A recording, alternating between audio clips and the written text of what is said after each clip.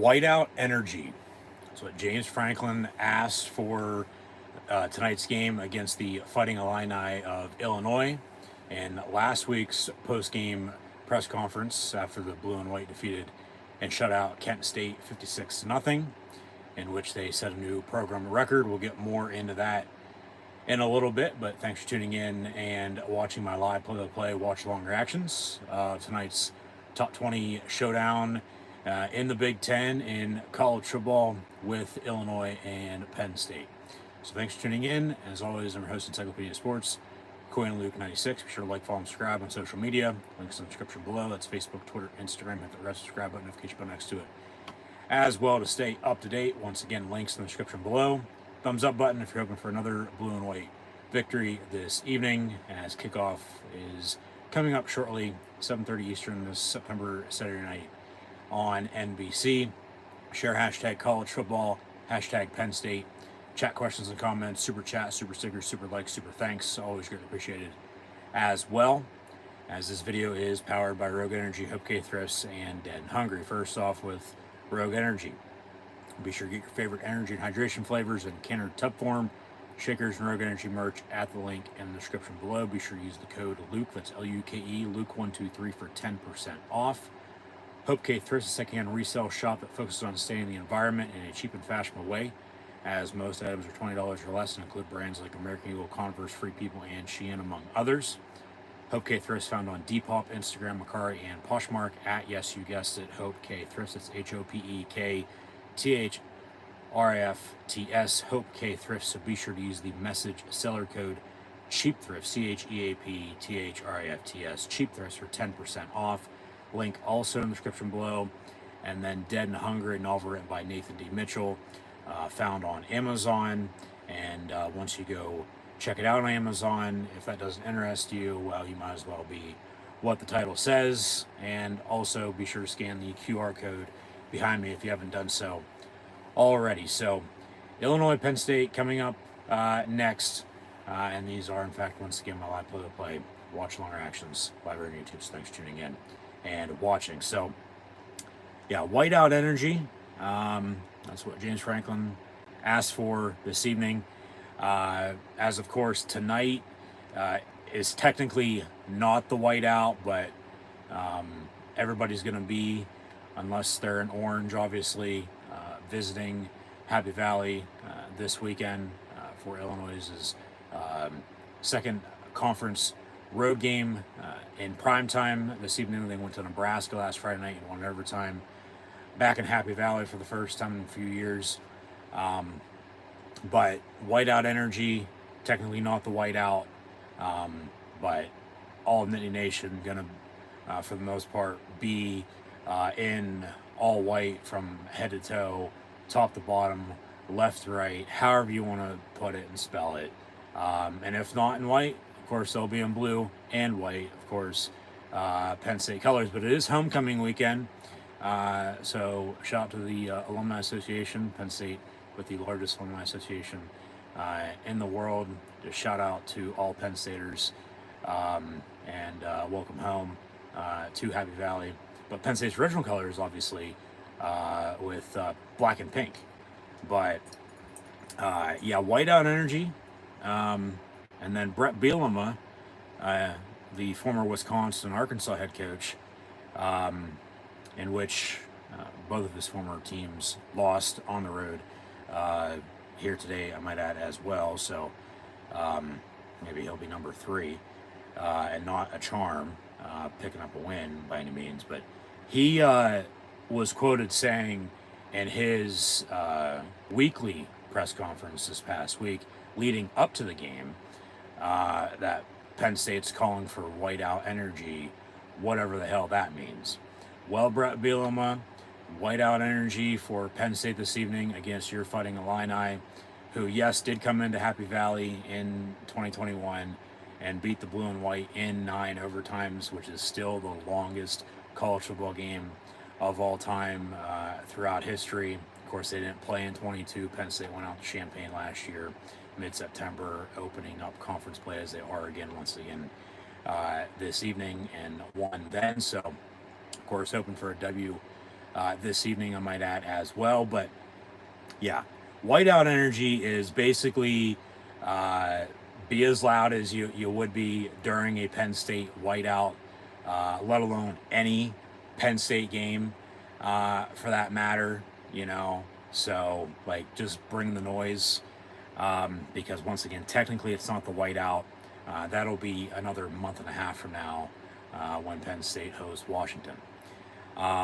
So, yeah, we'll see if Illinois fucked around and if they'll find out tonight by any means or not. Yeah, we'll see about that. But just once again, thanks for tuning in and watching. It is a top 20 matchup. Penn State's ranked 9th, Illinois 19th. So Penn State, with it being homecoming weekend, they are also turning back the clocks to simpler times. 30 years ago, hard to believe, yes, but 30 years ago was 1994. They will be honoring the 94 undefeated Big Ten Rose Bowl, and not the Big Red Nebraska Cornhuskers national champions, but the real champs from the 94-95 season in the blue and white Penn State Lions this evening. As, of course, we all know the story there. 1 versus 2 didn't happen. We had Nebraska and Miami in the Orange Bowl, Penn State and Oregon in the Rose Bowl. And on January 1, Nebraska beat Miami. They crowned themselves national champions. Penn State on the very next day, as January 2nd, has been a historic date in Nittany Lion program history. They have won a few big games on that date, to say the least. But they beat Oregon in the Rose Bowl on that date to close out the year for 1994. Maybe we'll get a drive tonight against Illinois, but yeah, Penn State's going to be, like I said, turning back the clocks. It is homecoming weekend. They're honoring the 94 team, and they're also going to be donning the Generations of Greatness throwback uniforms that they've worn a few times over the past few years. But yeah, Penn State 30 years ago, hence the hat, if you will. They were undefeated in 1994. They were the Big Ten and Rose Bowl game champions. However, Nebraska was officially crowned the national champions. Not Penn State, but we know once again who the real champs from that 94-95 season were. So, yeah, it's homecoming weekend, Generations of Greatness uniforms, and they're taking on Illinois, who is 4-0 for the second time since 1950. 2011 was the other occasion, 2024 this year as well. 2011, of course, they came to Happy Valley. Joe Paterno won his 409th career game against the Fighting Illini, 10-7, as Illinois missed a potential game-tying field goal as time expired. So, you got a couple unbeatens, top 20 matchup in college football. Kickoff shortly once again. But Illinois, they're an 18-point underdog, which is a little bit of surprise, but same point in time, not really. We'll see what happens, though. As always, that's why they play the game. It's out on paper, it's out on the field. They're 4-0. They've beaten Eastern Illinois, Central Michigan, Kansas, and then, as mentioned, just talked about Nebraska and Penn State 30 years ago. Illinois just went to Lincoln, Nebraska last Friday night and beat the Cornhuskers in overtime. Honestly, in a game that Nebraska should have won. We talked about that last week after it happened, as they had a few chances to win the game, but did not. And then, as we know, with Penn State, they're being also undefeated, but 3-0 because they've had an early bye. They'll have another bye next month, I might add, too. But wins against West Virginia, Bowling Green, and then they, of course, shut out Kent State last week, officially setting a new program record for most offensive total yards in a single game. It broke a 98-year record dating back to 1926 when they beat Susquehanna. And of course, State College by the West Branch of that river. But they only allowed 66 yards defensively last week, which brings upon a 652-yard differential, which, listen to this stat, is the highest against an FBS team in at least 20 years. Maybe more. Nobody really seems to know officially for the whole entire sport, but it is the most for a Penn State football team since 1947.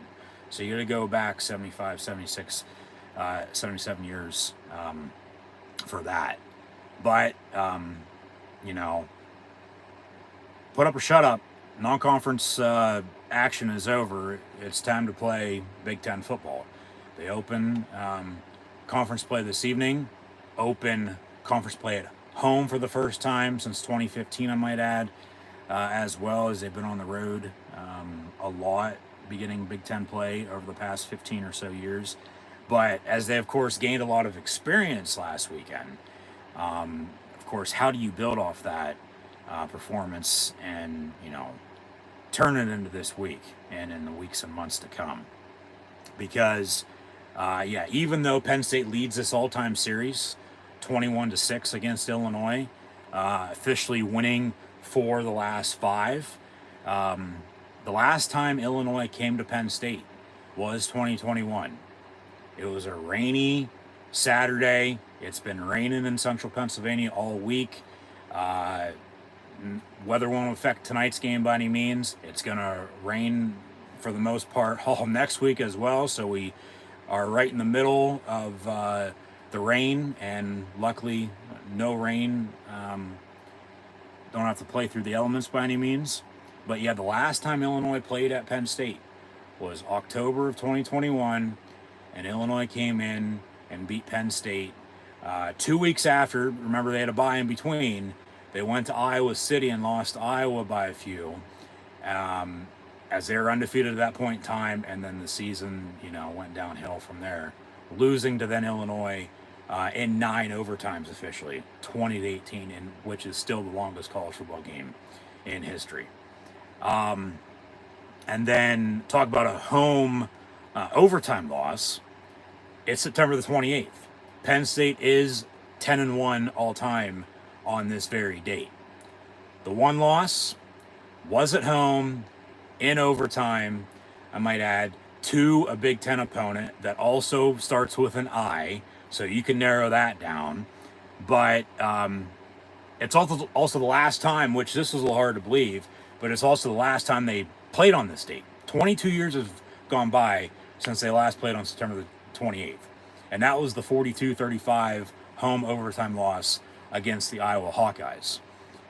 But with all that being said, we're near minutes away from kickoff. That was then.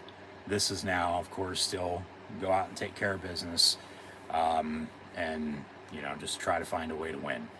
So yeah, they're 10-1 all time on September the 28th. Only loss was the last time they played on this date, 22 years ago, 2002. Home overtime loss against Iowa. That was a tough game for sure. But yeah, 7:30 kick on NBC. We'll have Noah Eagle, former Penn State Lion national champion winning quarterback Todd Blackledge, and Catherine Tappan on the call. I'm your host, Encyclopedia Sports, Quinn Luke 96. So once again, thanks for tuning in and watching. So we mentioned Brett Bielema earlier. He's of course now at Illinois, but formerly at Wisconsin and Arkansas. He was 2-3 against Penn State when he was in Madison. Had the stop at Arkansas for a few years. Was an assistant before he got the Illinois job. And then in his first year in Champaign, was 21. They marched in and beat Penn State once again 9 overtimes. So he's 1-1 against Penn State since he's been at Illinois. And it's the Big Ten conference opener for Penn State. First home conference opener since 2015, which would have been at Rutgers. It's homecoming, as mentioned. Penn State on homecoming weekend, 74, 24, and 5 all time. But even though they're wearing the Generations of Greatness throwback uniforms, they'll still put on college football's most historic uniform here this evening. From the black shoes, basic blues, no names, all game. Can't forget the white helmet, Penn State, Nittany Lions. They'll have, with the Generations of Greatness throwback, numbers on the helmets, a gray face mask, block uniform numbers, a white jersey stripe on the collar and the sleeve, a blue pant stripe, and then white cleats. And of course, if you know the Penn State white cleat story with practicing and then playing, there you go with that. They've only worn these officially now, make it 7 times tonight. They're 4-2. Losses to Iowa in 20, and then Illinois in 21 in that 9 overtime game once again. But Penn State currently right now, a month or so in, they have a top 10 offense and defense. They're currently ranked 7th in total offense and 9th in total defense. Officially, Penn State and Tennessee, they're the only 2 schools that are averaging 250 plus yards passing and rushing apiece per game so far this season. And then, of course, you know Penn State's defense. It's as blue collar as blue collar gets. However, Illinois, as Penn State's +2 in the turnover margin through 3 games, Illinois is +7 through 4, which is top 10 in the country. They're also successful in the red zone with a 100% conversion rate. So, honestly, try as much as you can keep them out of the red zone, but just tune it up, build off of last week, get some rhythm and momentum build up. Just honestly keep doing what you're doing. You know, run the ball, pass the ball, stop them on defense, get the hell off the field, rely on special teams, you know, when you need to, and don't shoot yourselves in the foot with penalties or turnovers. Yeah, they're banged up, you know, at a few positions, still next man up mentality, but don't turn the ball over. Illinois is +7 in the turnover margin. That's one of the main things I'm looking at for tonight's game. And then, as you always know, we'll have first half stats and scores coming at halftime. We'll recap this weekend in college football, preview next week as well. I got the NFL on tomorrow on top of that, as always. And then, afterwards we'll get into, overall final thoughts and opinions on tonight's game that should be kicking off here within a couple minutes. Supposed to be having the kickoff show on, but whatever the hell was on prior to this game and the kickoff show had a little bit of an overrun, so then they gave us local news rather than that. So it doesn't seem like we're going to be getting that kickoff show, and they're just going to take us right to kickoff. So we're going to be watching Illinois, Penn State, Georgia, Alabama, once that kicks off here shortly, along with Ohio State, Michigan State, and Stanford and Clemson. Those are the 4 games this evening we're going to be keeping tabs on. So, as always, once again, thanks for tuning in and watching. Be sure to like, follow, and subscribe on social media. Links in the description below. Thumbs up button, share, and chat questions and comments. Super chat, super stickers, super likes, super thanks. Always greatly appreciated. And on homecoming weekend for the blue and white Penn State Nittany Lions, we are Penn State. So,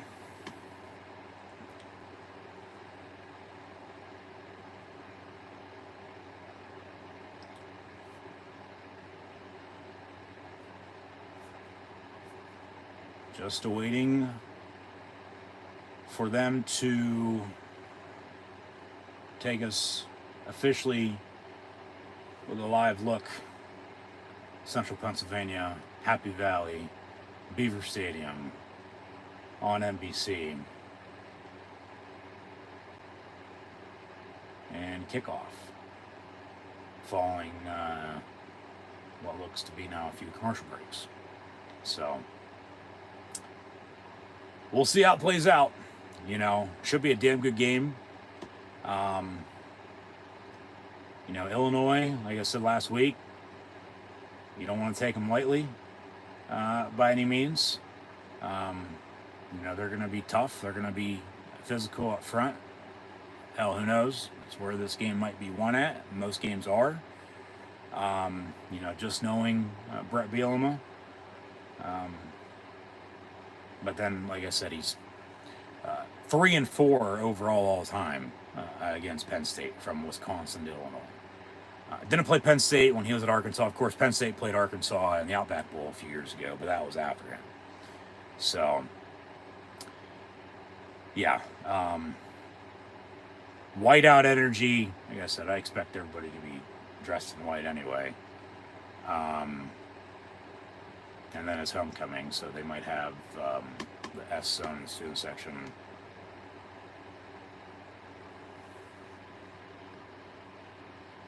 Standing out a little bit more than they, normally do.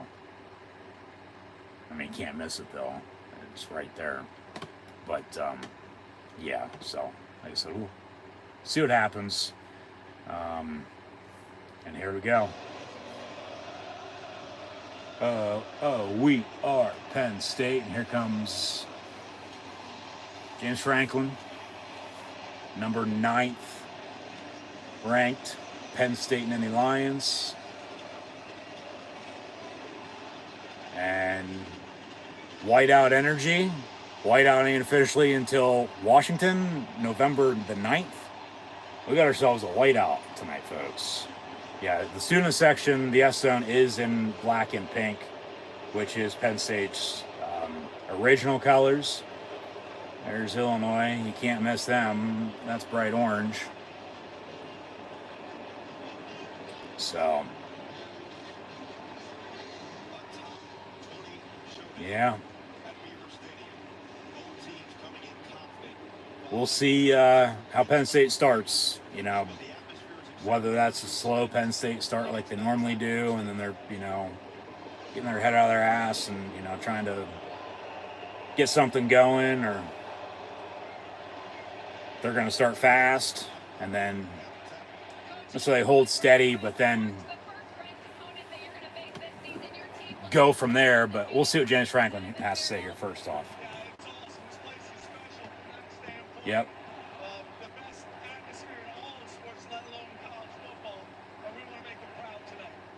I want to make them proud tonight. Well, you broke a record last week. What other records can you break in a good way?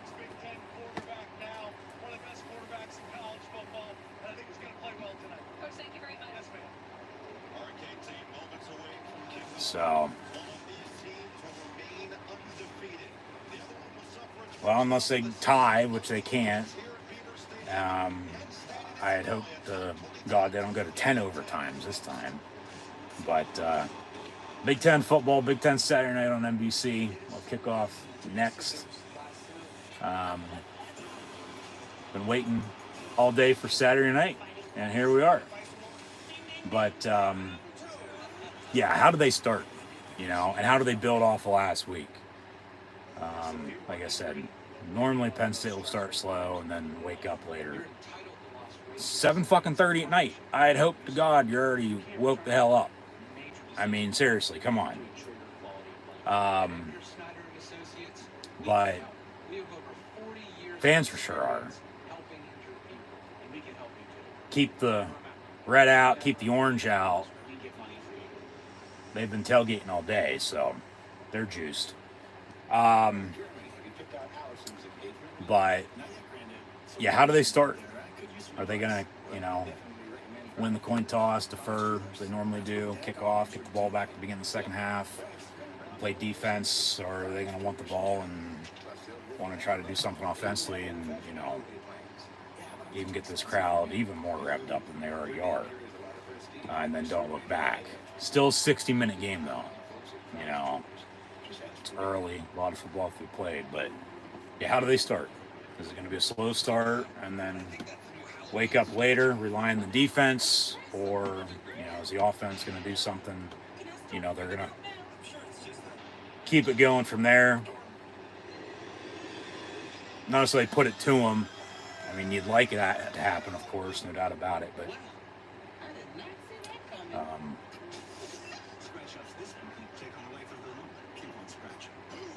just when you get the chance, you know, obviously run the football when you need to. Just overall do what the fuck you got to do to win. Just find a way to win. So here we go. The band has left the field and they've entered their seats. Illinois has not played at Penn State at night since 2008. Penn State went to the Rose Bowl that year.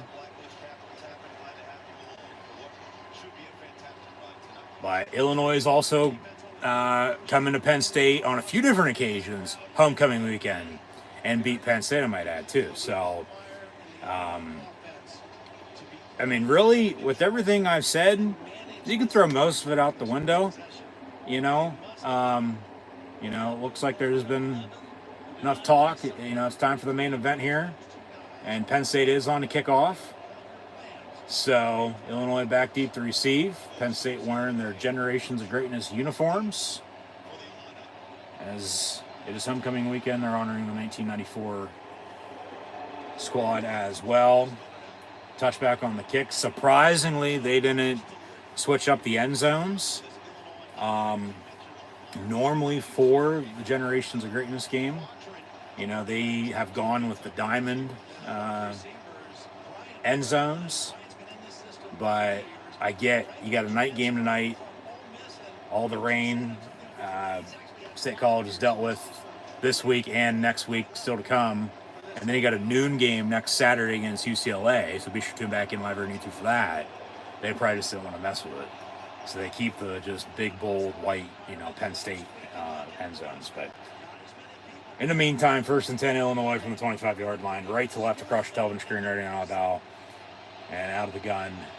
They'll hand off and boom, hit right away by Kobe King and Abdul Carter. So no gain, 2nd down, little woohoo, and I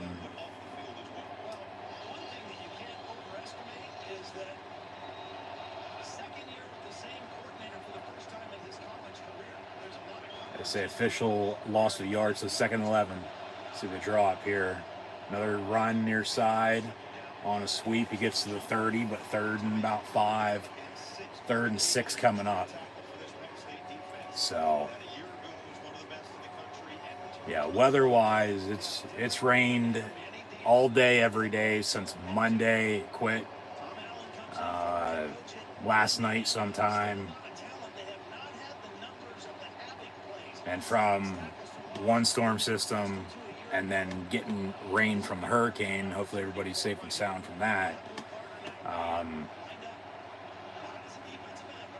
mean, the field looks fine, but you don't know if they're going to be still slipping and sliding all around or not. Slant caught.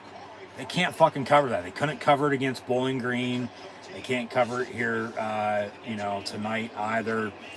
And Zion Tracy 7 on the tackle.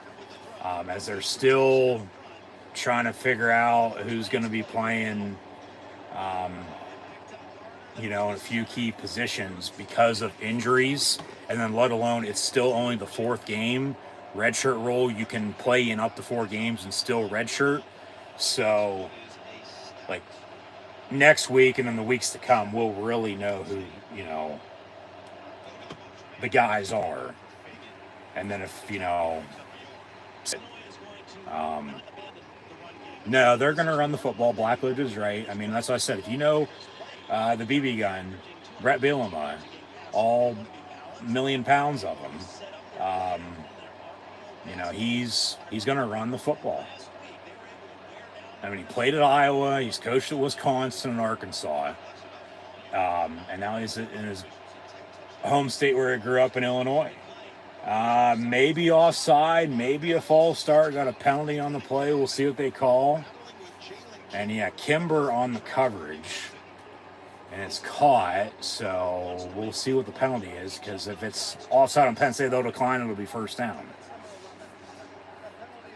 Yeah. And there's Abdul Carter jumping off sides a lot, once again. Yeah, he did that a shit ton against WVU. And then they cleaned them up a little bit, and now they're going backwards again. But just, we'll see here. No, but it looks foggy on TV. Obviously, well, sun just went down. Said it's been raining, so it's misty. But then, of course, they shoot off fireworks. So, Will Rout caught. Who was that on the tackle? Elsden, 43. Yeah, because Anthony Specca, 40s, played a lot last week. Supposedly, from what I heard, it's going to be playing, a good margin tonight as well. It's 43, not 40. But 2nd and 4. They'll run it again near side, and a missed tackle. There's been a lot of that so far this season, too. And then a tackle. God damn it. That's going to be 15 yards, another automatic first down for him.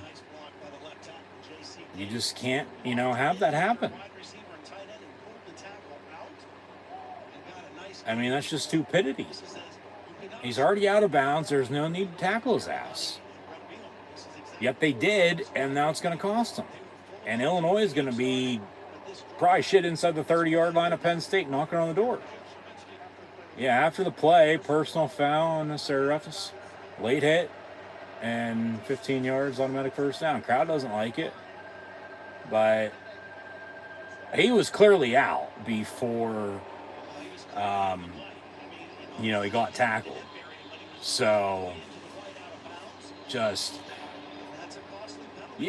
fucking stupid.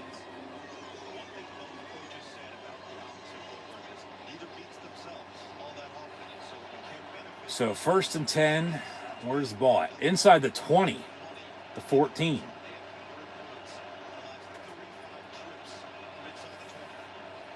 And there's Illinois, in the red zone.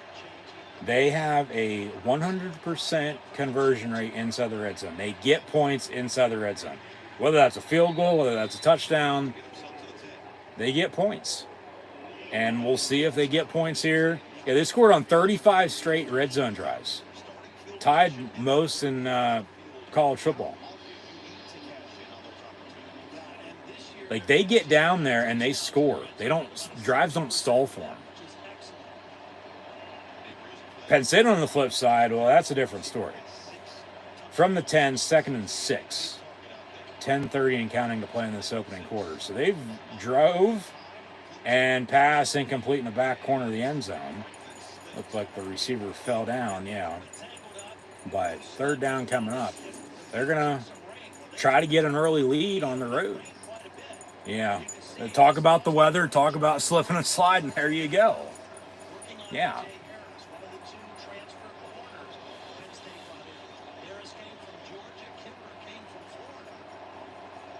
But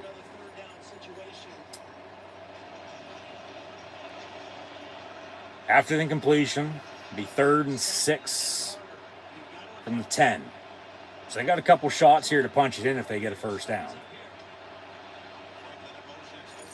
Pressure over the middle. It's caught, but right there at the marker. Yeah, wind the clock, but where is he going to be marked down at? They'll move it 1st and goal. So now they got 4 shots to score a touchdown. Let alone kick a field goal if the defense can get the hell off the field. But then you're still giving up points because, for the most part, you shot yourself in the foot with penalties.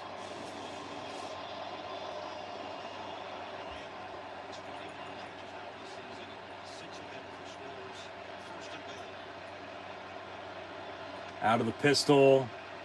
He's wide open. Caught, touchdown. Illinois leads Penn State 6-0 with 9:36 to play in the first quarter, with the extra point still to come.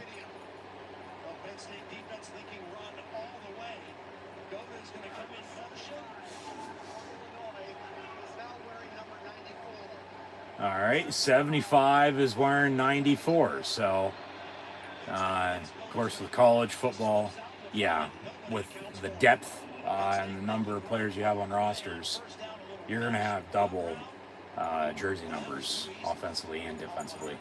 And, you know, of course, this guy's coming on just to be a part of special teams. So he's going to be flip-flopping all night probably. Extra points up and good. So 7-0 Illinois. And the defense just gave up a 75-yard touchdown drive and over, 5 minutes to begin the game, and now they're in a hole. So, I mean, at least I'll be getting the ball back to begin the second half, but we'll see what the offense is capable of, see if they can, you know, retaliate, see if they can respond with an answer of their own with a field goal, touchdown, cut the lead, tie it up. Yeah, I mean, the penalties just killed them. So, yeah, leave it at that. It's still early. A lot of football to be played. There's frustration there, no doubt about it already. But that's why I said, don't shoot yourselves in the foot. They did it with penalties and keep them out of the red zone. They couldn't. Illinois scores. Just might be a slugfest back and forth here. I mean, I'm not going to be surprised one bit because Illinois is good. Watch the 2 wins against 2 other ranked teams they've already beaten this year, that being Kansas and Nebraska. You know, and then they also beat, as mentioned, Eastern Illinois and Central Michigan. But, you know, just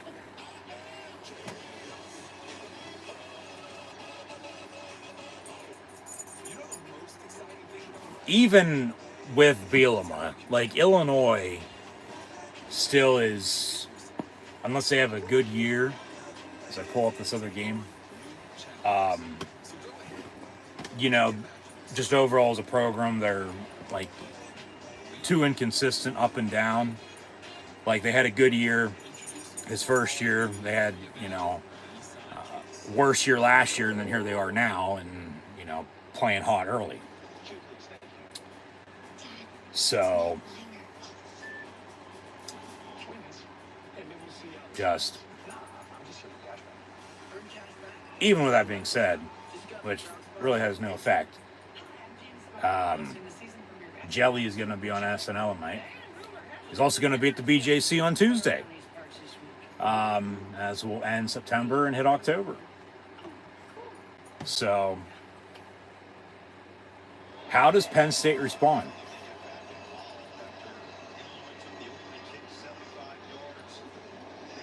How does Penn State respond? How do they build off of the 718 yards they put up offensively last week? I get that was against Kent State, but they got everybody involved, you know?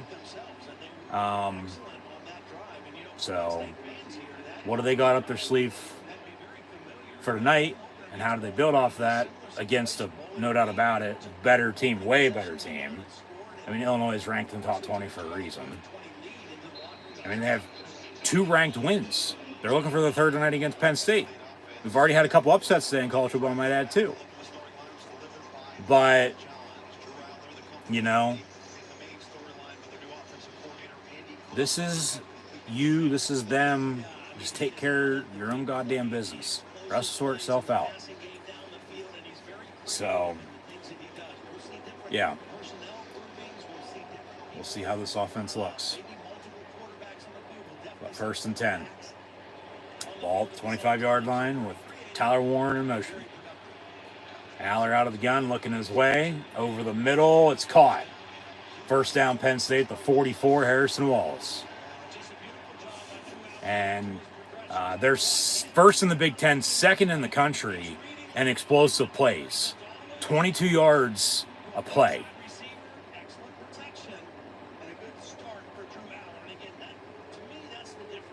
So that goes for 20 right off the bat. And they work better in hurry up because they, start to get a rhythm, a groove, and start to gel. And there's Aller tucking and running and getting a first down. Taking what the defense gave him. Nobody was open. All right, I'll use my legs.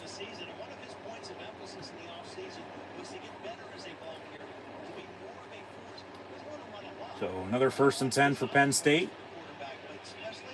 2 plays, 2 first downs into Illinois territory at the 44-yard line. They had 40 first downs last week, which was also program record, I might add. Handoff, Singleton, first down on a good 15-yard run up the middle.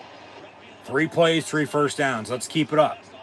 You can't stall. You're going to have to at least get a field goal out of this drive.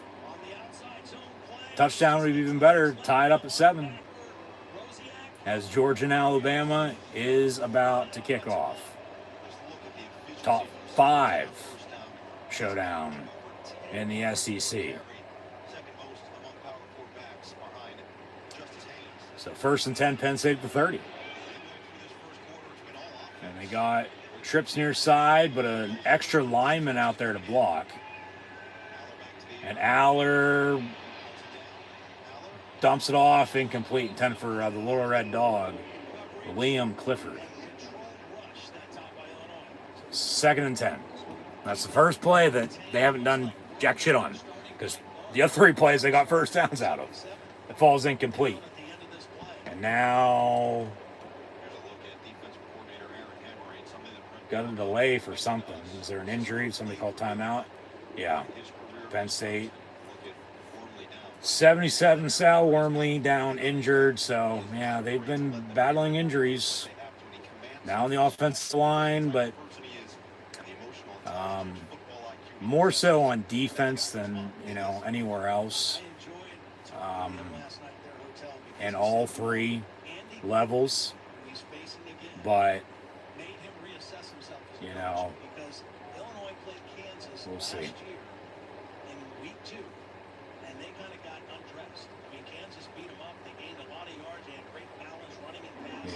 Yeah, there is a connection there from the past. I mean, it's all about the connections. It's all about, the history, what you've done, what you haven't done. So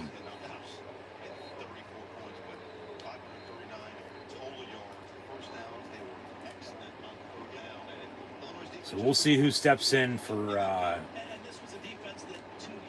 Sal Wormley on the offensive line. I didn't see what happened. They didn't show what happened, so.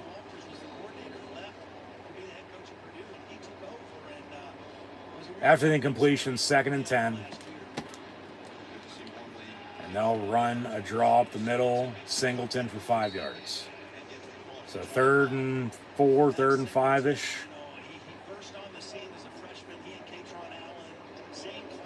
You got 66, 71, 56. 53 and 68 out there for your offensive line in no particular order. This year he's off and running again.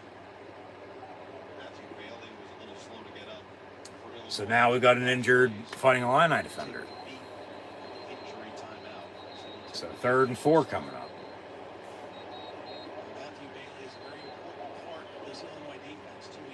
Just get 5 yards, get a fucking first down.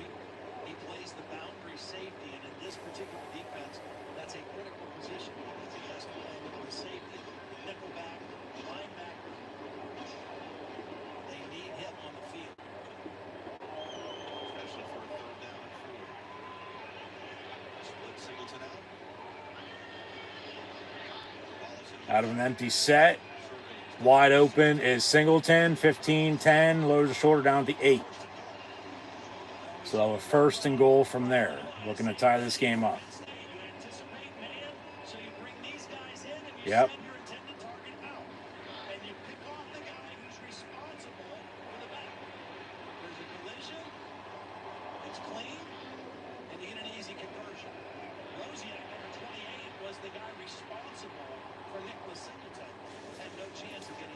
So we'll see if they can punch it in. 1st and goal.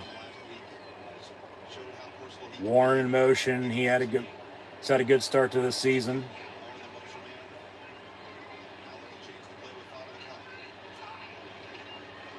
Draw again up the middle. Singleton to the 3. 2nd and goal from there.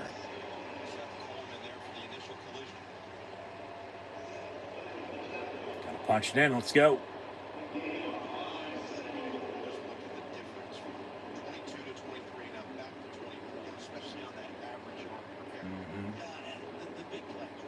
Yep.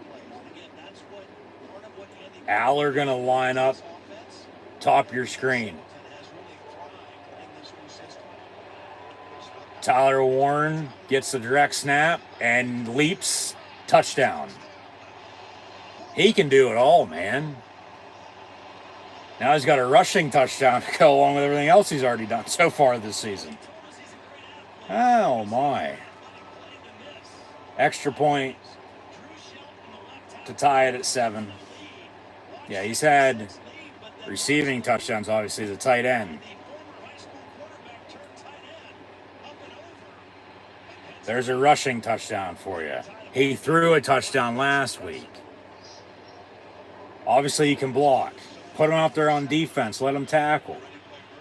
Let him fucking kick, for God's sakes. Extra points. The Haydax kick is good. 7 apiece, 5:34 to play in the 1st. So, yeah. Put him on the watch list for this award, that award. He's been their offense to a point with what he's done. Like I said, last week he threw for a passing touchdown to Singleton. On that play out of the gun, he got the direct snap. Singleton was to his left. Well, was he going to hand off? No. Direct snap, and he keeps it for himself up the middle, and leaps, dives over the offensive line, and into the end zone touchdown. So, like I said, obviously he's a tight end. He's going to be able to block and catch it, which he's done quite a few times already this year. So, he's Mr. Do-It-All for him. He's, at times, their number 1 receiver, because you talk about the wide receivers. Yeah, you have Harrison Wallace. They've gone to Liam Clifford and Caden Saunders a little bit this season. Not much. But Omari Evans is the one that I've been wanting, to see if he'd be able to step up over the course of the past 2 or 3 years, and he finally has. I haven't seen him yet tonight by any means, but a good start to the drive, if only the defense, didn't allow him to drive to begin the game and with ease and score the way they did. Penalties, obviously, too, cost them. But, Penn State, 3 plays, 3 first downs, couple injuries, but then they keep knocking, and they got in. So they tied up 7 apiece. I get it's early, but the way the offenses are playing, it's like, all right, what defense going to bend doesn't break? So we'll see who makes the play when they have to. But talked about the turnover margin, turnover differential. Depending on how this game shakes out, and you're, getting later into the second half, 3rd, 4th quarter, turnover very well could determine this game, one way or the other, good or bad, for whoever you're obviously rooting for. We are Penn State, but yeah, they're showing off some Tyler Warren highlights. Yeah, he's just, let's call him Mr. Incredible, because he's doing it all. And James Franklin, after last week's game, said he's the best all-around tight end in the country. Gable Wusu on the kickoff.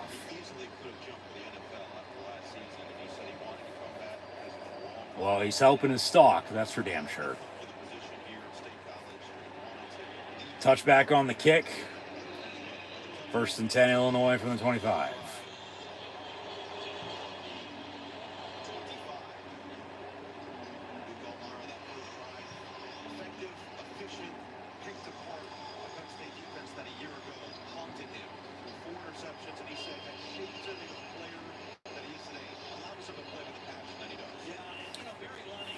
Ohio State's up on Michigan State 3-0.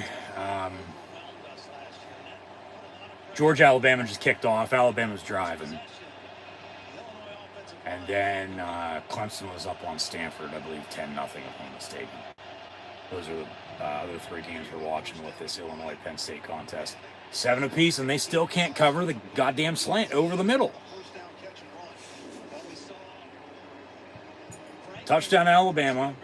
But yeah, they cannot cover the slant. Whether they're playing man, whether they're playing zone, they can't cover. There's tackles, they've missed. Jumping off sides again. What the fuck is going on? Seriously. And more flags. So you got an offside.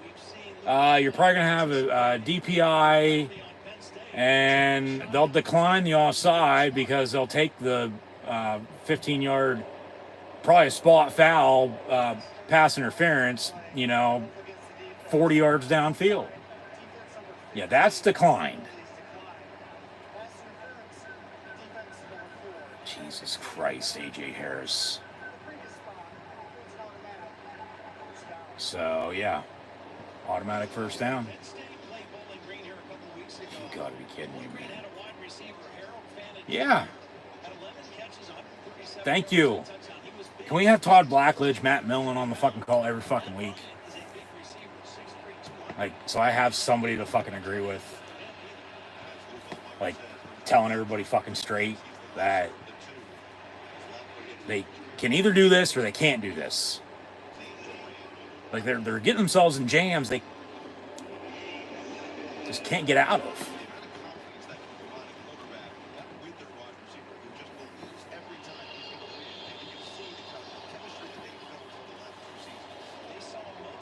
They're just shooting themselves in the foot. And, just fucking aim a little higher and put us all out of our goddamn misery next time, why don't you? From the 43, 2nd and 9.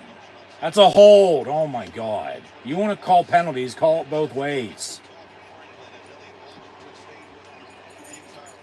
Left guard, left tackle, I think 74. How do you not call that?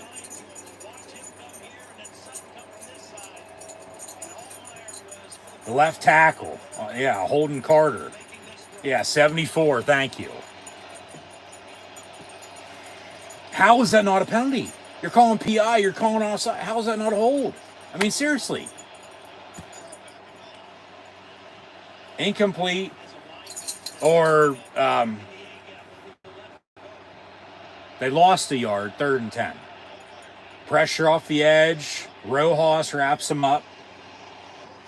Tony Rojas from Fairfax, Virginia. Brings them down after about a 2, maybe 3 yard gain. 4th down. We'll see what Illinois does here. Probably going to kick it.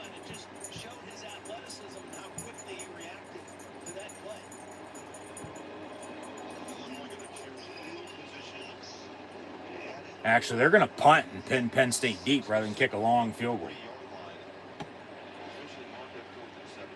So we'll see offensively here for Penn State, unless they muff a punt, or they're going to be starting this drive at. And, well, there you go. Down to the 2 yard line. So they're going to have to go a ways. They're backed up, pass to the end zone, and just, at least they got off the field. They forced a punt. You lived to play another down. And come here, big dog. What are you doing, buddy? Come here. Come way down. Relax. What's up? But it also sounds like, I don't know who the fuck it would be right now, but somebody's setting off fireworks outside. I don't know. So I'm going to try to ignore that best I can. I don't know if anybody else can hear that by any means or not. And then obviously, yeah, big dog. Rocking and rolling, shaking. You're probably scared, aren't you, buddy? It's all right.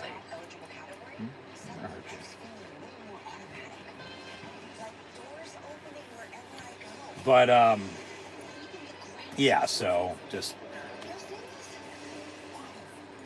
now's their chance to obviously take a lead, but work some clock if, nothing else. Just put Illinois in a position that, they don't want to be in, put the pressure on them.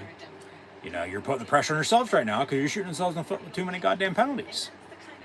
I mean, you had 2-on-1 play. Obviously, they're going to take the pass interference because it's further on downfield. Luckily, the drive stalled after that. They only got a yard or so, and then they, have to punt. But just, man, it's always why, because damn well, because we've seen it time and time again.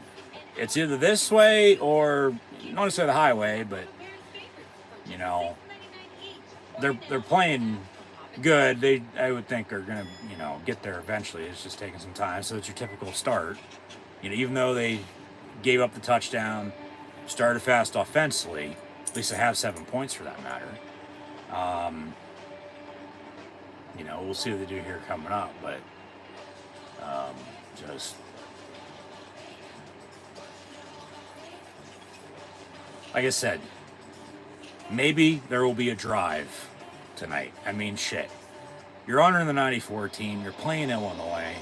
I mean, let's make a match. Why are they reviewing this? The punt's down inside the 5, obviously. But what are they reviewing? Oh, the guy who downed it ran out of bounds, obviously didn't reestablish himself. So, what? It's going to be a touchback or a re-kick, okay, if it does get overturned. So our first review of the evening, they're thinking about it. Hopefully they tell us something good, obviously. Yeah, it sounds like somebody's fucking setting off fireworks somewhere around town. I have no idea where or who the hell it would be.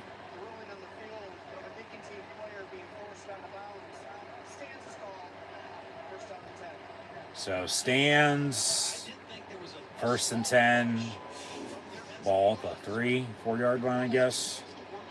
I don't even know what the fuck officially they were reviewing other than that, but what was the call on the field? So why does it stand versus why is it not a return? I'm not bothering.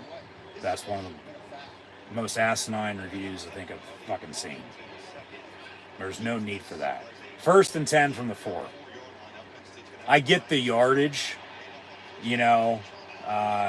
starting point at least of the drive, but hey, one play they get a first down, hand off to the fat man up the middle, Katron Allen, and they got some breathing room now.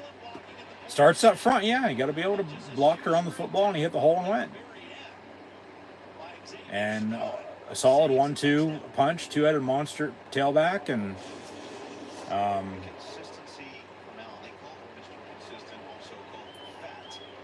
yeah. He's a fat kid. It's a fat baby. Aller's pass, caught. Clifford to the 21 for about 5. 2nd down. Yeah, he's still a big boy. But yep. Let's see if this offense can match that. Yeah, there he is talking about the drive. As I said, can we have Blackledge, Millen? I'm trying to think who else, former Penn State wise, is a color commentator in football. because that should be your just, that's what I'll listen to fucking radio if I'm not, streaming, compared to, well, obviously watch it, but don't listen to the announcers. But handoff, and another fat man run to the 34. 33 officially. Okay, 1st and 10. Empty set. And like I said, they work better in a hurry-up mode. They do. He's going to get sacked, though. Loss of a yard or two. 2nd and long.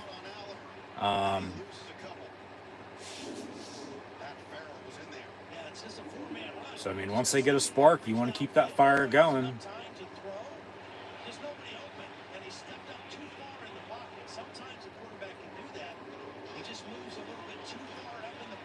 He had a couple guys open, but he just couldn't get rid of the ball.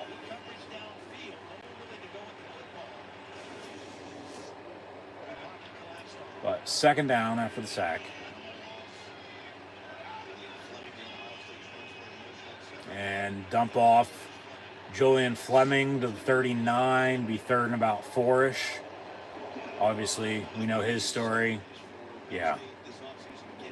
Former Penn State commit, decommitted, went to Ohio State the past few years, transferred back home, and he's got a 1-year opportunity here for being a Penn State wide receiver. Might be the final play of the 1st quarter here. We'll see. 3rd and 4 from the 39. And it seems like whatever noise is coming from outside, seemingly fireworks, is done and over with. And it's only fucking 7:30. I know it's dark out, but don't normally people set off fireworks after 9 o'clock? It'll be 4th and short. They're going to have a little time to think about it, though, because that is officially the end of the 1st quarter. 7-7 at the end of 1. It is still Penn State's football, 4th down, unless they, in the meantime, are going to look at it again and give them a 1st down, because remember last commercial break, they were reviewing the punt being down, and then it stood anyway, and now Penn State's drove. But, yeah. We'll see what they decide, if they're going to go for it. It's 4th and short. It's 4th and about a yard.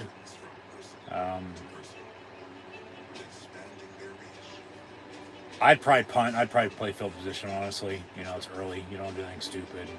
You're already shooting yourselves in the foot enough.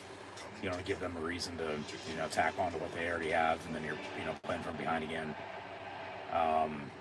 But then obviously if you go for it and do get it, you have momentum on your side, and then you can keep the drive going, and then you can take a lead, and then, play off of that the rest of the way. But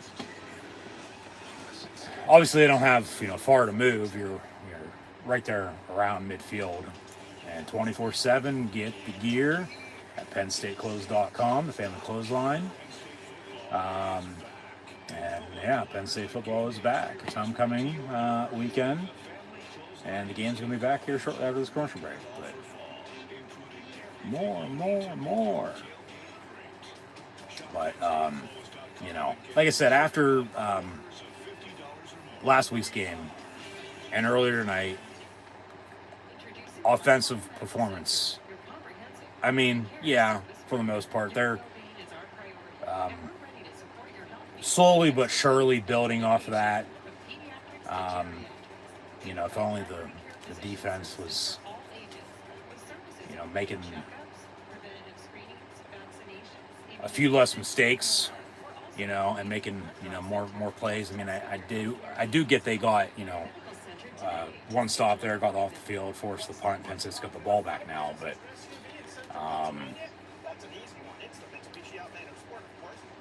it's right now for this play, 4th and short. You go for it. Well, if you do, obviously they're going to be expecting run. You're probably going to run it. Just don't go deep.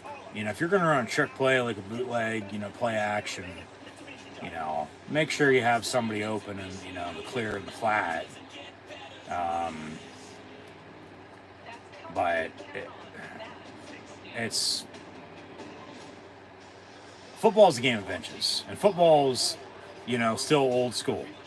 It starts up front. You got to be able to block around the football. You got, the hogs up front and, run the goddamn ball. But, yeah, 4th and short here. We'll see if they go for it or not, or if they're going to punt and pit them deep. They're expecting them to go for it. Obviously, they've seen them huddling up during the commercial break live and Living Color live in person. We had to watch the commercial break. So we're going to find out all together whether the offense is trotting back out in the field or special teams is. And the crowd's going to let us know, and it looks like a punter is. So Mick Dundee, Riley Thompson from down under is going to, on 4th and yard, be out to boom it away. Unless Aller wasn't in for that play. Yeah, Thompson's out to kick. Okay. I was going to say. I mean, don't run a fake either. I'd say for Illinois, they'll obviously watch out for a fake. But, yeah, you're right around midfield. Ball at the 43-yard line. So, just play field position. It's early. So, Thompson and Buck to the 10. And that's where Illinois will start. 1st and 10 from there.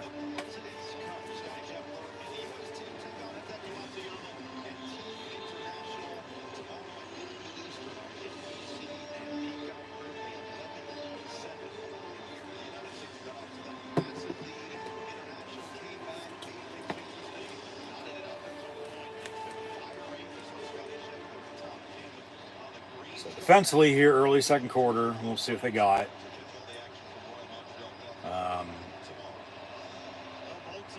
Like I said, keep them out of the red zone. Just if you're going to give up yards, give up first downs, keep them out of the red zone because they score when they get inside. Handoff, no gain. Jalen Reed on the tackle.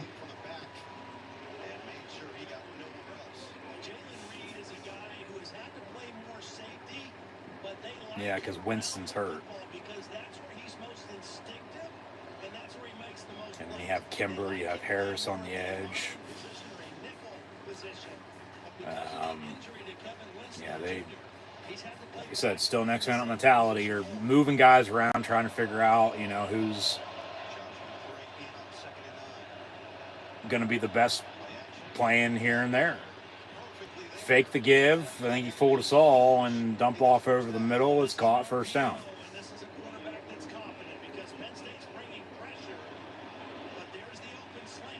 Wheatley wraps him up with Elliott Washington on the coverage. They're stopping the run. They just can't stop the goddamn pass. This is like another orange team they already played this year in Bowling Green. They couldn't stop the slant.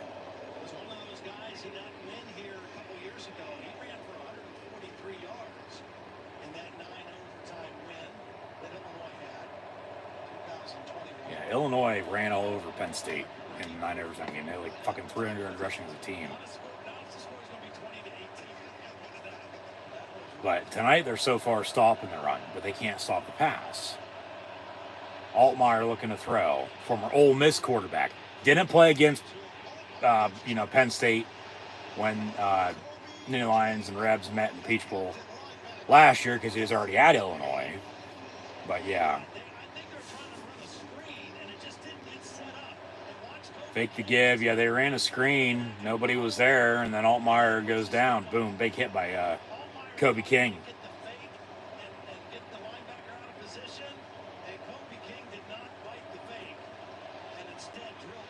Yeah.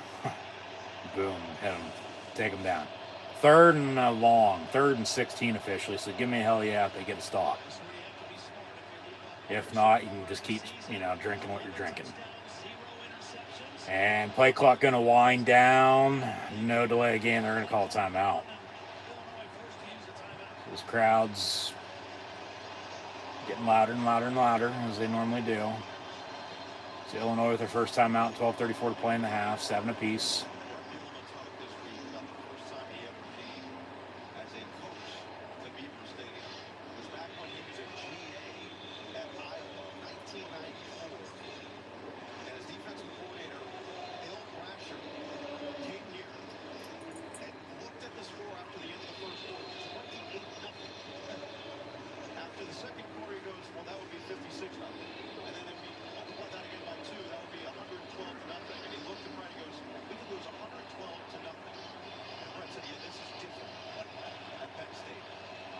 It is. It's football, football, football.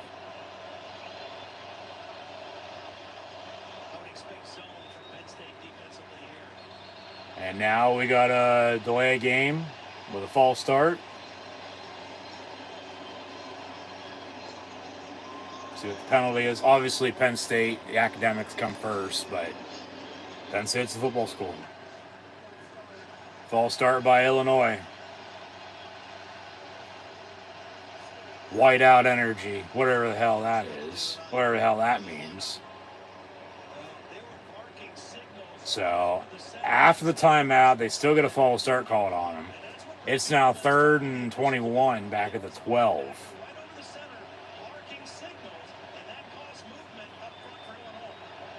And they'll run a screen. It's caught, but a couple good blocks. Jesus fucking Christ.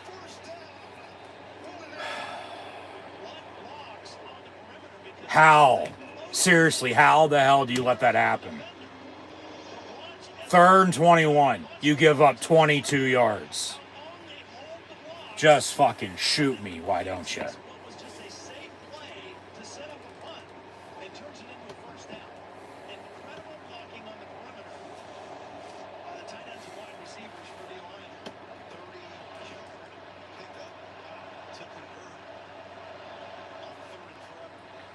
First and 10.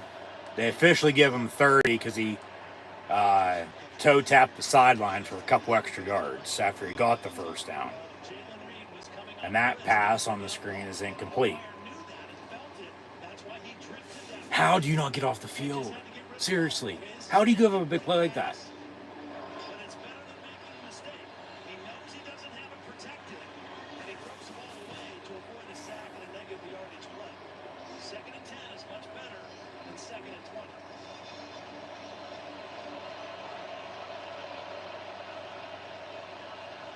Second and 10. A shuffle pass, no gain. They're there to wrap them up.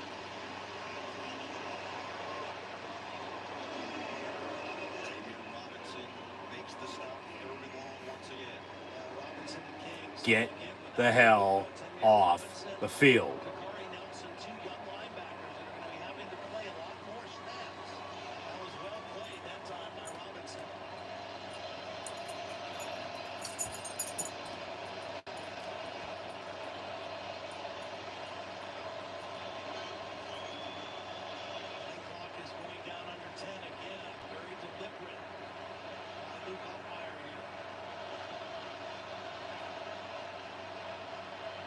Maybe a false start.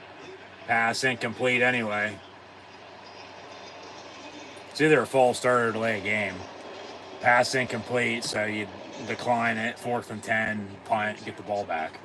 Illegal shift. Yeah. Penalties decline, 4th down, punt. All right, so defensively, even though they gave up that big play, even though, on the last drive, a couple penalties cost them. Obviously, Illinois' first drive, they drove and scored. Second drive, penalties. This drive, big play on 3rd down. They still get off the field defensively, and they're getting the ball back. So, obviously, I can't continue to allow that to happen by any means. But at least they're getting stops. At least their drives are stalling. Fair catch by Penn State at the 7. Yeah, so this is a field position game tied at 7 here early, second quarter, 10:52 to play before halftime. We'll see what the offense does here coming up.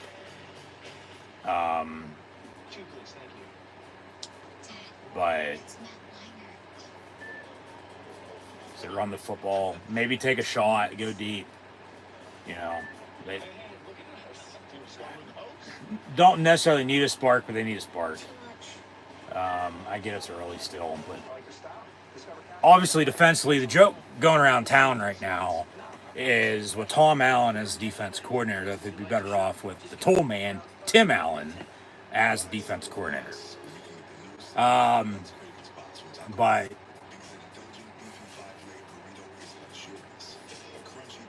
obviously, even though Tim Allen knows what he's talking about,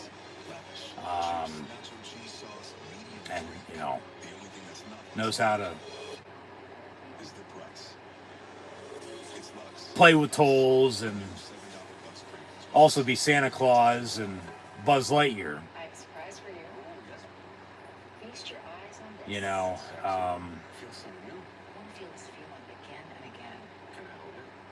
they're still fine where they're at. They just, it's self-inflicted wounds. You know, I can't say that enough. They keep shooting themselves in the foot. All the penalties, which will pull up the stats, but all the penalties, not saying all the big plays, but a few of the big plays that they've given up. At least still they've gotten off the field. Just that now it's in the offense's court to actually do something, as they did on the first drive. Because first drive for both teams, they drove and scored on 75-yard touchdown drives, for God's sakes. Since then, Illinois punted twice, Penn State's punted once, now getting the ball back. So, you know, we'll see. But Alabama had scored. They're getting a couple turnovers defensively, I might add. So they're leading Georgia. And looks like Michigan State just got a defensive touchdown off of Ohio State. So Sparty and Bruce the Buckeye are in battle in the Big Ten. And yeah, Clemson's leading Stanford 10-0 as they near halftime. So yeah, got no Eagle, Todd Blackledge in the booth, Catherine tapping down the sideline in a yellow Curious George rain jacket.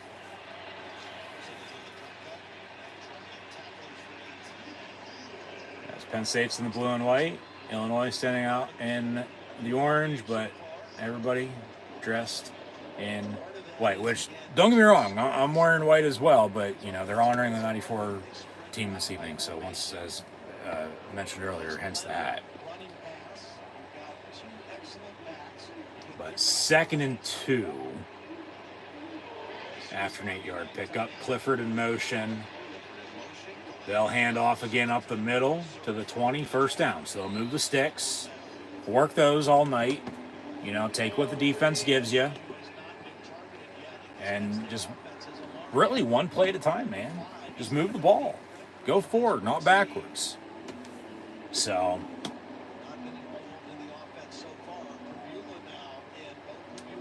first and 10. For Beulah in the ball game at quarterback. Aller is, where's he at? Top of your screen as they got him stacked. For Beulah will keep it himself. And he gets about 7 yards. The very next thing they could have done on that play is, fake the give. He could have pitched it to Aller. That could turn into a pass play because that would be a backwards lateral. Aller's standing right there, and he could just chuck it deep if somebody was open. But Beulah keeps it for 7 yards and 2nd and 3. Look, there's another layer to that very play they just ran. And it's all about position where they had Aller line up at. If they wanted to run to the other side, then so be it. But I don't think you're going to want your right-handed quarterback on the left side. You'd say run a play like that to then throw across his body downfield. A whole way across field, for that matter. But 1st and 10, Penn State again on another give up the middle to Singleton. So they're offensively now, once again, picking up first downs for the most part, left and right. They're putting themselves in manageable situations. They're moving the football, so just keep it up. So far, Illinois has done a good job of keeping the passing game in front of them. They've had some issues stopping the run, but they've not given up. So from the 32, 1st and 10. And Aller wanted to go deep, I think, but finds Warren over the middle for about 15 yards. First down, Penn State. As, they're right around midfield again, right where they were the last drive before You know, the drive stalled, and they ended up punting on 4th and short rather than going for it. So, thread the needle. And first down to the Lions.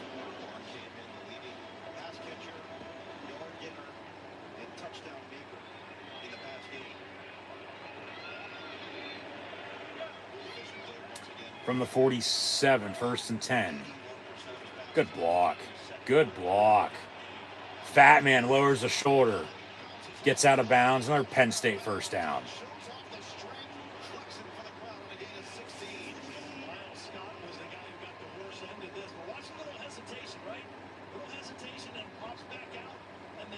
Yep, the shoulder. Get the hell out of my way. And then he gets pushed out. Yep. 1st and 10, handoff on a sweep to about the 34-yard line far side, 2nd down. So here's when you're halftime, under 7 to play. They're tied at 7. Penn State's got a 2nd down coming up. You know, still a little ways to go. Score a touchdown, but work some damn clock. Get the ball back to begin the second half. Score again. Pressure's on Illinois to do something. You know, if you can get stops defensively, you know, they started to crack down. Got an injured defender holding his right thigh. So I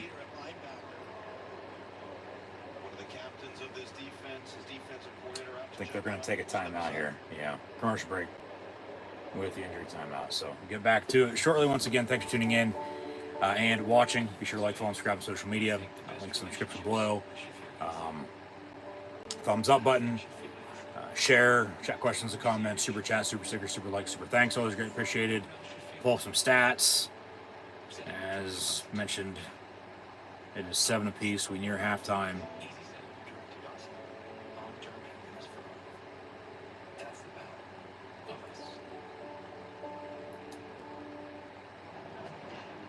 Luke Altmaier and Drew Aller, 9 of 13, 107 yards and a touchdown, and 6 of 7 for 66 yards, respectively. Illinois, overall as a team, has 10 carries, 12 yards rushing. That's a lot different compared to what it was 3 years ago when Illinois came into Penn State. They had over 300 yards in that 9 overtime game. Penn State could not stop the run whatsoever that year in general, let alone didn't have a run game themselves. And that's what did them in 20 and 21, and they got back to the run game in 22, went on to win the Rose Bowl, another 10-win season last year, and undefeated at 3-0 to start this year. Drew Aller, 6 of 7, 66 yards. Katron Allen has 5 carries, 46 yards rushing. Nick Singleton, 6 carries, 42 yards rushing. Once again, that's balance, that's consistency in the running game. Good 1-2 punch. Aller, 2 carries, 10 yards. Pabula, 1 of 7. Hell, Tyler Warren has the rushing touchdown on that 3-yard over-the-top leap at the goal line.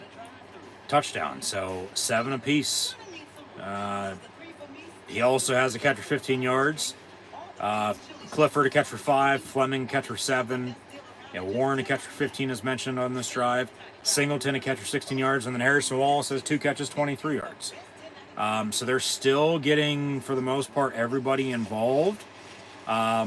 Where's Omari Evans at? I don't know. Maybe we should check out the injury report, but I didn't think he was hurt by any means.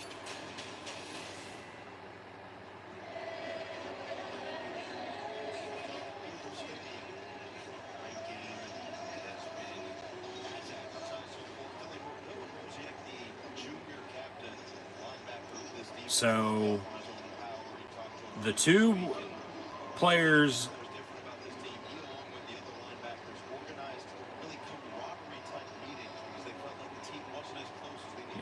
Big Ten weekly availability report.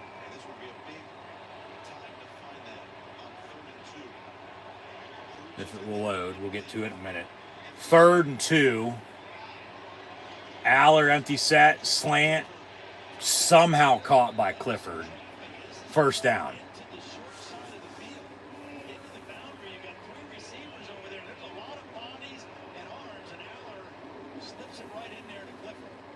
Because receiver-wise, with Aller and Prebula at quarterback, Singleton and Fatman at tailback, Cam Wallace got hurt last week. He's been number 3. There's a club. Let's see if Penn State can play whack-a-mole, though, against this Illinois defense. 1st and 10 from the 27. Roll out, pump fake, and then just dumps it off. And then he gets 3, maybe 4 yards. Does Tyler Warren. Speaking of the tight ends, yeah, they have Tyler Warren. They lost Angel Rapia to injury. But Dinkins, he had him wide open. Harrison Wallace was wide open in the end zone. Luke Reynolds at tight end they like. Down the middle. Ooh, boom, big hit. But Dinkins didn't catch it anyway. Pass was a little bit behind him. Incomplete, but he took a shot. He gets up. He's all right.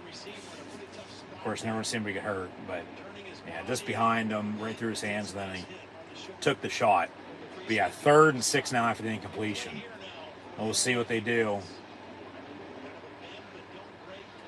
But, yeah, where's Omari Evans at? Because he's been their deep threat guy. He has been. Aller, 3rd and 6 rolls out. High, incomplete. 10 for Wallace, so they'll kick a field goal. 23, 30, about a 40-yard kick, 41-yarder.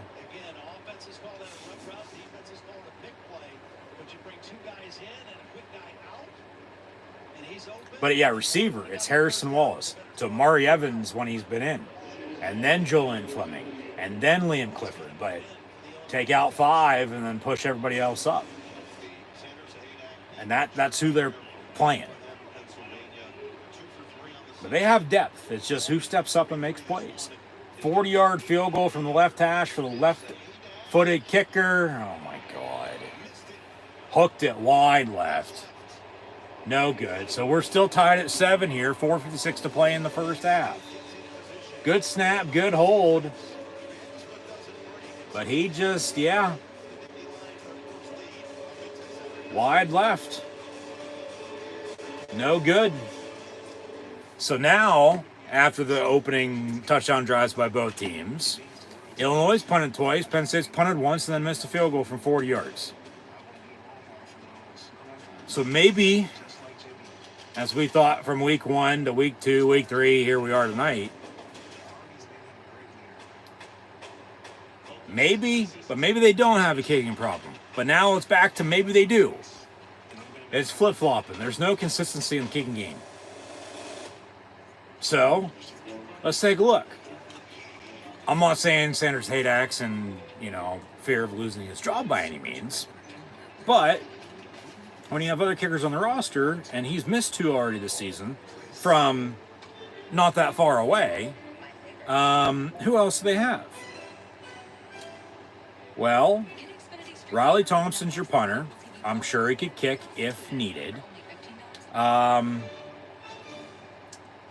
Barker's been on the team. But other than Sanders Haydak, it's the transfer kicker from Tulsa. That's your mom spelled backwards. In Chase Meyer. So we'll see if they switch up, kickers or not. If this trend continues and he keeps missing, not necessarily chip shot field goals, but, kicks he should be making. I get he's made all his extra points, but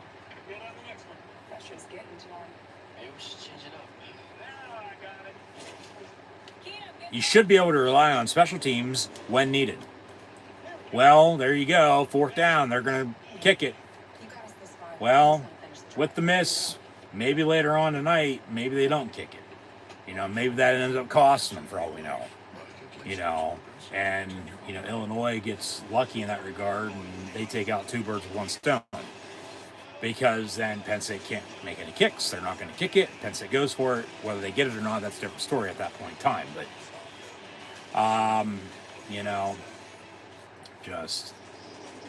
that's frustrating. Here's the drive. Penn State, Illinois, November the 12th, 1994. And they kept the season alive with a touchdown. The defense got a turnover, and Penn State won before going on to win the Rose Bowl. They honored the 94 national championship team at the end of the first quarter. And, yeah. And they played for a long time. Stop the fucking run. God damn. The past is not happy about that. Missed tackles. How? Oh my God. Defensively, they can't tackle. Defensively, they're shooting themselves in foot penalties. Offensively, they can't kick field goals. From the 43, 1st and 10. So they were stopping the run, but now they're not stopping the run. Talk about inconsistency. And guess what? They still can't stop the pass either. 1st and 10. Altmaier will hand off, but then they stuff him. All right. Yeah, Zane Durant, 28 in the middle up front from the Sunshine State. They got hit the other night. The Canes got lucky last night, I might add, too.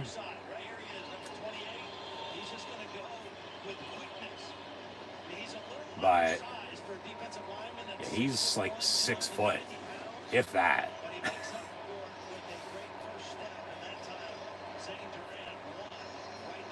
Come on, defense. Turnover would be nice for halftime here. It would. 2nd and 12, fake the run. Altmaier going to avoid a sack. Couple missed tackles, more missed tackles.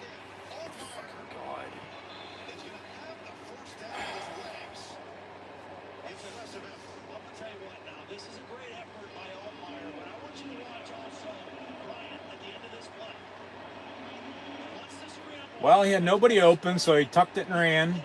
And guess what? They can't tackle.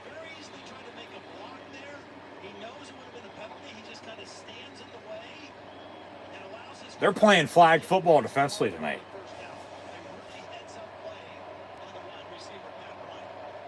And Illinois is just driving as Penn State drove on them 30 years ago.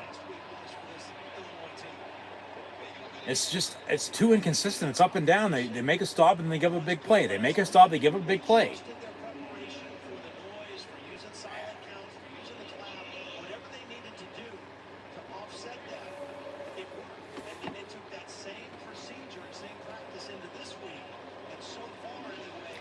So as we're near the 2-minute timeout, 2-minute warning, if you will, that's what it is.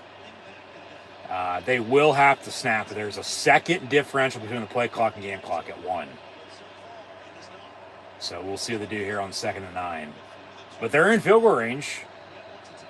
And Illinois, in the meantime, going to call timeout. They're second. They'll have 1 left, 2:05 to play here in the first half. But once again, don't allow Illinois to get inside the red zone. Because once they do, they score.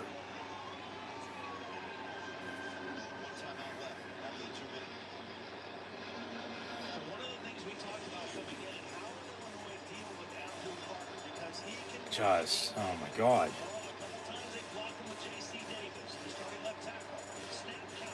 Like, they can't think that this is, going to be okay to be enough to do what it takes to, I get you still got to find a way to win, but just,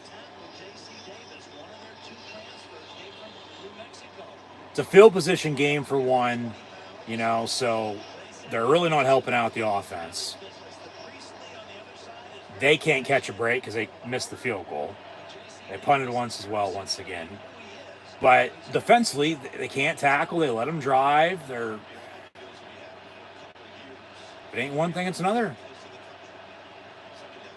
that's why I said it's inconsistent. They're making stops, get big play, just up and down.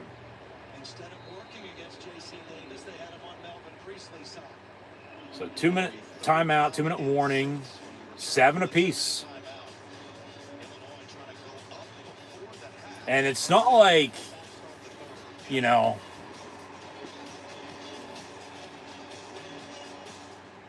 So take a commercial break.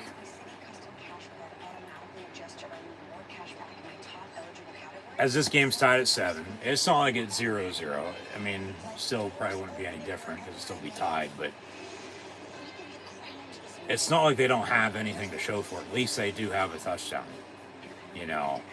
But after both teams settled in and settled down, you know, both defenses allowing touchdown drives, you know, you're punching back, you're making stops. Yeah, they're still, whether they're still playing field position game and, you know, giving up yards here, first down, so on and so forth, they're getting off the field. They just can't let them get in the red zone. So, I mean, they're still in field goal range, whether they're in the red zone or not here, unless they, you know, there's a big sack or whatever to back them up. But just, it's frustrating they are playing like this. You know, because it really could be a hell of a lot worse than it is. Like, you got to give Illinois credit. You do. Don't get me wrong, but Penn State's still capable of doing, you know, everything they've done to this point, for that matter. But still, that was then, this is now. A new opponent, you know, 1-0 this week, hopefully. But I'm not saying necessarily they're playing down to their opponent, you know, because Illinois is ranked. You know, they have 2 ranked wins. You know, once again, looking for the 3rd here tonight.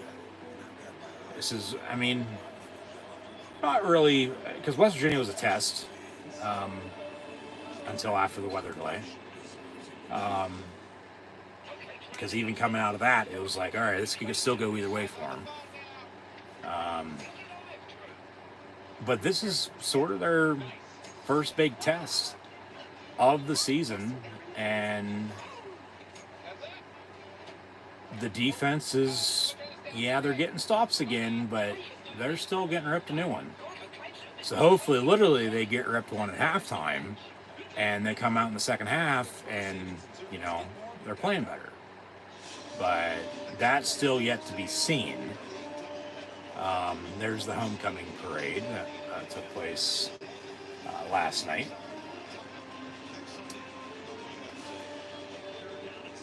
But see if the defense can get a stop. But Illinois is in field goal range regardless. But the thing is, keep them out of the red zone, because they get in the red zone, they're definitely scoring. That's a given, just based on stats. I'm not saying they can't stop them again, but Altmaier, 3rd and 7, going to tuck it and run. Gets out of the 26. Late penalty flag. We'll see what that is. Came from the middle of the field. It might be a hold, but it might be an illegal man downfield. But they're saying it might be against Penn State. What the fuck's it going to be on against Penn State for?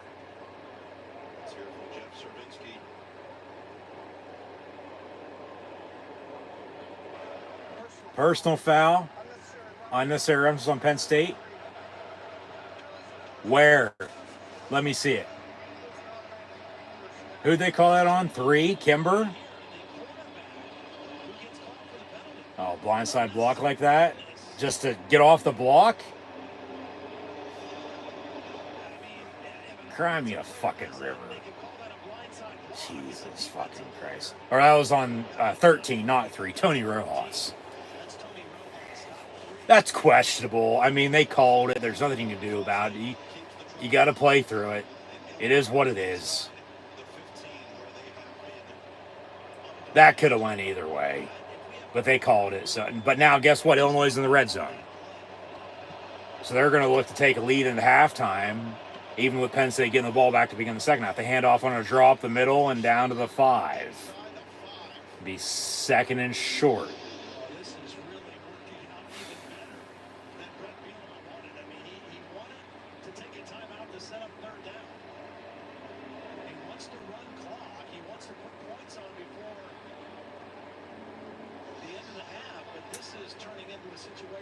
Got a timeout, looks like, again.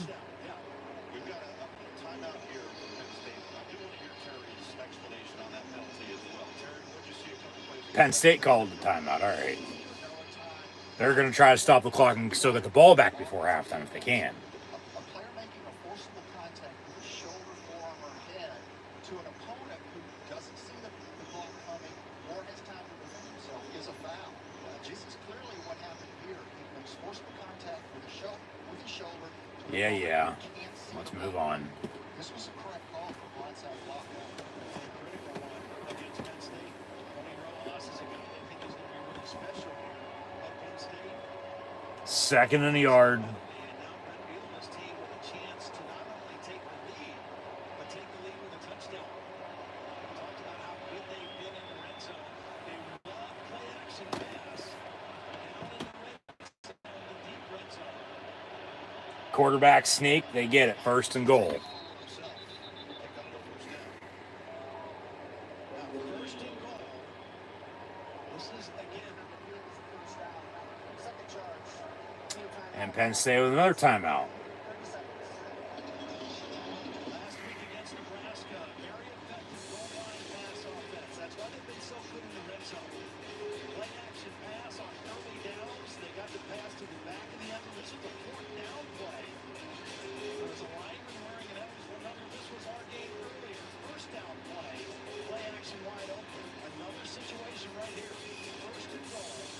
With a chance to go play action right here and see if they can get the lead with a touchdown.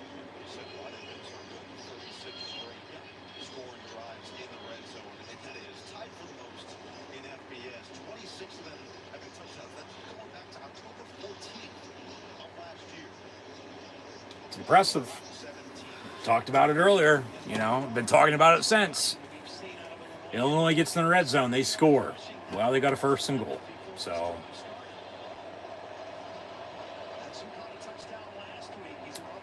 looks like 72 is now 94 again. And they got the big boys in to block. Trouble with the snap. And, all right. High snap. Altmaier is trying to fall on it. Couldn't. Running back did, but sort of pushed it out of the way and then landed on it. Penn State right there to wrap them up. So a loss of about 7-ish, 8 yards. Back at the 10-yard line or so. 2nd and goal now, I believe. Yeah.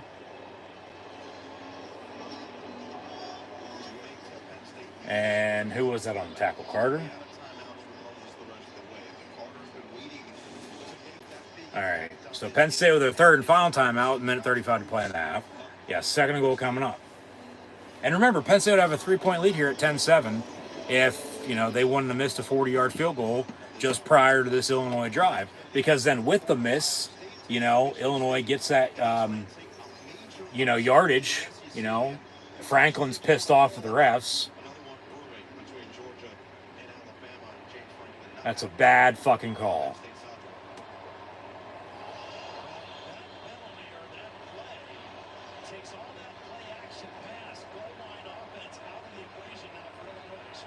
So 2nd goal from the 11. I don't know what he was arguing, but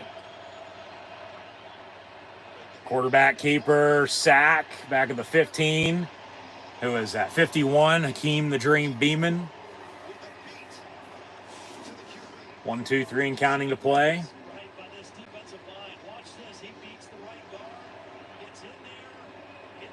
Let's get them out of the red zone. It's not a given that they're going to, score, make a field goal then at that point.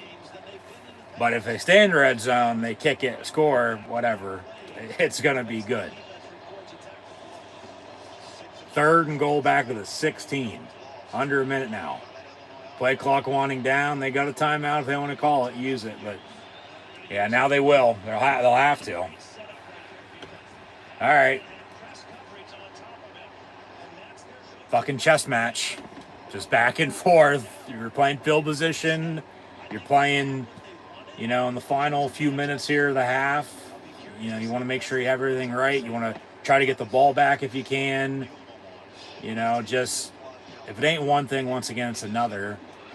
And like I said a little bit ago, turnover would be awesome before halftime. I don't know if they're going to get it, but it'd be nice. Neither team has any timeouts left here, but 52 seconds to play in the half.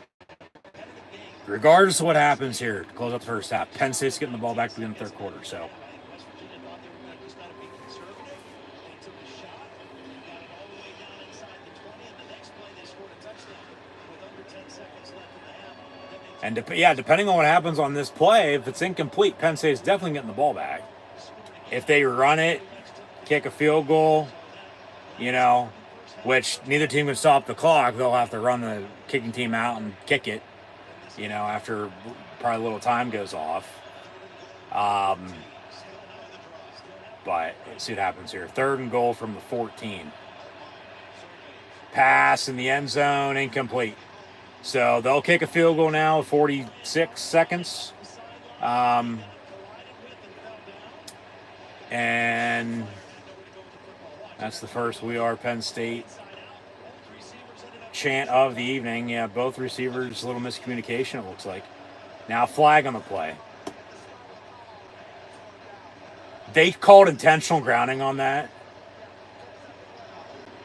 10-second runoff. All right, yeah, that's a given under 2 minutes.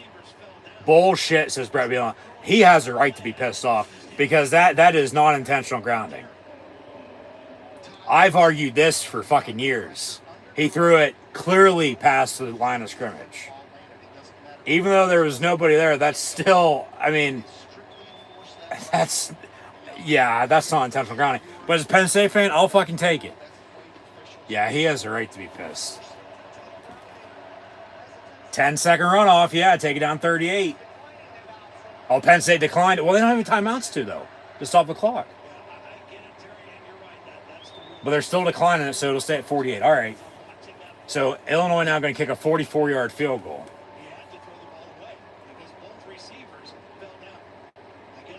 And yeah, Penn State's still going to get the ball back here before halftime, plus early third quarter.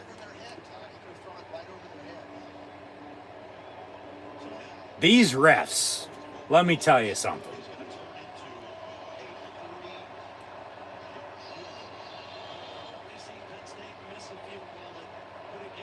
So, well, they're back out of the red zone, right? Or now it's a 40-yard field goal. Yeah, they're right at the fucking, 20-yard line.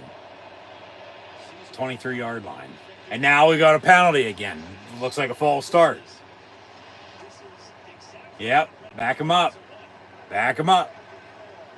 Well, is it going to be a 40 to a 45-yard field goal with that penalty now, or a 44 to a 49-yard field goal? Because which was it to begin with? I don't even think they knew. So I want to know where the fucking ball's at. That's what I want to know. Because I can do the math myself, because obviously nobody else ain't.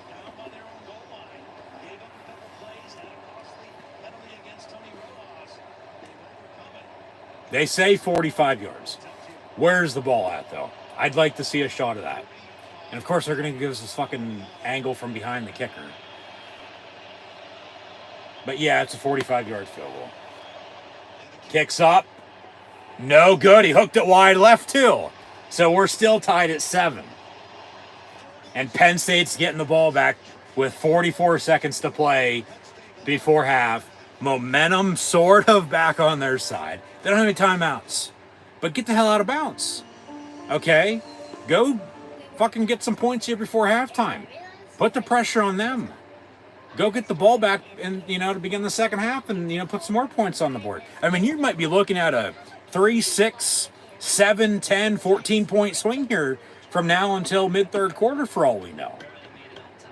Just because of one missed kick to Illinois taking up time to a shit ton of penalties and then another missed kick. That's the overall gist. I'm sure I'm forgetting something in between. But, man, this game's a little crazy and a little out of whack right now, I'd say.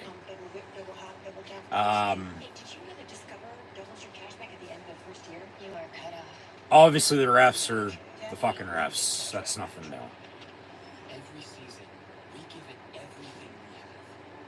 But still got to play through it.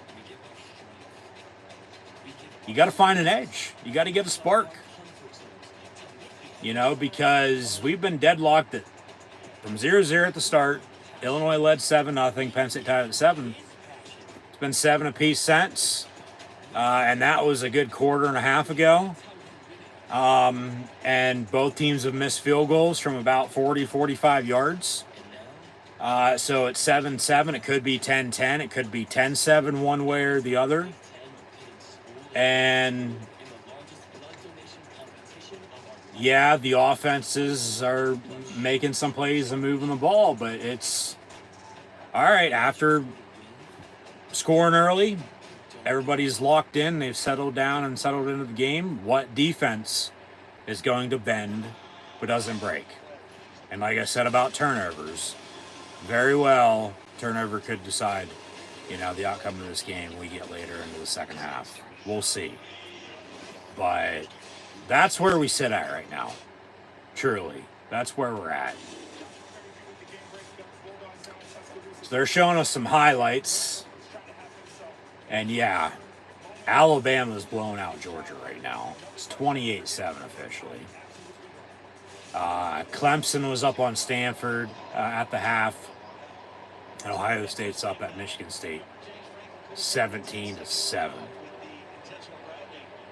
But Penn State ball as we near halftime, no timeouts, so get the hell out of bounds with 44 seconds on the clock from the 27, 1st and 10, Aller, far side.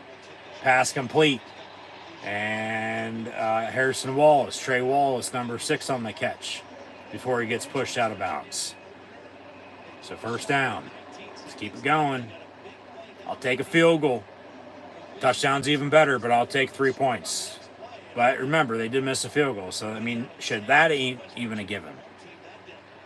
But 1st and 10 from the 42 after a 15-yard completion. Aller once again out of the gun. Lobs it far side, incomplete. Intended for Warren, going out of bounds. Incomplete, clock stops, 2nd and 10 with 34 seconds to play in the half. And this is just some old school, not smash mouth football just yet, but defense. You know, field position game. Trips in a bunch near side, 2nd and 10 with Wallace in motion now. And Aller, complete to incomplete. Intended for Warren again, 3rd and 10 with 30 seconds now to play now. Now, what do you do? Because if you drop it again, they're getting the ball back to even do something themselves before halftime still. I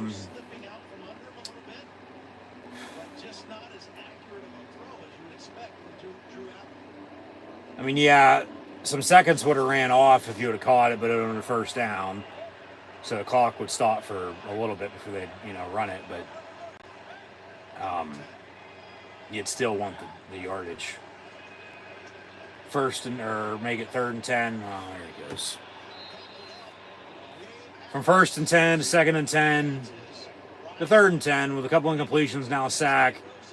4th down. Neither team has any timeouts. Penn State's either going to punt or just let the clock run out. And yeah, we're going to go to halftime tied at 7 with Illinois and Penn State.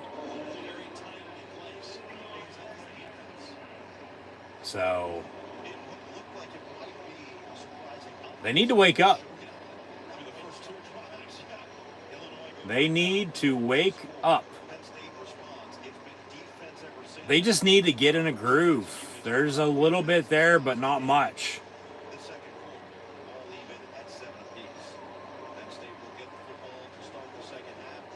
Because if not, they might be in trouble. They might most definitely need a drive against Illinois tonight. I was hoping, you know, they won it. God. And everybody's just, you know.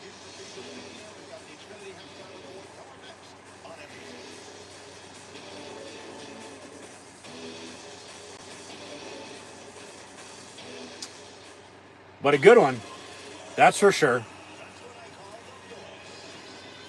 But, man, where do we go from here is the question. Because you've heard everything I've said thus far.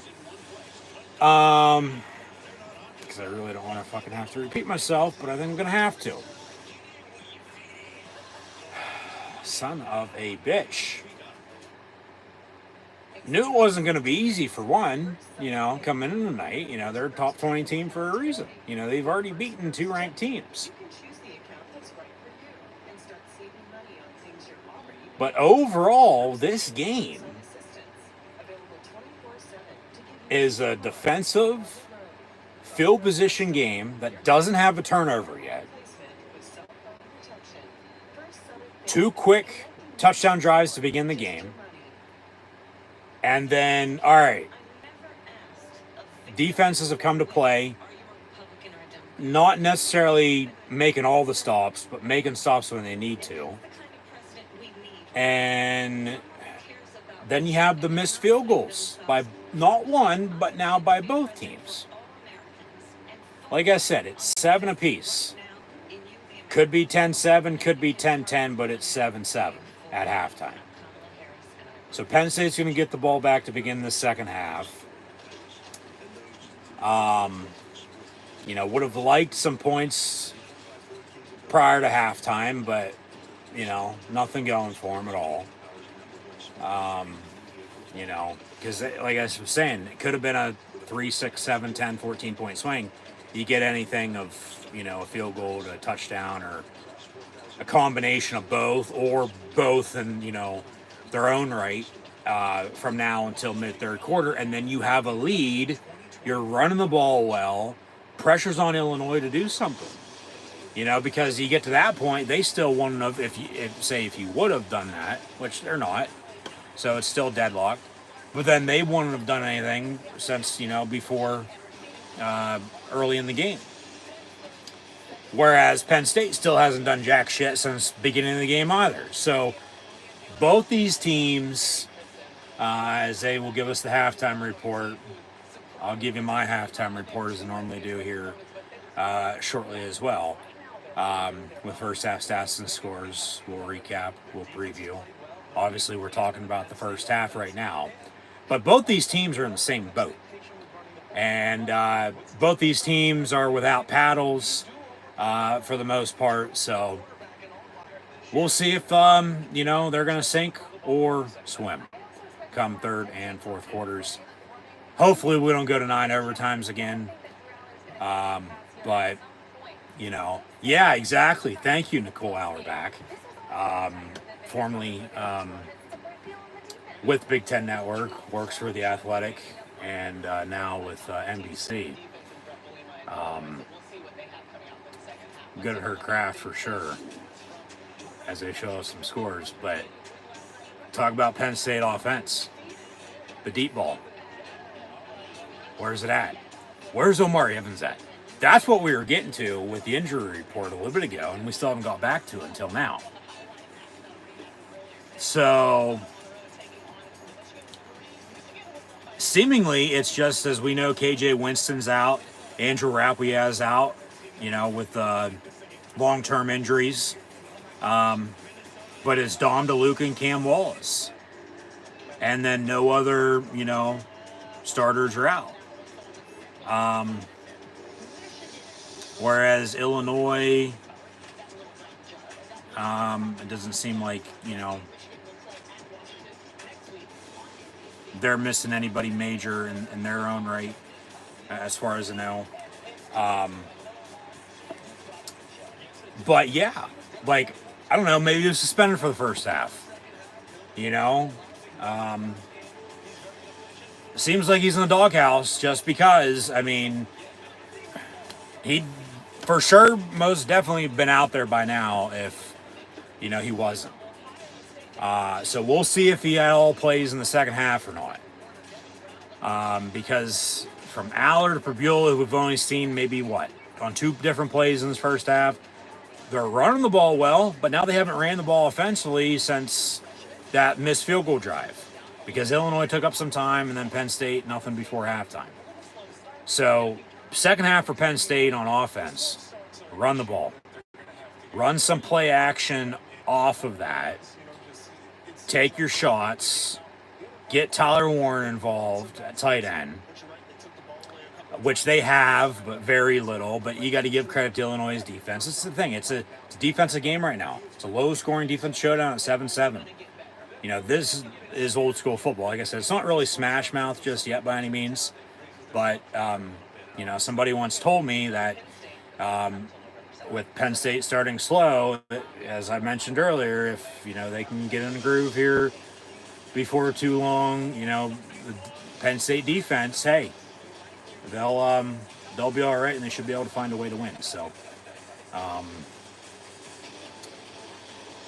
overall, in the second half, run the goddamn ball. Seriously. Because they've really not been able to stop you, and you've been stopping their rushing attack. They still really can't stop that slant over the middle. So, you know, maybe start covering, learn how to tackle, quit shooting yourselves in the foot with penalties. But, yeah, the Penn State offense, it's with them getting the ball back to begin the second half. Work clock by running the football, get yourself a lead, take your shots that they haven't just yet. But even without Omari Evans, even without this player or that player, it's still next man up. They have depth. They've recruited well. Okay? So, I mean, maybe we're going to see a trick play for all we know. They need a spark offensively, because neither offense has done anything since the opening scoring drives, because the defense have shut them down since then, and then 2 missed field goals, or else you'd have a couple more points. Because shit, neither team can even rely on special teams at this point. So it's taking risk in the second half. But overall, I think come the second half, turnovers. Can Penn State defensively get a turnover and capitalize off of it? Because if so, that might be the difference in a nice game on whether they're going to end up winning this game or losing it, which hopefully it's not the latter. But they're playing Illinois 30 years after 1994, with the 94 team being honored once again. Maybe they'll need a drive to go win it for all we know. So we'll see what happens. Yeah, Alabama's blown out Georgia. Clemson's up 10 on Stanford, and Ohio State, Michigan State also just went to halftime. So we'll update scores from around college football momentarily with a recap and preview. But first half stats and scores here for Penn State. Tied at halftime at home this evening against the Fighting Illini of Illinois. Luke Altmaier is 9 of 13, 107 yards and a touchdown. Fagan has 58 yards rushing on 10 carries. Allard, 9 of 14, 89 yards. And the rushing stat is still the same as it was last time I read these off. There's still balance, there's still consistency, but 16 carries, 104 yards rushing as a team, and the rushing touchdown is by the tight end. Fat man, Katron Allen, 5 of 46. Nick Singleton, 6 of 42. Harrison Wallace, 3 catch, 38 yards. Tyler Warren, 2 of 19. Receiving, carry 3 yards, and the rushing touchdown. And shit, they're even lucky to have that. They are. Singleton, catch for 16 yards. Clifford and Fleming, 3 of 16 combined. Abdul Carter has 5 tackles. Kobe King has a sack. And then they have 7 tackles for loss.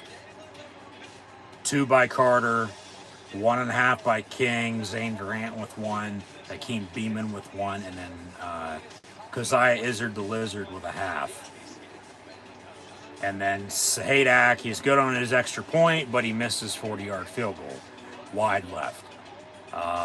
And that was into the north end zone. Illinois missed a 45-yarder left into the south end zone. So, you know, rain, wind, either end, it really doesn't matter. Surprisingly, I think the big picture is here with this next thing I'm going to read off, with Riley Thompson only having 1 punt for 48 yards. Both teams with time possession, we'll get to the total drives And, the time possession officially here in a second, neither team's had the ball, for, like 5, 6, 7 drives in the first half.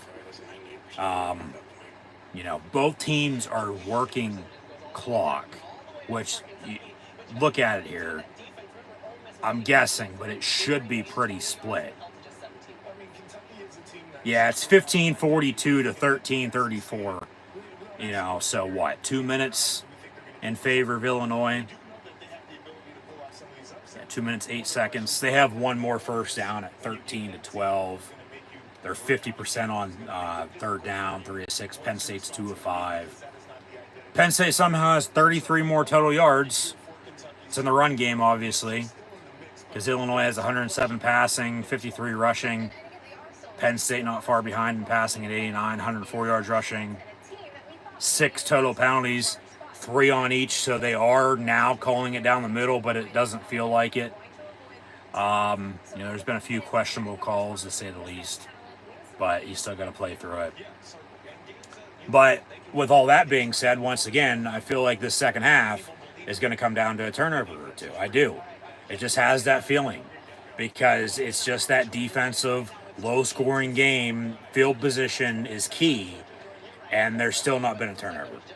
Normally by now there would have been at least 1 or 2 turnovers in a game like this, but not yet. But you still got to give, both teams credit for not turning the football over, and rightfully so. You don't want to be shooting yourselves in the foot, but they are to an extent. So that's why we sit at 7-7 where we're at right now. Because it could be a hell of a lot worse one way or the other, but it's 7 apiece, not 10-7, 10-10. Maybe one of the two teams, if not both, they're scoring more than drives are stalling, and, a couple punts or missed field goals for that matter. So, and, scoring touchdowns rather than settling for 3, So, it feels like it's going to be this way until the end. What defense bends but doesn't break? I'd really be surprised if somehow, some way, this game turned into a shootout, or if, one way or the other, Penn State more so than Illinois. But, you can't count the Fighting Illini out either. They have fighting in their goddamn name, for God's sakes. That whether that be Penn State or Illinois, that they just, put it their opponent too. But really, overall, it's just a deadlock, 7-7 apiece. It's a chess match. It is. It's what defense going to bend doesn't break. Who's going to make a mistake first? Because whoever does make a mistake is probably going to lose the game. And that's the thing with a turnover. But really, Penn State at home, with the crowd, whiteout energy, officially not a whiteout, but everybody's in white. They need a spark. They need a big play. Hell, shit. With special teams, the only thing we've talked about is the missed field goals. Penn State, to this point in the season, has no return game. Why not get a spark on a big play of a kickoff return, let alone a punt return? Because last time these two teams met at night in Happy Valley in 2008, Derek Williams had an offense touchdown, had a kickoff return for a touchdown, had a punt return for a touchdown, for God's sake. So I'm not saying Caden Saunders, because even though he's still returning punts for whatever reason, they have no return game. They need that aspect to step up and potentially be key. But they just need a spark. But so overall, who's it going to be? Who's stepping up? Who's making a play when the game's on the line, offensively, defensively? Maybe it's a game-winning field goal for all we know. It's 7-7. 409 was a 10-7 final. And Penn State had to come back and win it. It wasn't snowing today by any means, but it's been raining all week. So we'll see what happens. It's always why we play the game. It's side on paper, side on field. So I'll shut the hell up. We'll see what it gives. We'll get back to the second half momentarily. Obviously 20-minute halftime. I'm sure about half that time's gone by since they've hit half. As other than Illinois, Penn State, and Ohio State, Michigan State, and then Stanford, Clemson early third quarter, because they started before all these 7:30, 8 o'clock games. Georgia, Alabama still in the first half, but it's roll tide roll in Tuscaloosa over the Dogs at this point in time. But yeah, we'll see what happens. I mean, they just need a spark. Don't shoot yourselves in the foot with turnovers, because it might cost you. So those are stats to this point. Preview the NFL for this weekend real quick before we get into college football from earlier, and then also next week. But the Dallas Cowboys beat the New York Football Giants on Thursday Night Football. Tomorrow, be sure to tune in live right here on YouTube. 1 o'clock Eastern, Steelers, Colts, live play-by-play, watch on reactions then. Also tomorrow, Saints, Falcons, Rams, Bears, Vikings, Packers, Broncos, Jets. Got the Eagles and Tampa Bay taking on the Buccaneers. Bengals, Panthers, Jags, Texans. The Washington Redskins football team Commanders out west taking on the Cards.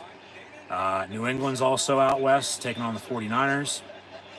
Browns, Raiders, Chiefs, Chargers. Sunday Night Football is Bills, Ravens. And we have another Monday Night Football doubleheader with the Titans and Dolphins and Seattle Seahawks and Detroit Lions. College football, this final Saturday of September for officially it being week 5. We had, we see the Big Ten coast-to-coast cross-country commercial with Washington, Oregon, UCLA, USC, Nebraska, Iowa, Minnesota, Wisconsin, Northwestern. There's Illinois, who is tonight's Penn State's opponent. Purdue and Indiana, Michigan, Michigan State, Ohio State. We are Penn State and Maryland and Rutgers as they're mowing out in the Pacific Northwest. But still got a half to play here tonight. But Penn State hosts UCLA next Saturday at noon. So be sure to tune in live back here on YouTube then as well for live play watch long reactions. But so far this week in college football, Thursday night, as I was about to say, we had Army defeat Temple 42-14. Had 2 one-score games last night and some Friday night lights. In the Big Ten, Washington lost at Rutgers 21-18 after a few miscues. And then Virginia Tech, Miami in the ACC came down to a Hail Mary. It was a touchdown on the field. They overturned it, incomplete. The Canes survive an upset bid by the Hokies, officially 38-34 your final score. We had Liberty and App State officially get canceled this weekend due to the hurricane. So hopefully everyone is staying safe and is doing well if you were affected. But yeah, officially canceled, not even rescheduled. Maybe they will, but who knows.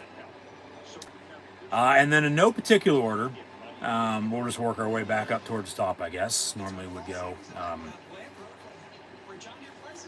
top to bottom. And we still got some games to kick off here. It's about 9:30 on the East Coast, so we'll have some late Saturday night college football action as we do. And rather than Pac-12 after dark, we're going to have Big Ten after dark at 11 o'clock with Penn State's next opponent. So be sure to go watch that if you want to know what UCLA is like right now. But it ain't much because they barely beat Hawaii, had a bye, lost Indiana. The Hoosiers are 5-0 for the first time since late 1960s, I might add. We'll get to that in a minute. But then LSU beat UCLA last week.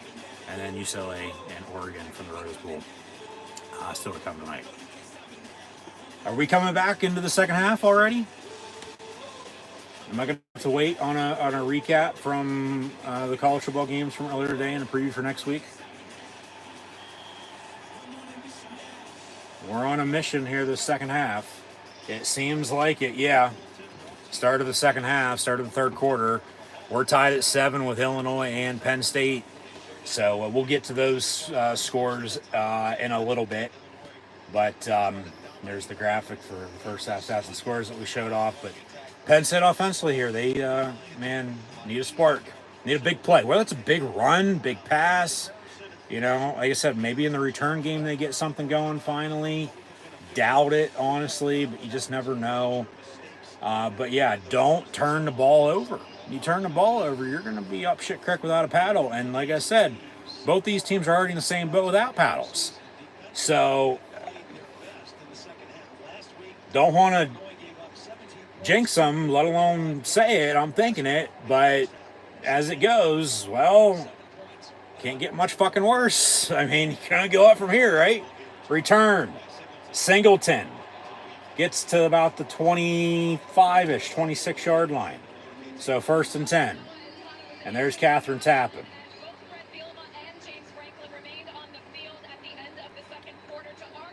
Yeah, they wanted to argue with the fucking refs. And rightfully so, because these refs, these are Big Ten refs. No surprise. They're bad. There's no consistency. Yeah, they're calling down the middle, 3 apiece. But the way the game's played out, no, they haven't.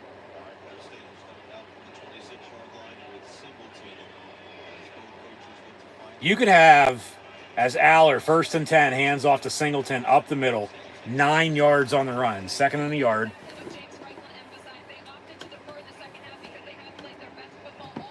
Yeah, they are. They have been a second half team. They have been better on hurry up. Yeah. They're going to try to just do what you can do to win. Fuck, we might get a safety. We know. But we'll get back to the refs here in a minute. 2nd and a yard from the 35. And Aller will keep it for himself and lowers the shoulder, sets him down, and gets a 1st down. But no, these refs, Big Ten refs, this is nothing new. No surprise whatsoever. It's been like this for years. They don't change. And it's always like this for a Penn State game. But you could have Ray Charles, Stevie Wonder, Ronnie Millsap, Helen Keller, who can't hear either. So don't bother blowing the whistle. But those 3, among a bunch of other blind people, no offense. I get, you can't help it. 1st and 10, pass incomplete. He might have been beyond the line of scrimmage anyway. But luckily no penalty. It's incomplete. 2nd and 10 intended for Tyler Warren. But they could probably fucking ref football better than the Big Ten refs. Seriously. I'm not joking. 2nd and 10. And then, like I said, it's not one head coach arguing. It's both head coaches arguing with refs. That's bullshit. Fuck you. That's not right, shit like that. Out of the pistol, 2nd and, but still, you got to play through it. It's, as the saying goes, you got to beat your opponent and beat the refs. But 3rd down.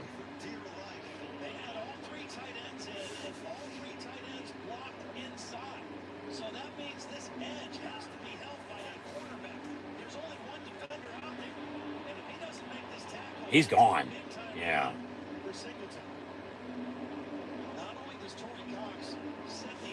But 3rd and 7.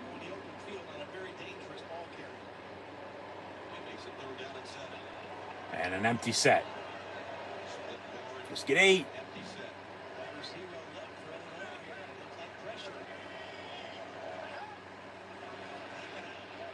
Aller going to step up, dumps it off high, but caught by Singleton, lowers the shoulder. Boom, 1st down. There you go. There's a spark for you. Feed off of that. Like last week, it was that Tyler Warren one-handed snag on the sideline. This is a pass that probably should have been incomplete, but Singleton leaps into the air. We might have a fight with Georgia and Alabama going to halftime, but makes the catch and then boom, lowers the shoulder at the first down marker on the sideline, and they move the sticks. First and 10 from the 40. Go deep. Take a fucking shot. So, yeah, Georgia, Alabama is getting chippy. Flags are thrown. Fat man for 7-8 yards up the middle. They'll probably have penalties offset, but affect the start of the second half somehow in this game. I don't even know what the hell happened. I just saw a big scrum there fighting on the sideline, so it's going to be a dead ball after the play. But speaking of penalties, back to the Big Ten refs. Here we go. Got a false start on Penn State.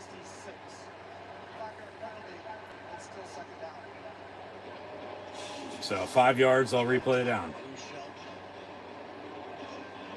Yeah, probably the whole line, just not him.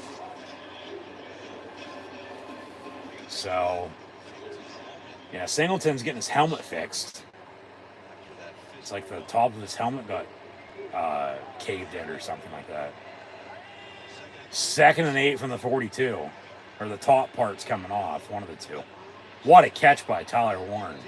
2nd and 8, gets 7, so 3rd and 1. Manageable situation, trying to convert. Let's go. And 11 and 11 and counting to play in the 3rd. So let's score some fucking points.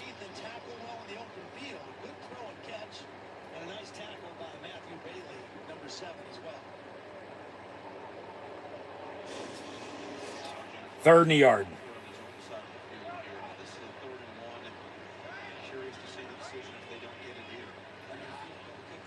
And fake the give. Aller. All day to throw. And then he, oh my God, throws it away. 10 for Reynolds, incomplete. 4th and 1. Now, do you go for it? Or, well, there's another flag. Who would have guessed that?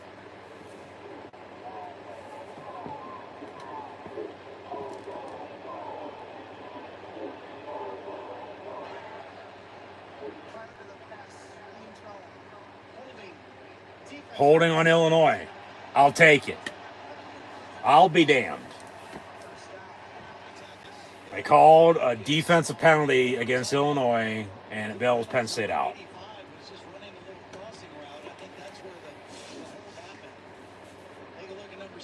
Let's see if it was a good call. Because if it wasn't, like, all right. But, oh, yeah, right there. And then it was intended for him. Well, yeah, they're going to call that all the time. 1st and 10 from where they at? Something 5, 25. Handoff Singleton. And he gets 5, maybe 6. Keep it going. One play at a time here. Some balance, consistency, momentum, rhythm. You got to score. You got to fucking score. Here they go, hurry up. They've done well in hurry up situations. Slant over the middle, caught inside the 10, 1st and goal. That is Omari Evans. Where the hell was he at all in the first half? I don't know. I don't care now. But 1st and goal, Penn State at the 8. Out of the pistol, handoff. And Singleton for 2. So obviously he was just out for the first half. Obviously suspended for something. Late to practice. I wouldn't think grades, but because if that was the case, he definitely wouldn't be playing at all tonight. But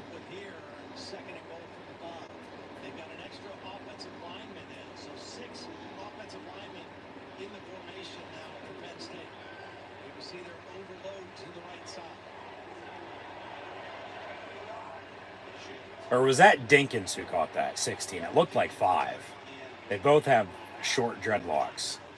Pretty sure it was Evans. Handoff on 2nd and goal to Singleton. He gets about, they say a yard. That's a bad spot. It looked like he got 2. But 3rd and goal here, under 10 to play in the 3rd. Penn State's knocking on the door. They got to score here. And because a field goal ain't even given because both teams missed field goals. But they're doing exactly what Illinois did to begin the game and driving and scoring. They're doing what they did to begin the game, I might add, too. Driving and scoring. but they're going to have momentum with a lead, the first lead for them this evening. Handoff, touchdown. Singleton from 4 yards out walks in.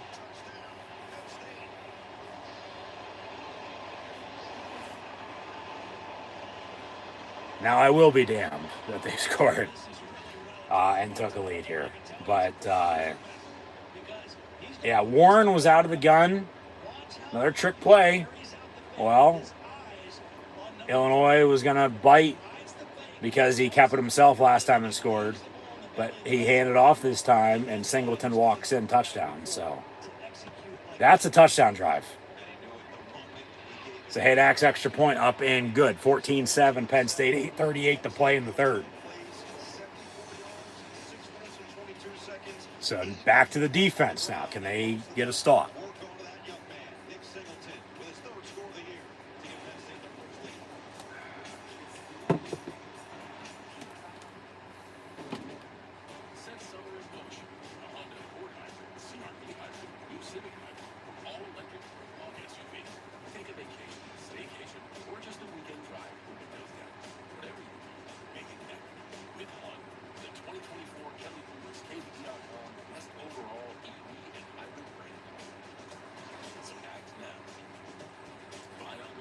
So 24-7, Ohio State leading Michigan State. Alabama's up 30-7 on Georgia at halftime. I don't think anybody saw that coming. And Clemson leads Stanford 20-7. Obviously, Penn State with their first lead now, 14-7 on top of Illinois.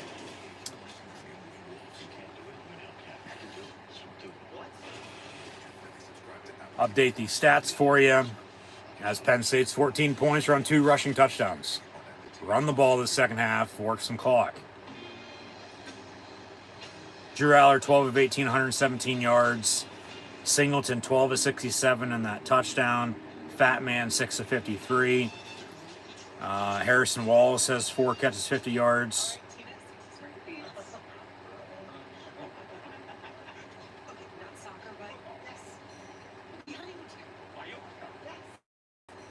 That must have been Wallace on that catch that I thought was Evans. I guess I jumped a little too far ahead of myself there. Sorry about that. But they are wearing the old blocked numbers, so 5 and 6. Especially if it gets crunched up, it's going to look very similar. But yeah, 450 for him. Warren 326 with the rushing touchdown as well. Singleton 2 of 25 receiving. Back to the defense. Can they get a stop? Because they've been able to. They have. Since that opening touchdown drive for Illinois. Penn State, ties it, and then it's a slugfest. Missed field goals, bunch of penalties. Penn State gets the ball to begin the second half. They drive and score. So 14-7, and we'll leave it at that. We'll get back to these scores a little bit later on. We give blood drive for the Big Ten, but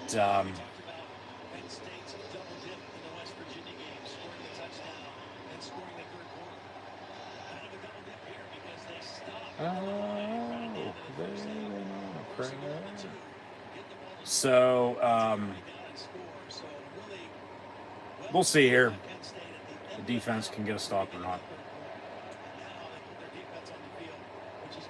I mean, yeah. The thing I think it's going to help them out defensively is they have a lead now. Yeah, there's the Penn State defense in the second half. Next to nothing. 9 total points. So they crack down. They don't break. They get stops. But we'll see here if they're going to be able to or not. And we ready. So 14-7. 8.5 to play in the third.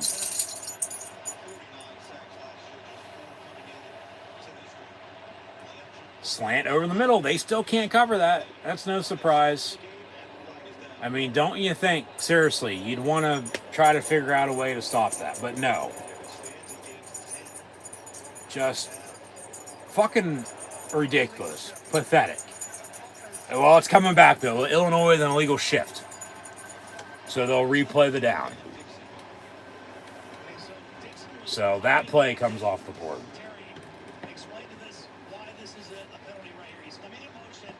Well, he wasn't set.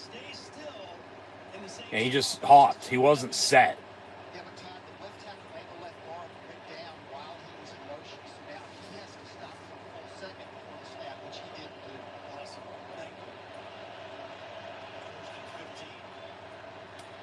Tackle for loss. Missed tackle for loss. He cuts back. Jesus Christ. Should have been a 3-yard tackle for loss, yet he gets 3 yards. They need clearly to learn how to fucking tackle. Oh my God. And that's a block in the back. I mean, they're calling everything else. Why not call that? So from the 22, 2nd and 13.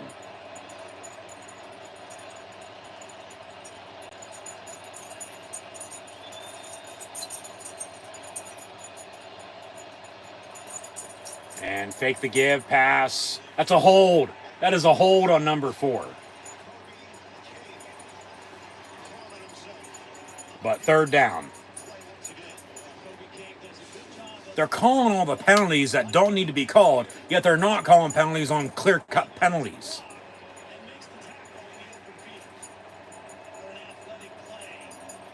Just these refs, but Penn State still gets a stop there, but a big 3rd down coming up. 3rd and 13. If they can get off the field, get the ball back, drive and score, you're in a good position going into the 4th quarter.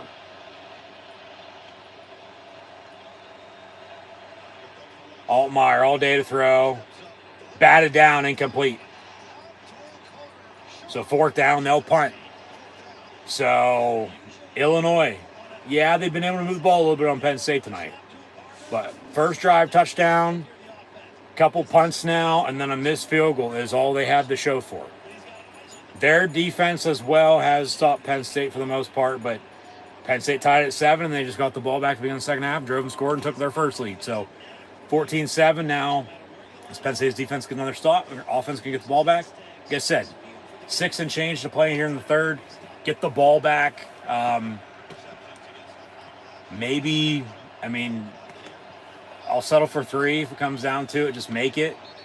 You know, I mean, shit, they should already be up, you know, an extra 3.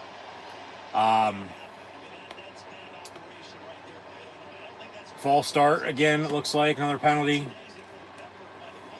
But yeah, they missed a field goal. I mean, so it could be 17-7, could be 14, 10, 17-10. Yeah, false start in Illinois. So 4th and long still, they'll punt. But yeah,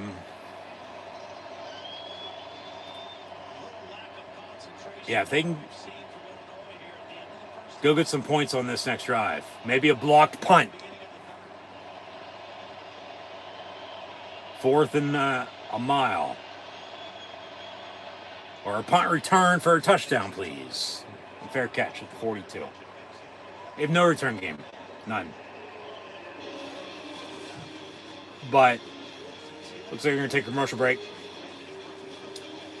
But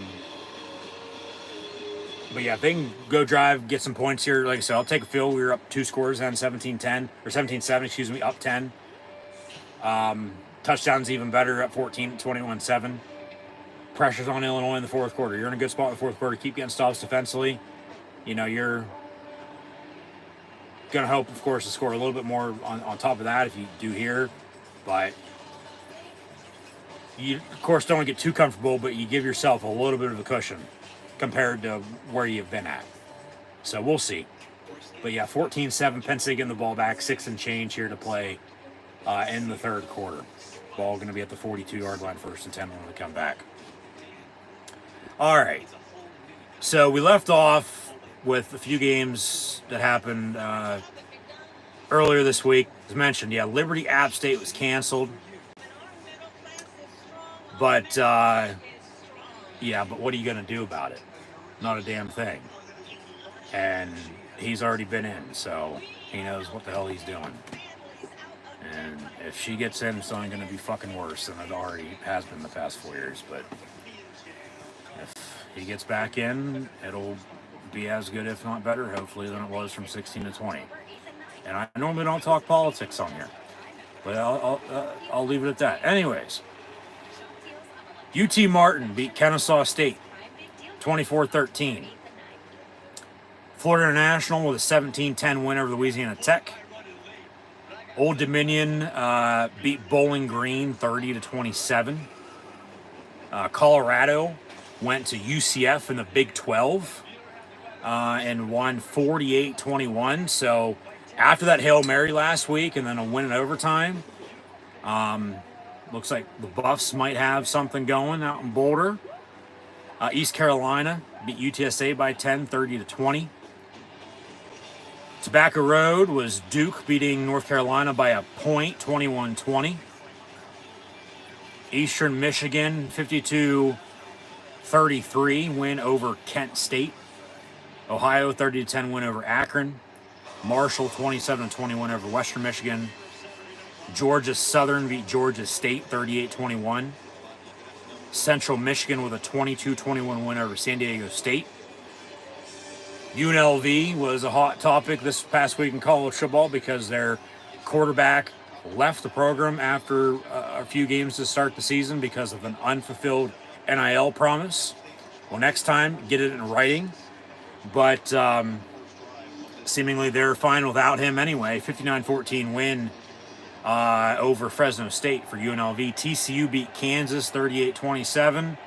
And we'll get back to the rest shortly. 1st and 10, Penn State from the 42-yard line. Aller hands off. Fat man lowers the shoulder. Gets to the 48, 49-yard line. 2nd down coming up. And yeah, they're running through people. Like, they can't tackle defensively, but they're running through tackles on offense. Like, you talk about old school smash mouth football now, the running the game. Like, this doesn't look like 2024 Penn State offense. Looks like 1974 Penn State offense. 2nd and 4. Hell, even Kajana in 94 when they, went undefeated and they're honoring that team once again tonight. Fat man just keeps pushing. To the 38, 1st and 10.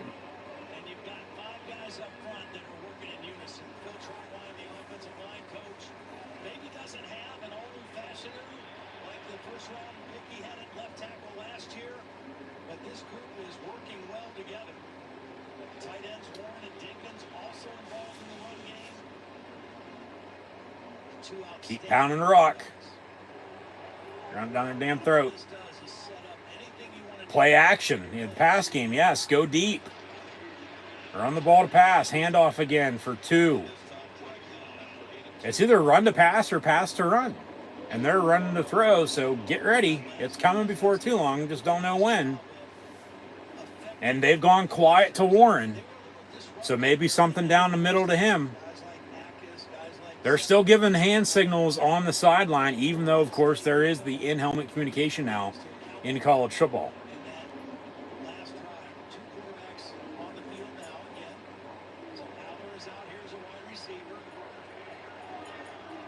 So 2nd down and 8 from the 37.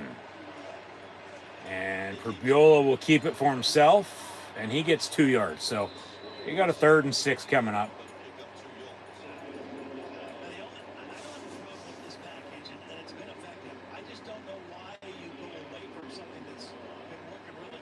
Yeah, just keep running down the middle. Don't start doing shit that, they're going to stop you at. You run it, you stop them until they stop you. Like, don't get away from what's going good for you. Like, that'd be like traveling south and then just because you feel like it, you want to go west and go fucking to, Illinois. Tyler Warren. Up the middle, 1st and 10.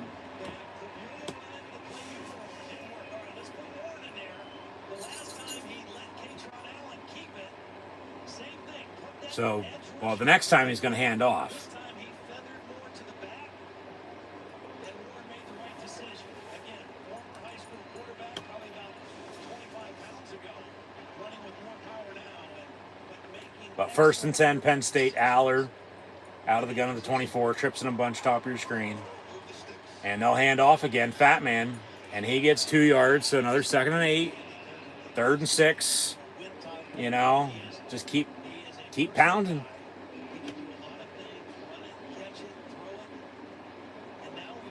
They love Tyler Warren, man.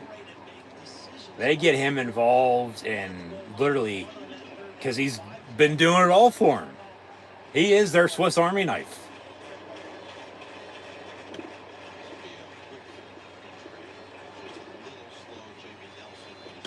Dun, dun, dun, dun, dun, dun, dun, dun, dun. Dun, dun, dun, dun, dun, dun, dun, dun.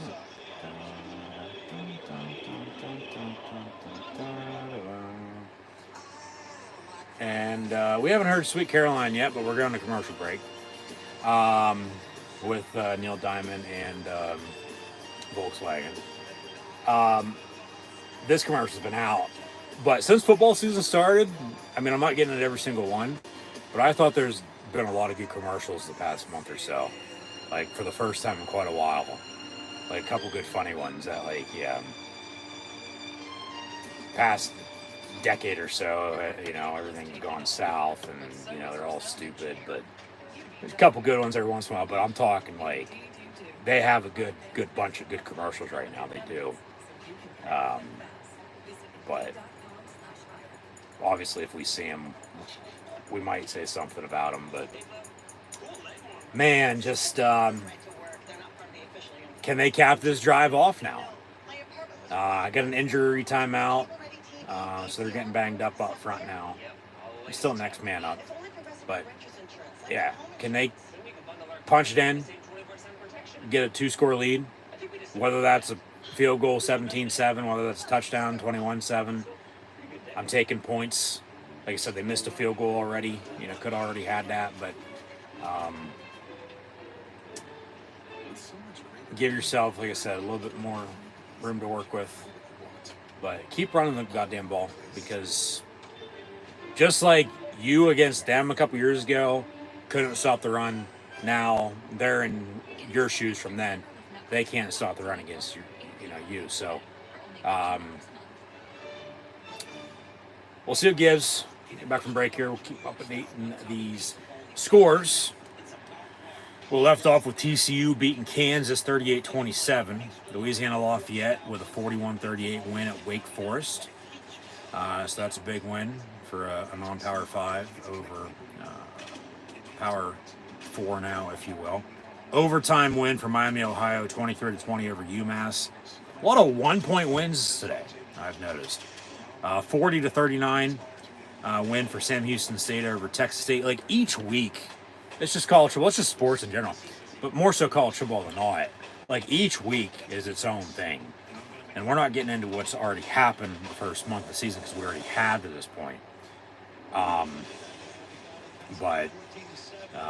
it seems like, yeah, a lot of 1-point games today. Had an upset or two earlier, I might add, as well. But showing off some highlights.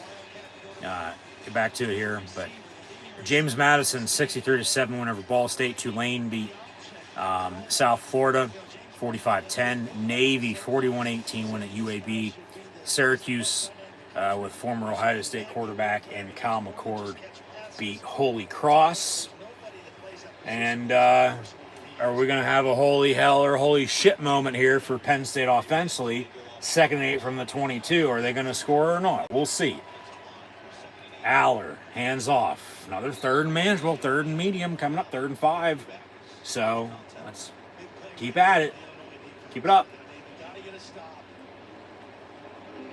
Just keep tracking, keep trucking, keep pounding, keep moving. Get a first down. Tire them out. They're waiting for the play action. I don't know why Penn State's waiting, but Illinois is waiting for the play action to come. But 3rd and 5, empty set. Ain't going to be now. Well, maybe. Motion somebody in the backfield. Handoff again up the middle on 3rd and 5. All right. They're going to live and die by the run. Kick it. Take your points. 4th and 3. I get he missed from 40. Right now, the offense is going to stay out on the field. And going for it on 4th down hasn't failed them yet this season. But maybe they try to just get them to jump off sides. It's 4th and 3, 5 yards will be a first down. Maybe Illinois calls a timeout. They'll motion into an empty set. And they will snap it. Aller, far side, it's caught. Fleming, but no, he's not going to get it. God damn, he's a yard short. So turnover on downs. So now you have only still 1 punt tonight. But then a missed field goal, basically end of half, and then a turnover on downs. So back to the defense. Can they get a fucking stop? They should be able to, but I don't want to, go too far and say that they're going to, and they don't, obviously. So we'll see. But almost in the third quarter, 10, 13-point lead would be nice right about now. If you have a field goal or, 2, if you would have kicked it there and made the other one and then still have your touchdown, you're up 2 scores, not 1, but it's just how the game's played out. It seems like it's just going to be one of those nail biters down to the finish here, and still what defense bends doesn't break, and back to turnovers. This defense right now, they don't necessarily have Illinois backed up, but they go for it, don't get it. So Illinois going to still have to go a ways. But pressure. Continue to stop the run. They've gone after Altmaier a couple times. But nothing really major.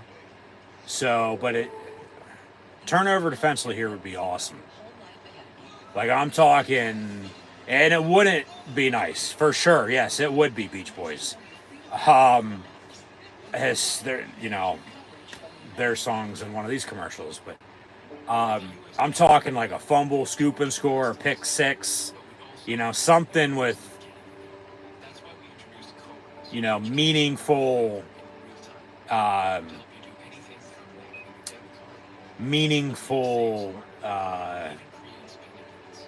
on the back end, once you get the turnover, said turnover, if there's a turnover.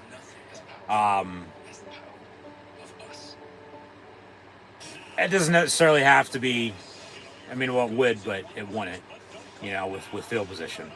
But just, like I said, I have been saying, need a spark.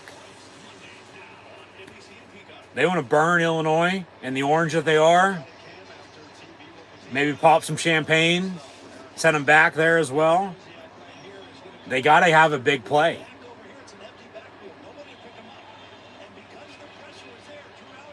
Oh my God, he had a man wide open in the end zone and he dumped it off short.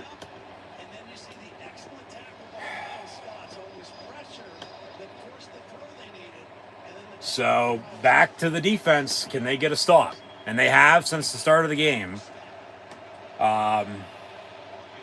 Illinois punted a few times, missed a field goal of their own. Kobe King on the tackle. He's down. You got to blow that dead now. Chippy. Trash talk. But maybe one play left here in the third quarter. And we'll get into the fourth. But no. Just get a stop.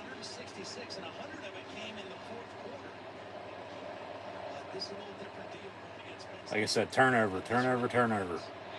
Be awesome.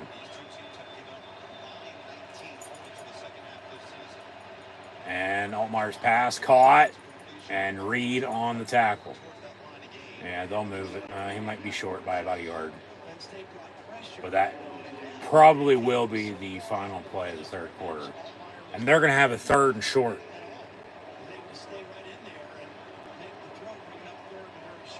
they're going to go 4. Yep.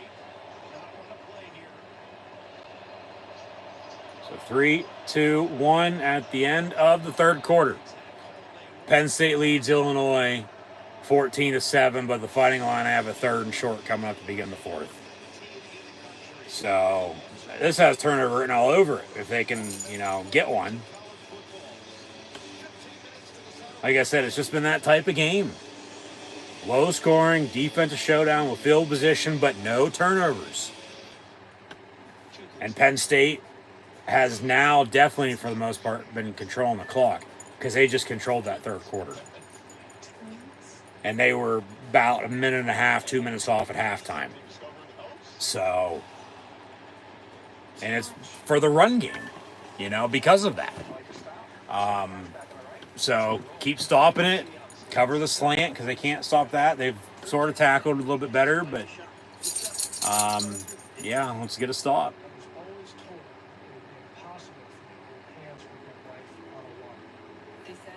Because then you get a stop. We'll see if they go for it. I doubt, because they'd be backed up still. They'd punt, play field position, need a stop of their own to get the ball back to tie, let alone hopefully not in a hole for Illinois' sake, in that regard. But, yeah.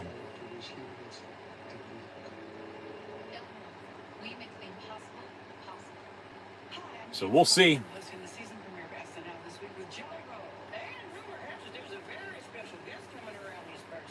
Oh, God.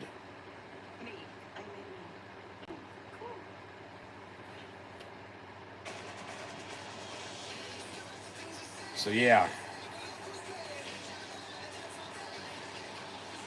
That's going to be next week.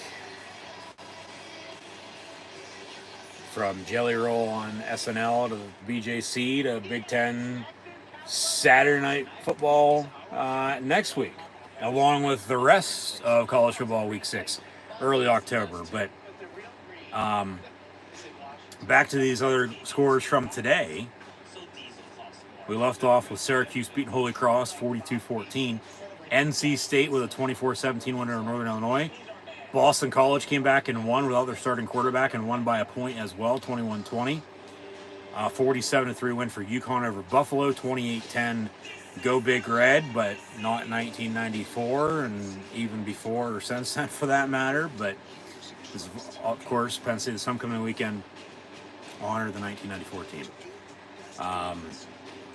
We had Nebraska, the Cornhuskers, with a 28-10 win at Purdue, who Illinois will actually play, not next week, but 2 weeks. Illinois is off next Saturday. Penn State hosts UCLA before they got to go to USC. But yeah, Nebraska beat Purdue 28-10. Indiana's 5-0, as mentioned, for the first time since the late 1960s, with a 42-28 win over Maryland. Somebody asked about being worried about this team or that team. Well, there's a few teams that Penn State doesn't play this year, so I'll leave it at that. Texas A&M with a 21-17 win against Arkansas. BYU with a 34-28 win at Baylor, even though the Bears almost came back and won at home. Oklahoma went to the Plains and beat Auburn, who, oh my God, that was bad, for them. 27-21 win for the Sooners. K-State got back after losing to BYU last Saturday night and beat Oklahoma State at home today, 42-20. Notre Dame beat Louisville 31-24. USC with a 38-21 win at home against Wisconsin. And the Little Brown Jug was won by Michigan 27-24 over Minnesota. 3rd and a yard, Illinois. They'll get it to begin the fourth quarter here. So we'll leave off with that and get back to that shortly again as well. But they just sneak it and they get it. So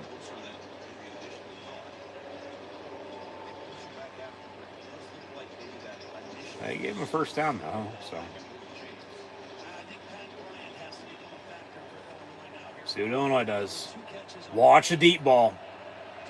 Because you haven't gone deep, watch the deep ball for them.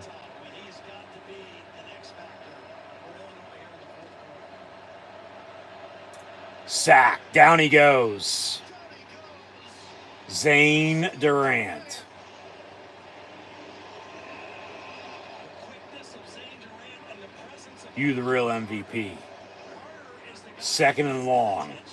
Watch. Carter's going to get the attention here. Durant is going to use his quickness, and Illinois is so concerned about Carter. Just hit the gap and went. Slide through and get right to the quarterback. He is really quick off the ball.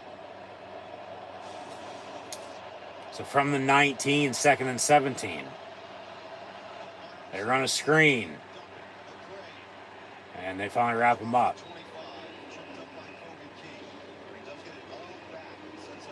But yeah, third down. As they get the sack yards back. Come on, defense. If not now, when? Of all times, need to fucking stop right now. 3rd and 9 with 13:10 to play. Penn State's up 14-7. And it looks like they're going to bring pressure. We'll see how many they bring, let alone drop. They bring them all. And they get to him. Down he goes. 4th and long, they'll punt. Penn State's getting the ball back. With a lead still. And, hey, field goal, touchdown, you're up 17-21 again to 7. A little bit of a cushion late in the 4th quarter. You might be okay. I don't know. I mean, you still have a missed field goal. You went for it on 4th down. Could have scored time or 2 again, but Illinois will punt from the 20. So Penn State should be getting the ball back with some decent starting field position here. It'll bounce to the 45, and they'll let it roll. Yeah, don't touch that. So down to the 32 with 12:12 to play. Penn State leads 14-7, getting the ball back. 1st and 10. And they brought an all-out blitz, and down he went. So, yeah. We'll see if the offense can continue to run the football, work some clock, and I mean, they score, go up 2 touchdowns. It might be enough. It might. I don't know, though. We'll see, because you don't want to count them out. But at the same point in time, what has Illinois done since they drove and scored to begin the game? Other than punt. Yeah, I'll wait. Exactly. Not a damn thing. Nothing. So, yeah. Run the ball, work clock here. Maybe take a shot, have that maybe be a dagger, and then work off of that. So, no, we left off with a little brown jug. Minnesota losing at Michigan against the Wolverines, 27-24 win for the Winged Helmets. Texas beat Mississippi State 35-13. Iowa State shut out Houston 20-0. FAU over Wagner 41-10. Kentucky upset Ole Miss 20-17. And it was their highest ranked overall win since 2007 when they beat LSU, even though LSU still went on to win the national championship that year. I was saying Ole Miss is going to win the national championship this year by any means, but I know they lost. I know they beat Penn State, lost Ole Miss in the Peach Bowl last year, but that was last year. And you look at bowl projections this early, that's still a potential matchup into the future. We'll see.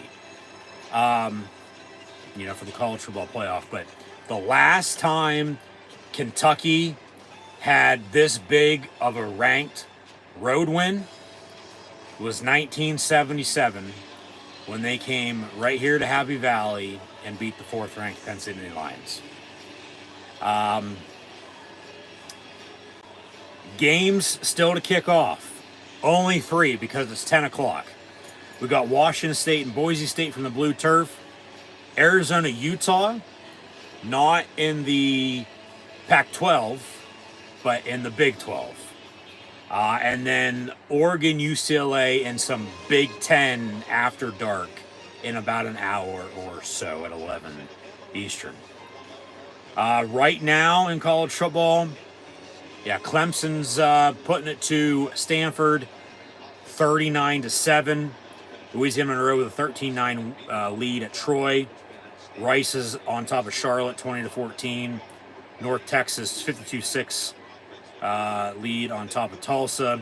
Yeah, Alabama's blown out Georgia 30-7. Ohio State's also blown out Michigan State 38-7. Penn State with the turnover, and Illinois got it. Jesus fucking Christ.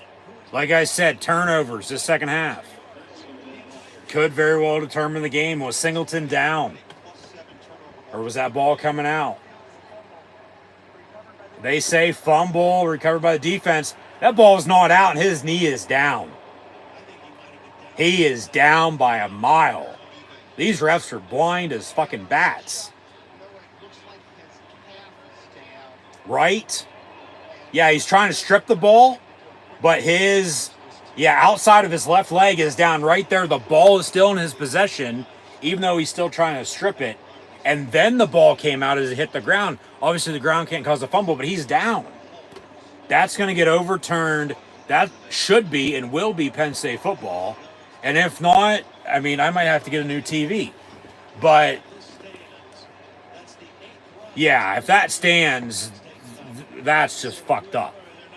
But he's clearly down. This has to be overturned, and it's going to be Penn State ball, not Illinois ball, 1st and 10. So they're thinking about it. Hopefully they tell us something good. And now they're saying he's down. It's overturned. Penn State ball still.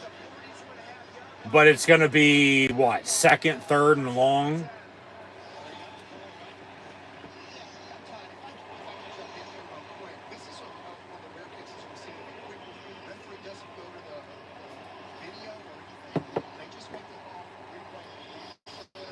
Okay, they say 1st and 10. Well, yeah, because it would have been a change of possession. And then they maintained possession.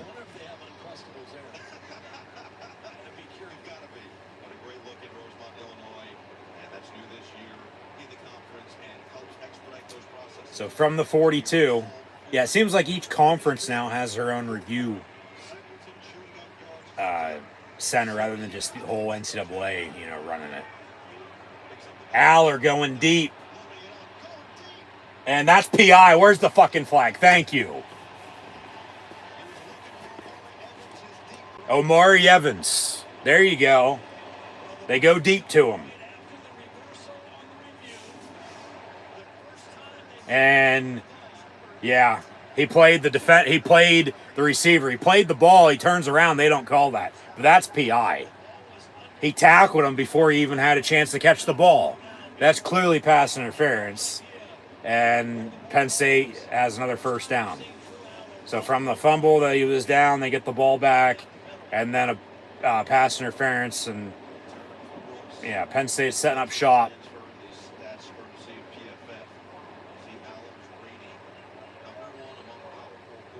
Let's punch this in. Keep running the ball. So they take one shot, and they get a pass interference out of it. But it's still only 15-yard penalty, not a spot foul. But 1st and 10 at the 42. Singleton, though, gets about 18 yards on that run. So 1st and 10. Go about 15 or so, officially. Right up the middle. Starts up front. Give a little block to run, and they are. He's hitting the hole and going.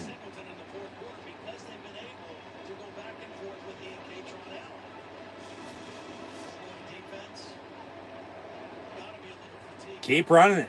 Tire him out. From the 29, 1st and 10. Handoff, nowhere to go.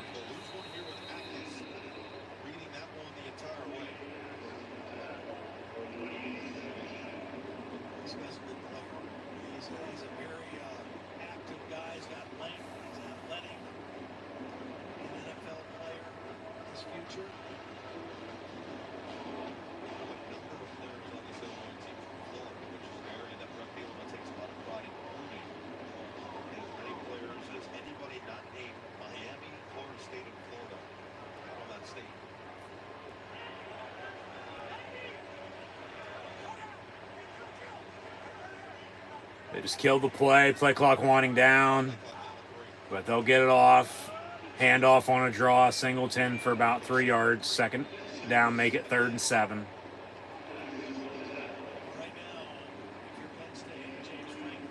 You want to work this clock as much as you can. You want to keep running the football. Like I said, you missed a field goal. You could have a 10-point lead right now. Easily kick it for sure again, but you missed a field goal. You go for it, as they already did after a missed field goal. You go for it again. You kick a field goal.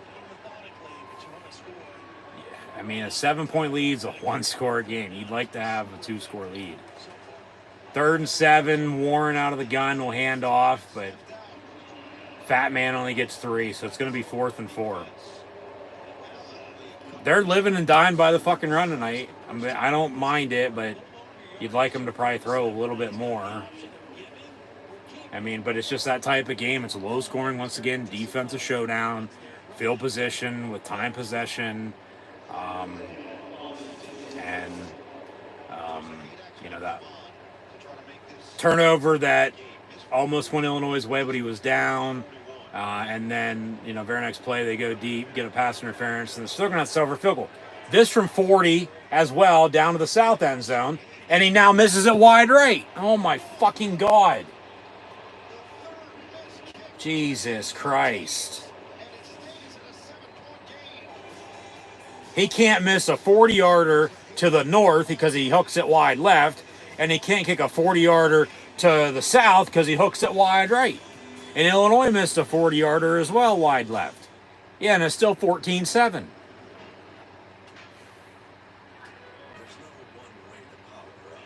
Back to the defense, needing a stop. And they got a kicking problem. That's for damn sure. Like, they can't even get a free, not gimmies, but, that's 6 points left off the board. And you're up by 7 here with 8 and change to play. So back to the defense, needing a stop. And maybe that turnover will come this way now.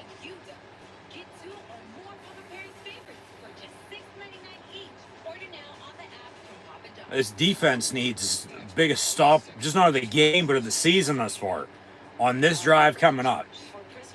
I mean, seriously. Because just... my God.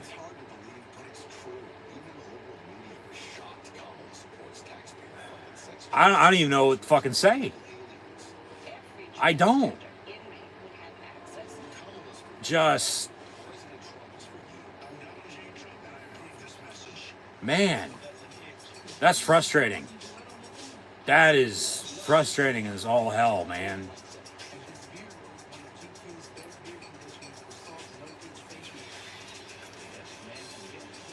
Just, oh my God.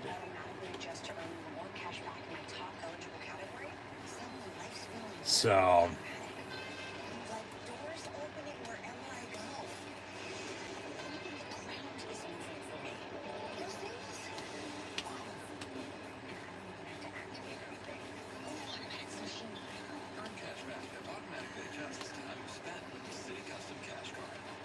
yeah, I'll leave it at that for now because I don't know what else to fucking say right now. I don't. That's just frustrating. Like, how? Seriously, how?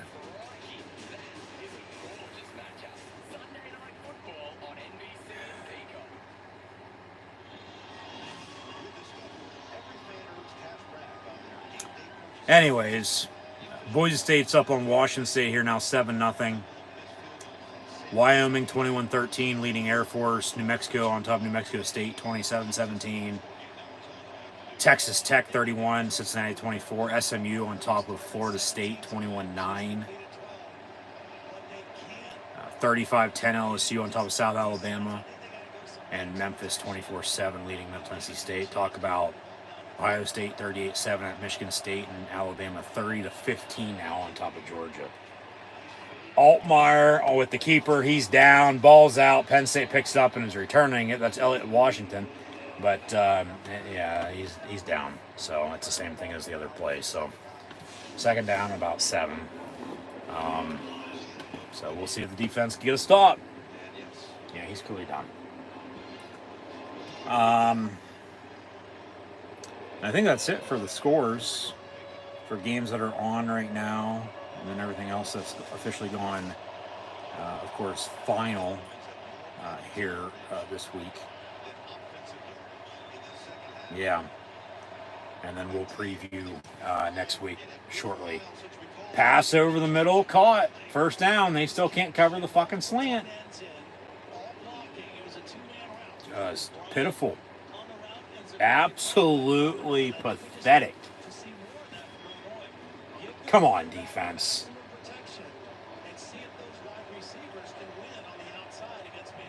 From the 44.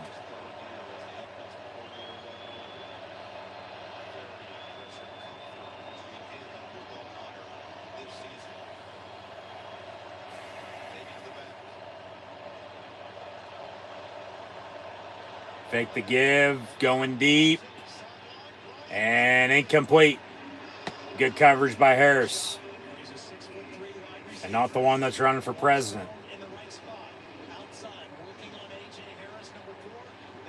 Because if it was her, that would be a fucking Illinois touchdown right now.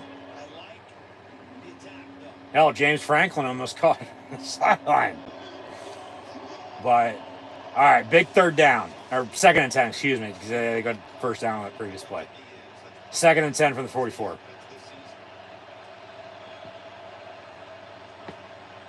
It's a hold. That is a hold. 6 yards to the 50 to midfield. Come on, D. Seriously, get a fucking stop here. 3rd and 4 with a 7-point lead.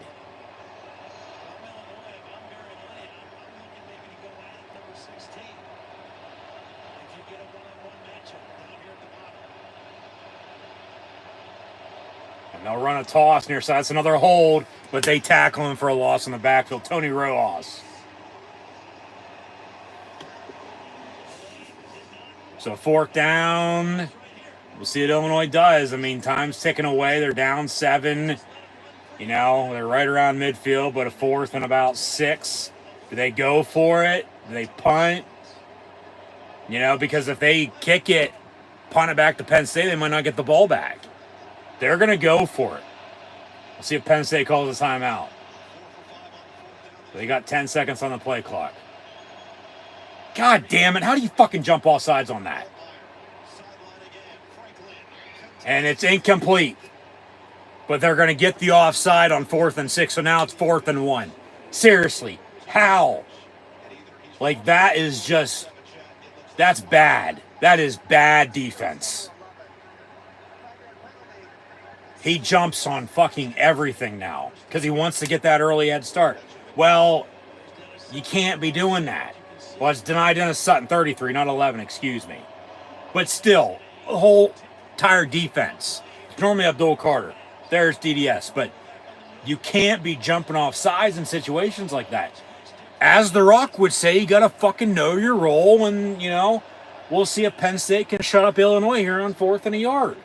6 minutes to play. Up 7, 14-7. Come on.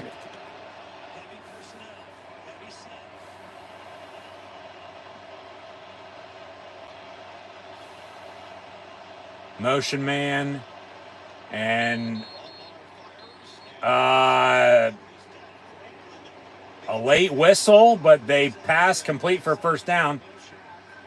And now we got a false start on Illinois. Back them up to 4th and 6.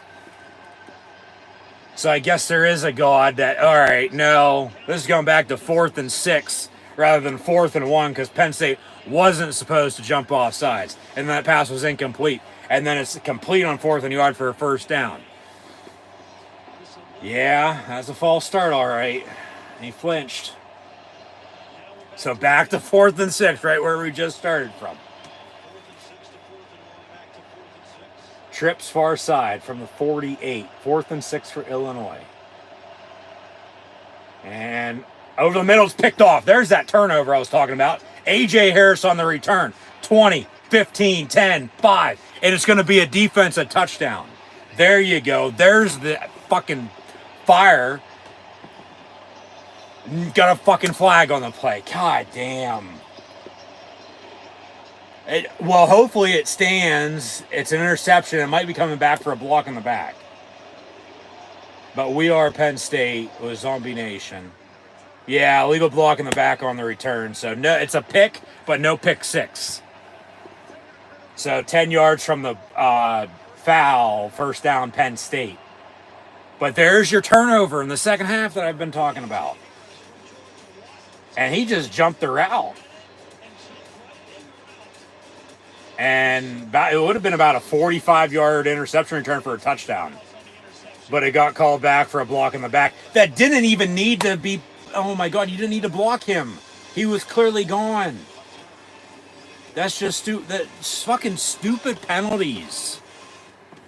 Like, they need to clean up their act, man. Good God, that's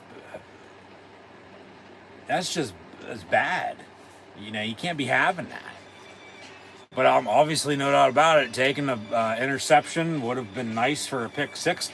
But hey, guess what? The good thing about that interception and the penalty on the return is now, you know, they're going to have, what, 1st and 10 ball, probably 30, 35, 40-yard line at the latest, you know. Might even be a little bit closer than that. But with, you know, not a lot of time left, they have a running game. You're going to run the football and work more clock. You can go drive and score. You know, all right, you're up 21-17 then with a touchdown. Maybe make a fucking field goal tonight inside of 40 yards or at 40 yards. You know, not reliable by any means from 40 tonight. But, you know, that's 6 points off the board of those two missed kicks. You do the math, you're up 20-7 already. Score again 27-7. You know, who cares about the 18-point spread? The over-under is about 48. But, you know, just find a way to win. But still, man, just some stupid shit, but they still, you know, get out of the jam. But, you know, you're not going to want to, you know, all the games, you know, doing this. But at the same point in time, good teams, you know, find ways to win.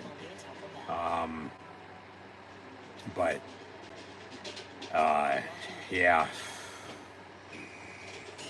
Just run the ball, work clock, go drive and score.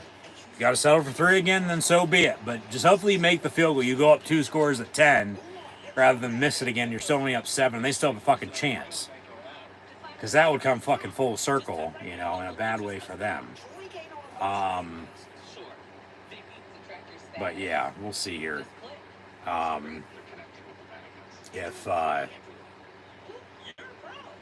Well, just really what happens. But yeah, if they drive and score, game's over. You think for the most part, the crowd will probably start filing out after that. But just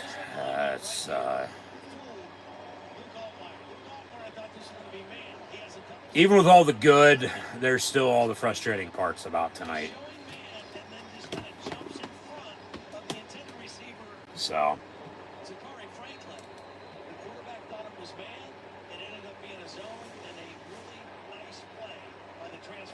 So 1st and 10, you ball at the 41-yard line. So Aller gonna throw it. Pass caught. Luke Reynolds for about 8 yards. And that was Luke Altmaier's first interception of the year, too, I might add. So they've been, you know, good with the turnover margin. Like I said earlier, they're +7, now +6, obviously. But that's a costly one, especially on the road. So Penn State, 2nd 2. Run the goddamn ball. Work this damn clock. There's no need to be throwing. Handoff, Fat Man, but he's going to lose 2 yards, so it'll be 3rd and 4. But drain the play clock. This is going to be that drive. They only take a fucking minute off the clock before they got to give the ball back. And not get anything off the turnover. That's typical Penn State late in the second half.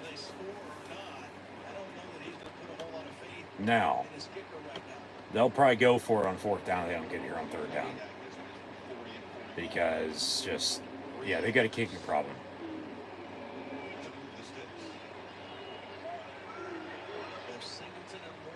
So an empty set on 3rd and 3. Now out of the gun, back Singleton to his left. And Aller over the middle caught. Tyler Warren first down. Now run the ball. 3 fucking plays. Please and thank you and work this clock. Mm-hmm.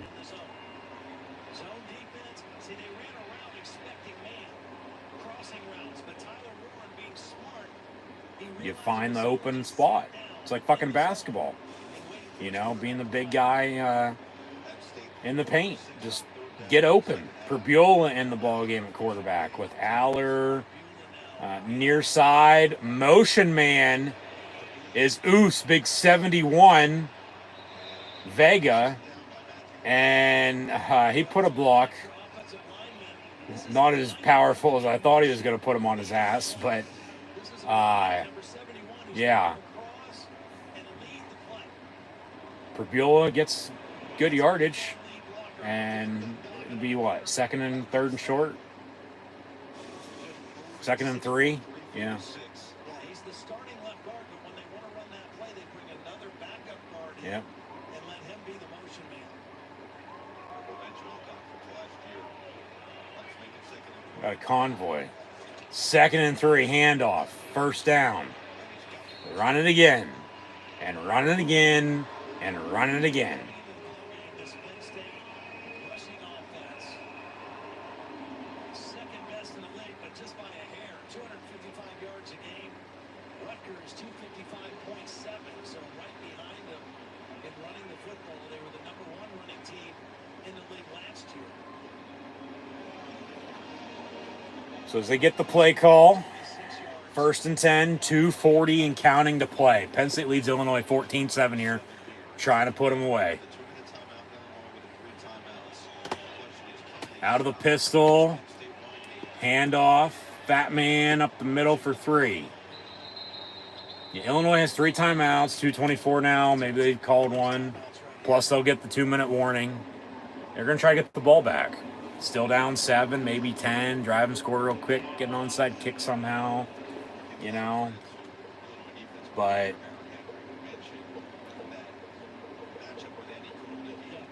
it's been a good game. It has been a good game. And if Penn State does end up winning this, holding on, you know, scoring 14 unanswered and a 14-7 lead, you know, they're not all pretty. You know, wins can be ugly, and they already have a couple of both, you know, so far this season. So, yep, they're both almost going to go over 100 for the 2nd time already this year. Yeah, that's balance. That's consistency, man. That's what I like to see in the run game. Yes, and keep running it.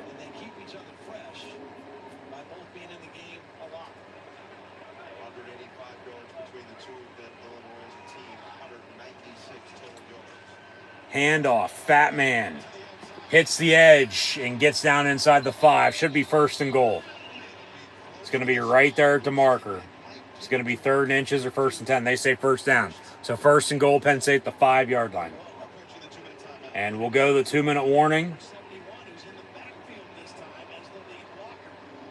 Illinois still has 2 timeouts, but at the same point in time, you know, really at this point, what's that going to help them out with? I mean, this game's going to boil down to that interception. Yeah, and the 2 touchdowns begin the game, and Penn State's touchdown to begin the 2nd half. And a lot of missed kicks, and a lot of penalties, and a lot of good defense in between.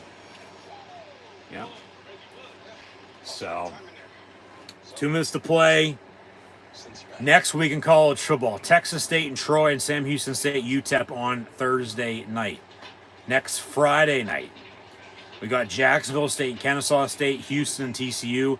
Michigan State will go to Oregon, and Syracuse will go to UNLV. That should be a good game next Friday night. next Saturday. Illinois is off. They play host to Purdue in 2 weeks. Penn State will host UCLA for a big noon 12 kick on Fox next Saturday at noon. So be sure to tune in live right here on YouTube for those live play, watch along reactions. Then, as Fox's big noon kickoff show will be on site on campus, right side of the BG. See the Bryce Jordan Center next Saturday morning. Next Saturday, I might add as well, Tennessee will be at Arkansas. Michigan and Washington, a national championship game rematch. USC at Minnesota. Clemson, Florida State. Baylor, Iowa State. Utah State, Boise State from the blue turf. Indiana will be at Northwestern. We'll see if that game's going to be on the lake or at Wrigley. Rutgers at Nebraska should be interesting. Purdue, Wisconsin. Texas Tech, Arizona. And with Penn State hosting UCLA next Saturday at noon, seems like we'll also be watching Missouri and Texas A&M. We'll see what other games are on at noon. There's still kick times still to be determined at this point in time, so we'll see about that. But those two games for sure, probably. Penn State one, most definitely. But SMU at Louisville, UMass, Northern Illinois, BC will be at Virginia. So we'll see if former Penn State head coach and Bill O'Brien can win in Charlottesville, unlike the Blue and White did in 2012, because of kicking issues, as we've seen tonight once again against a fellow Orange team. Pitt at North Carolina, Wake Forest, NC State, Navy, Air Force, Army at Tulsa, Tulane, UAB, Western Michigan, Ball State. Georgia will host Auburn. Ohio State will host Iowa. Ole Miss at South Carolina. And with 2 minutes to play on first and goal from the 5-yard line, Penn State scores, and that should about do it. Katron Allen, a 5-yard rushing touchdown, and gives them a 20-7 lead as they struck the line and scored. Minute 55 to go.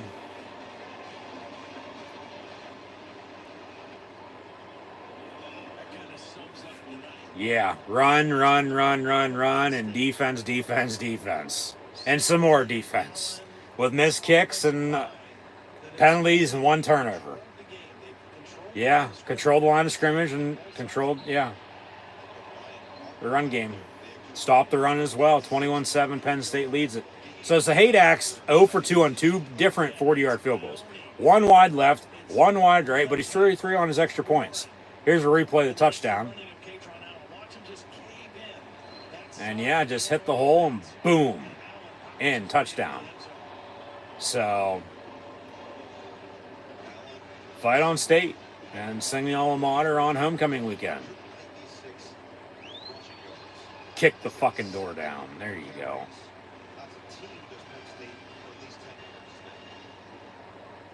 And we are. He could tell coming out of spring that the offensive line was going to be good. That they were working together. Their chemistry was good. He was very encouraged by it. I've been impressed by them tonight. They've been physical. They come off the ball with physicality. This Penn State run game is for real. Yeah.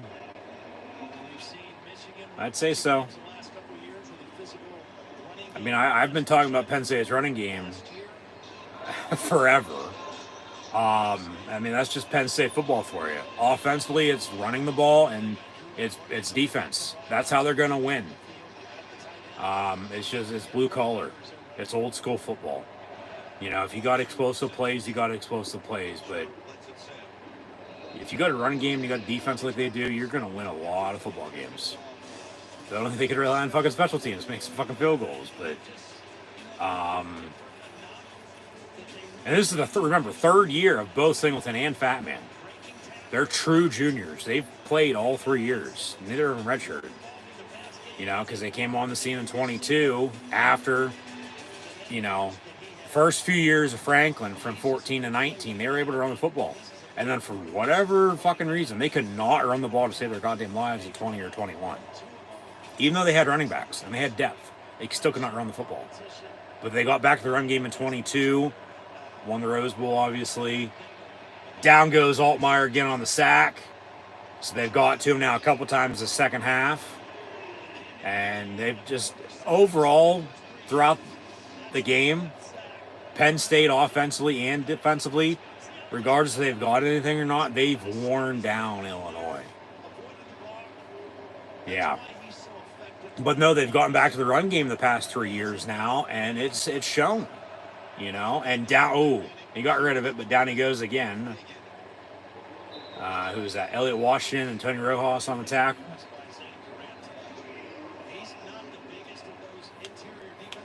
But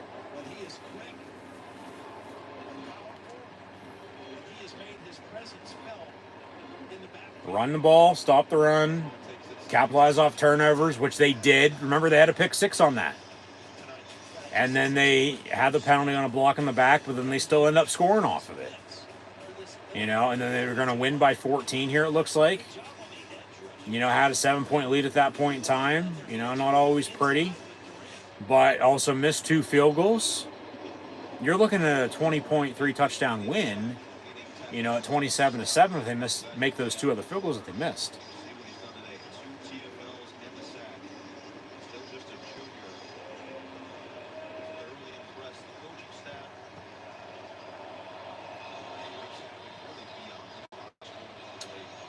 So 21-7 here from the 23-yard line, 3rd and 12 for Illinois after a timeout with 1:18 to play.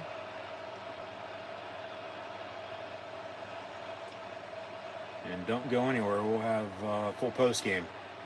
As Altmaier escapes a sack, pass. Oh, almost picked off again. It's incomplete.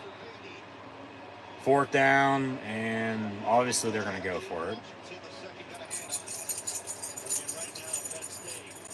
So we'll see here now what they draw up. 4th and 12. They got to get a first down to keep the drive alive, keep the game alive. Because Penn State can just take a knee if they get the ball back here. Probably 2 knees, honestly.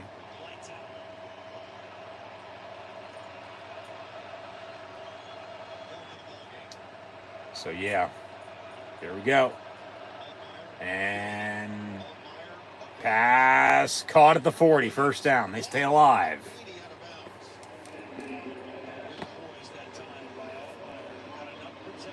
Rather than BG staying alive, how about we get the fucking Blues Brothers out there, Penn State defensively, and take out the Illinois, State Police.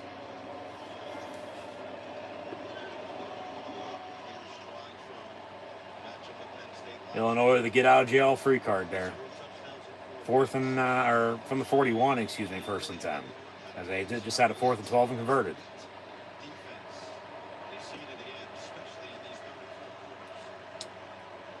And Altmaier gonna get sacked, but gets rid of it, and it's complete. And he gets out of bounds at the 38. So 1st and 10 again. But did the ref lose his hat, or did he throw it because he couldn't reach his flag?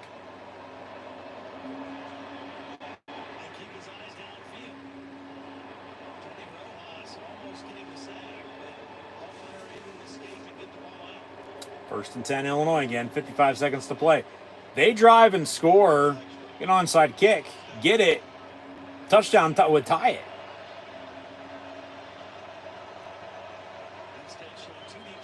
And timeout Penn State. Timeout Penn State.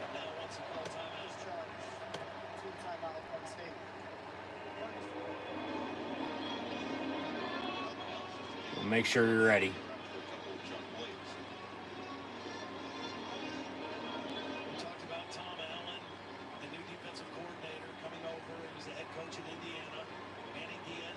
Yep.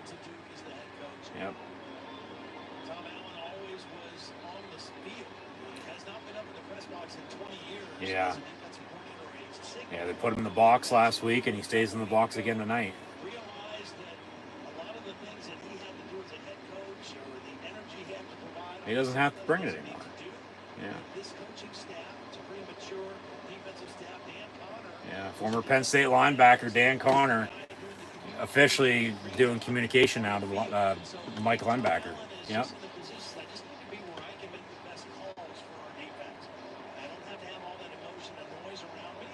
So Dan Connor might be working his way up here before too long on the Penn State coaching staff. Him, Leslie, Sean Lee, that was a group. 1st and 10 from the 38. Generations of greatness. Down he goes again on the sack. 2nd and long.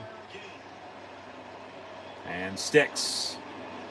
Bill Carter wearing that number 11 that LeVar wore. Of course, they're honoring once again the 94 team this weekend during homecoming. And they didn't have a hell of a lot of close games then because offensively they were blowing everybody out, but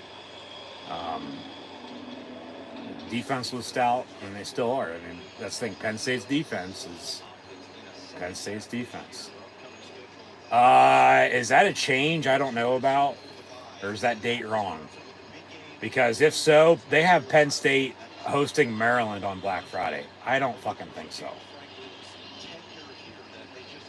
They'll host them on November the 30th, not the 29th. That date has to be wrong.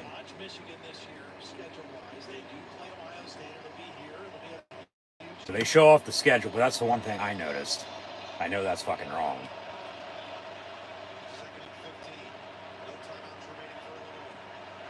Unless they changed it, haven't told anybody yet. Altmaier's pass incomplete on 2nd down, so 3rd down and 15 with 42 seconds left. As he got knocked, a good one there. But yeah, they show off the schedule. It's still finish this game, and then it's 1-0 next week with UCLA before they got to go to USC and then another bye week. But we'll get into all that later.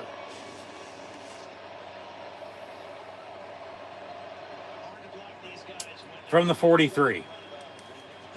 3rd and 15. And he gets rid of it. There's a flag on the play. Might be coming back for a hold or illegal hands to the face.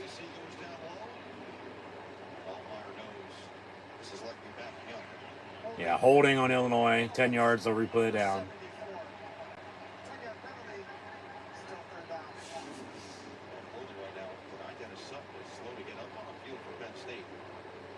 Yeah, that's clear to hold. They threw him down, yeah. He's probably cramping.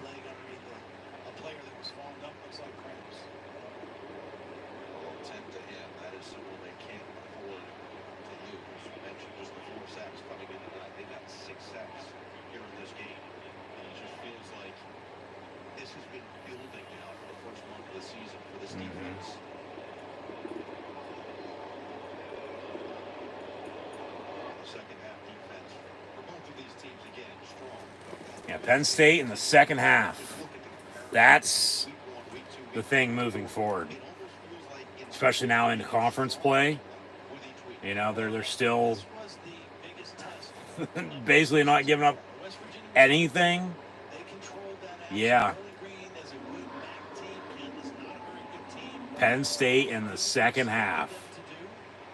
This was an undefeated Big Ten team with 2 wins against ranked opponents coming in here.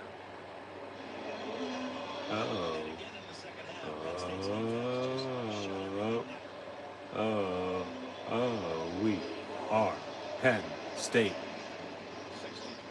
3rd and 25.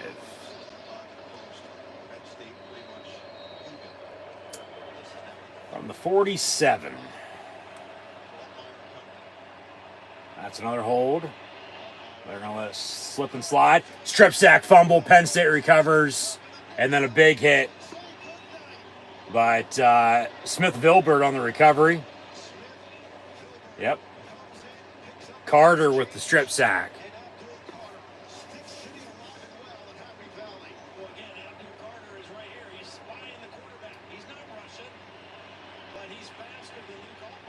Generations of greatness. Penn State still playing Penn State football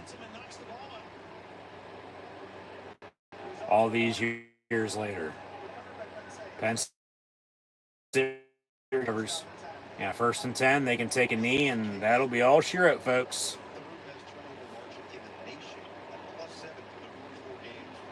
And we'll send the Fighting Illini of Illinois back to Champaign. We don't want to pop a bottle. We're only going to be 4-0. That'll be for later on this season.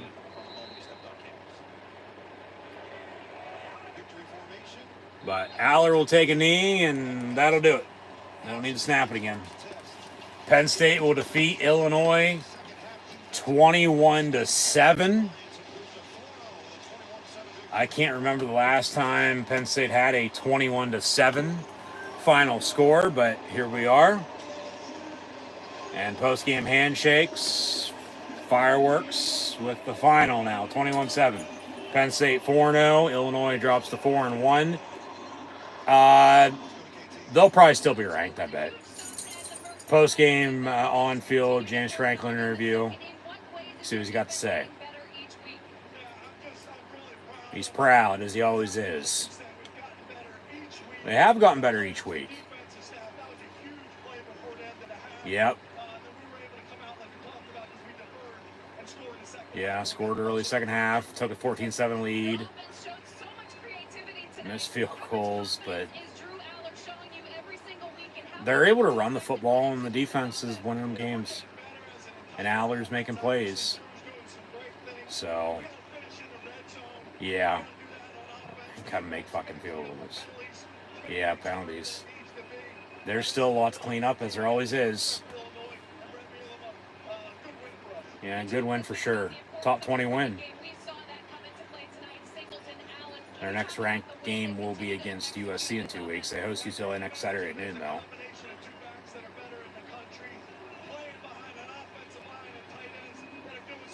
Yep.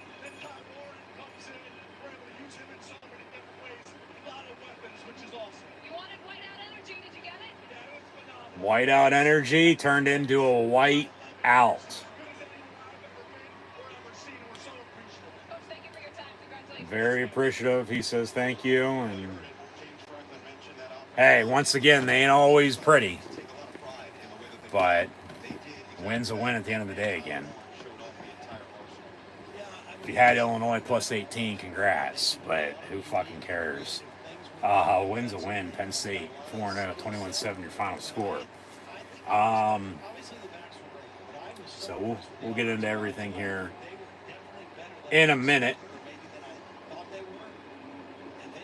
But the 2024 Blue and White Penn State Lions win on homecoming weekend and do all the blue and white before them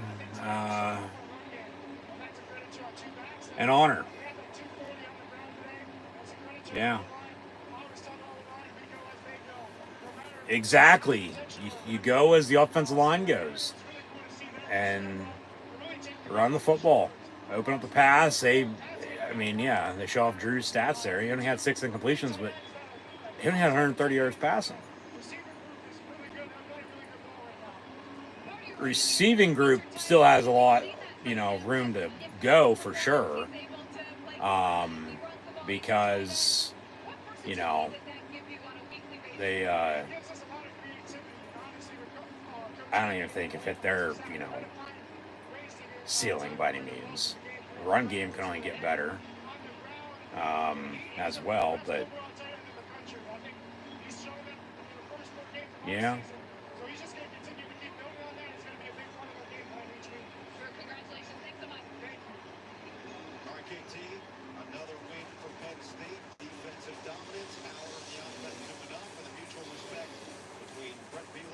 So, Penn State defeats Illinois 21-7. They'll take a break. Get back to it here once again shortly. Bielema now 3-5 against Penn State all time. With a few wins at Wisconsin, 1 at Illinois. I'd turn on ABC if I were you.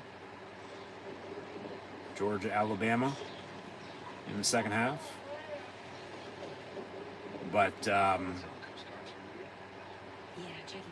win's a win, you know.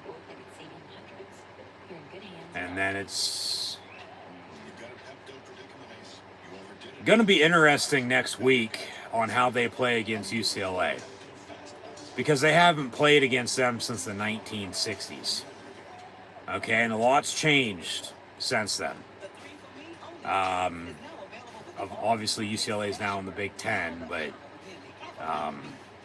tough stretch, you know, from losing to Indiana after beating Hawaii week 1, and then a bye week, losing to Indiana, losing to LSU. They're at home tonight against Oregon, but then they come here next week. So how are they going to look? Are they going to be, you know, how they've played the past few games, or are they going to be sick and tired of, you know, being sick and tired and, you know, show up like a whole new team next week? Like, that's why I feel like everybody's thinking, oh, well, UCLA, they suck. You know, they're going to come in and, you know, Penn State's going to roll. Well, yeah, Penn State's had a game, you know, good, had a close call, you know, blowout last week as they ring the victory bell on homecoming weekend, because here, you know, tonight it was a close dogfight. It was. So it seems like they're already saying alma mater. No Eagle and Todd Blackledge. To recap here. Yeah.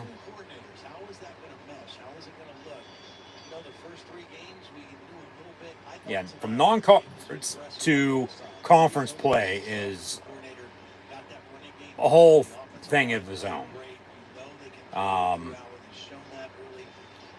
And that's why I said at the start, just keep doing what you're doing.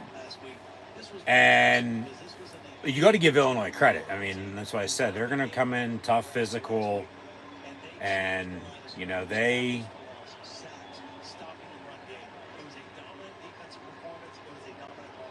had Penn State early. But Penn State scored 21 unanswered. Illinois scored, 5-6 minutes into the game?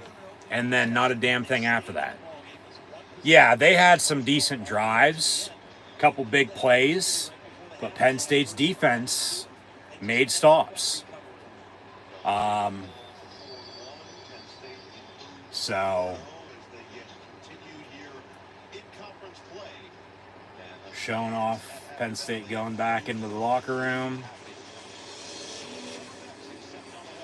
Your late local news, except for the West Coast, obviously, because it's not 11 o'clock yet. But that'll do it for NBC. Hey, there's the Big Uglies. They'll sign off, but we ain't going anywhere. So stay tuned. And we are Penn State. All right, so that does it for NBC. It's almost 11. Yeah. Let's switch these games from one TV to the next.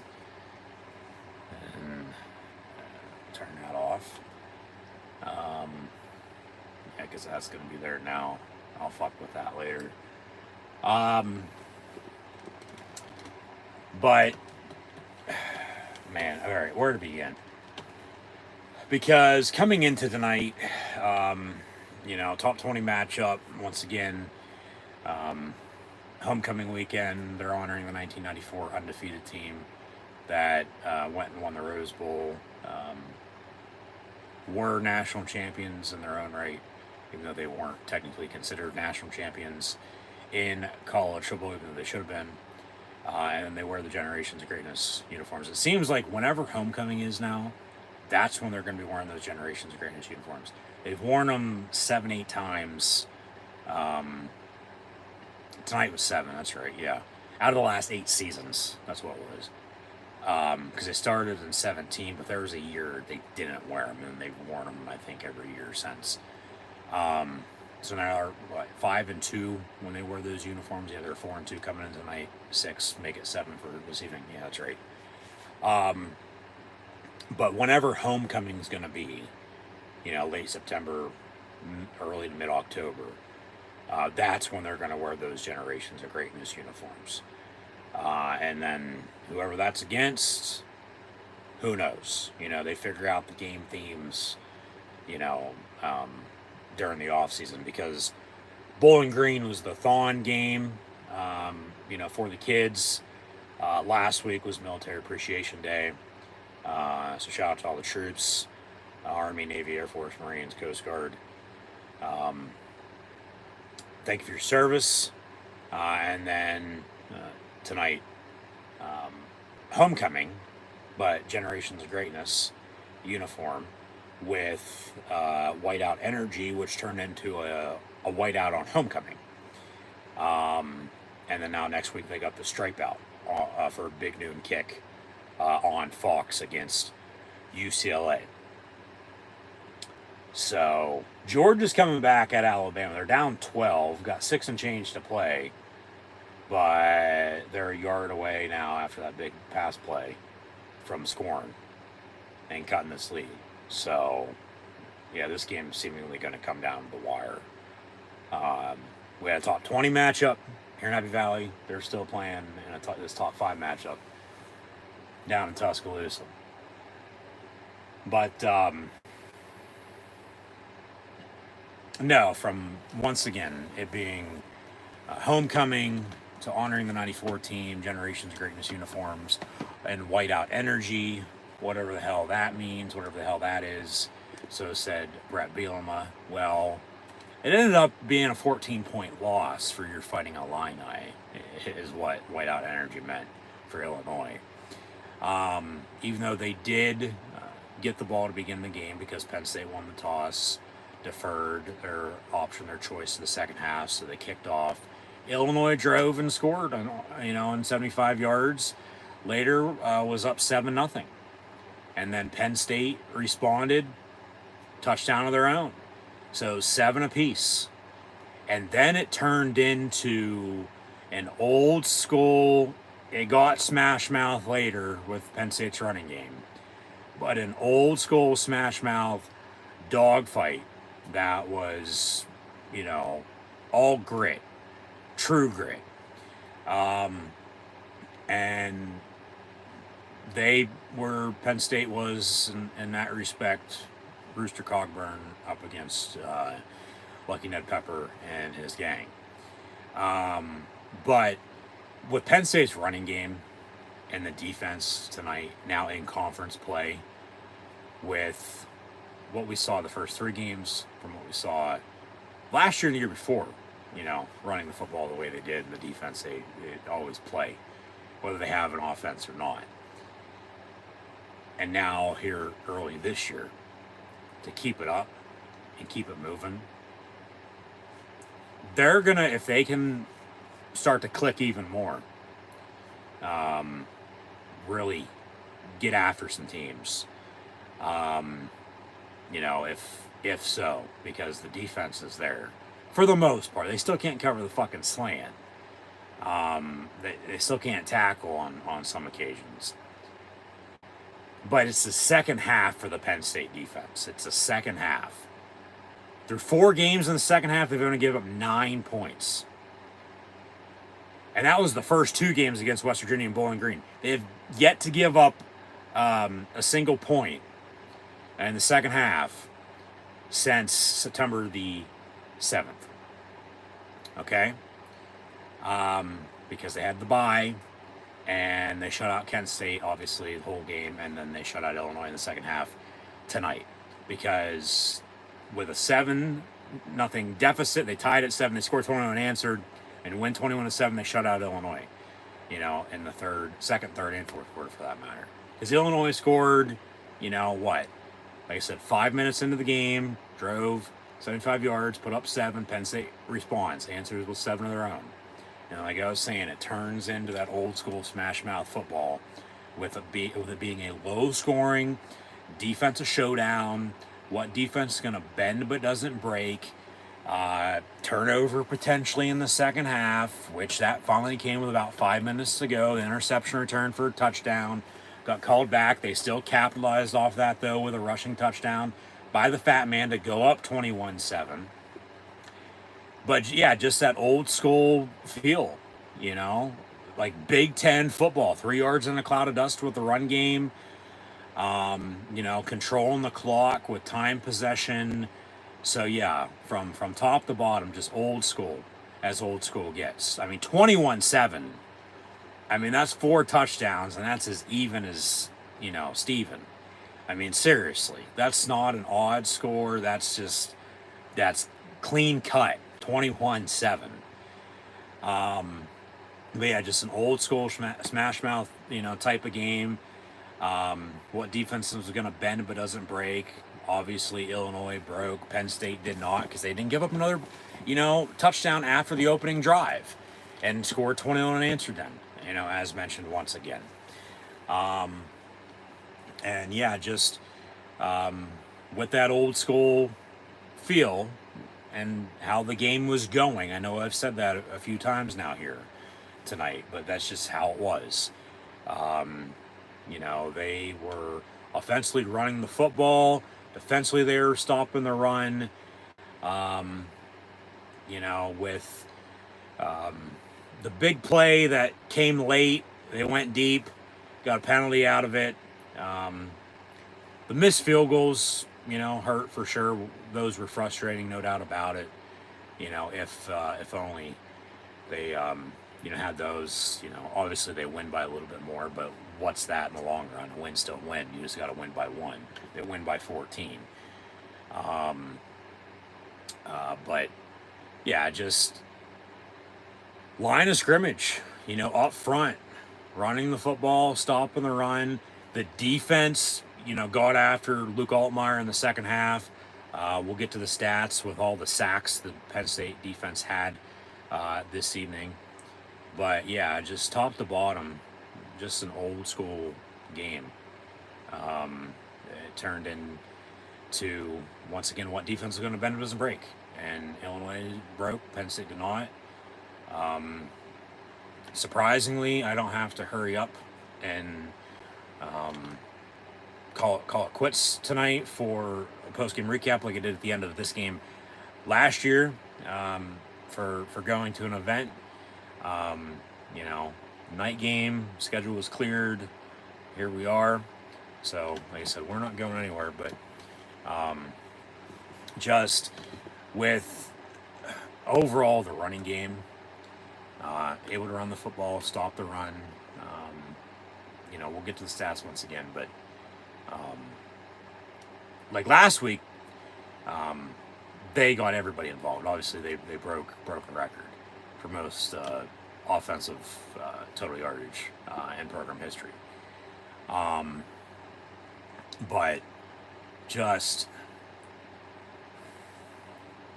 as Georgia scored, it's 33-28, and then there's a miscue on the kickoff return that sets Alabama back up a ways.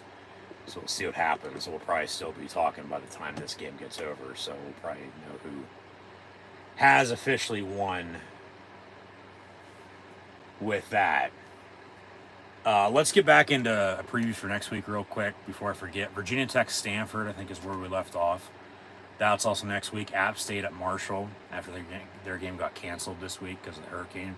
Miami, Ohio at Toledo, Bowling Green, Akron, East Carolina, Charlotte. West Virginia goes to Stillwater to take on Oklahoma State. Alabama will be at Vandy, Colorado State, Oregon State. ODU, Coastal Carolina, South Alabama, Arkansas State. With James Madison, Monroe, Louisiana Lafayette, and Southern Miss. Nevada, San Jose State. UCF will be at Florida. Duke, Georgia Tech, Kansas, Arizona State, Hawaii at San Diego State, and Miami at Cal. Next Saturday night will host College Game Day in the ACC. Cal and Stanford, yes, in the ACC. It doesn't make any sense, but they announced earlier Miami at Cal is College Game Day next week. with big noon kickoff on Fox here in Happy Valley for UCLA and Penn State. So be sure to tune in then. So yeah, like I said, we'll see what happens at the end of this game here. And we'll let these final stats and scores upload and get those straightened out. And then we'll, go from there. But yeah, sloppy would be a good word to describe tonight. Like I said, win's a win. Ain't always, pretty. For sure, an ugly win, but a win's a win at the end of the day.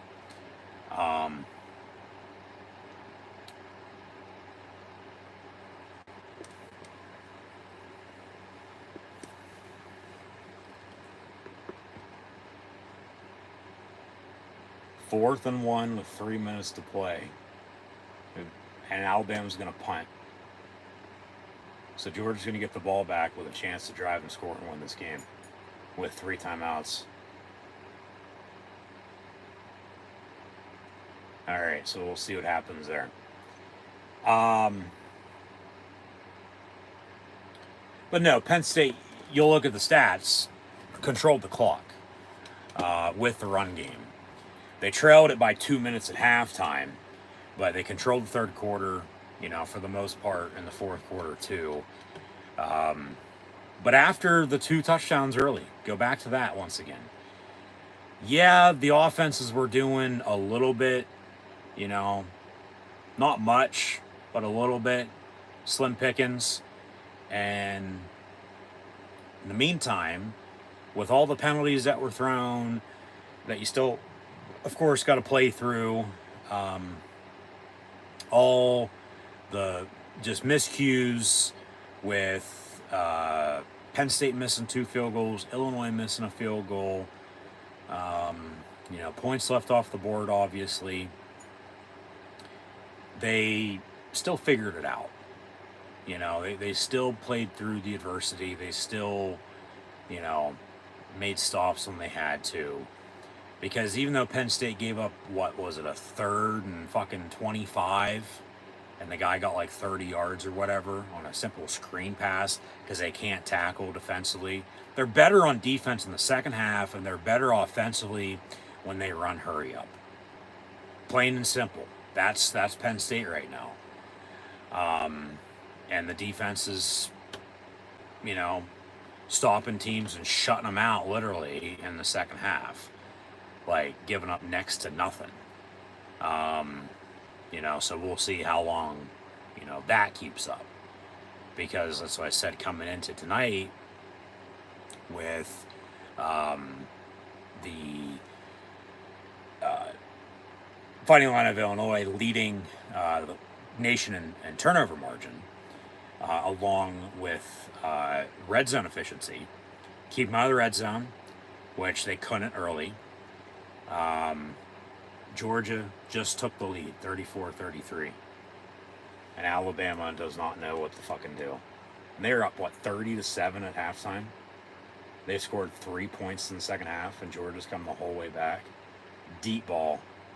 Going for the Thunder, if you will. Penn State, Georgia back in 1982 in the national title game. And they score. Wow.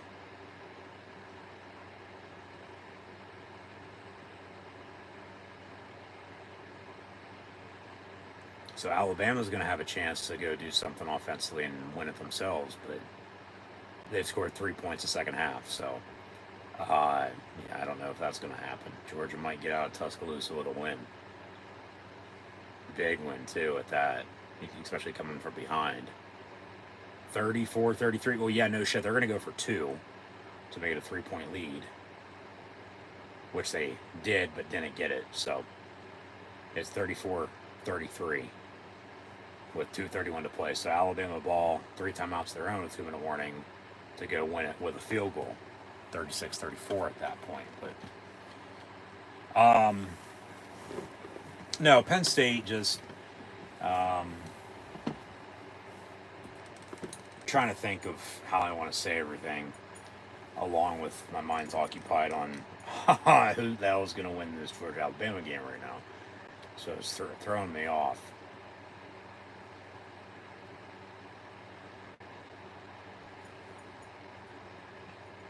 And they go deep. And they make a play. And he's off to the races. Holy shit. And he's going to score. Oh my God. One play after Georgia went deep and scored to take the lead, Alabama responds with a deep ball of their own and scores and retakes the lead. So Georgia's still going to have another chance to get the ball back. Still with 3 timeouts and 2 and change before the 2-minute warning to go potentially tied up at 41. Alabama's going to go for 2 here, 39-34. Go for 2, make a 7-point lead at 41-34, but then, maybe even win it if they don't get the 2. I just talk about, Penn State, Illinois being crazy earlier. This game's crazy.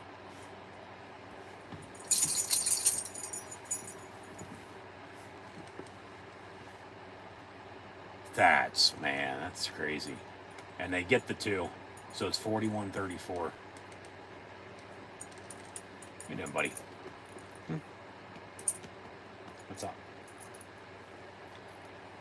All right, yeah, 41-34 Alabama on top of Georgia. 2:18 to play. Both teams have 3 timeouts and 2-minute warning. But, yeah, Penn State, the offense I don't think looked as good as, they've looked tonight, no doubt about it. But you got to give credit to Illinois' defense. Brett Bielema at Wisconsin, Arkansas, and Illinois, he's for the most part always had a good defense. And like I said, for him, whiteout energy, whatever the hell that means, well, it means a 14-point loss for you. So they did fuck around and they found out. As Penn State's now, won 5 of 6 from Illinois. Beating them at home, I might add, if I'm not mistaken, for the first time since 2015. Yeah. Let me check on that. Because obviously they went out there last year and won. Illinois came here in 21 and won. No, they beat them in 20. That's right. That was that extra game at the end of the season because the Big Ten, wanted an extra game because of, not playing early when everybody else was. And they called it championship weekend or whatever. That's right. Illinois came here. And that was the day Bielema got hired to Illinois, too. That was when we got 2 fucking feet of snow right before Christmas. That's right. So, technically, yeah, that's the last win at home for Penn State over Illinois. Before then, in the regular season, I believe it would have been 2015, if I'm not mistaken. Because we went out there in 18 and won on a Friday night. 16, 17, and 19, I know they didn't play. And 15, they played here on Halloween. And Penn State's played Illinois a few times on Halloween, I might add, and they've shut out Illinois a few times throughout program history, too. So they're now 22 and 6. Where's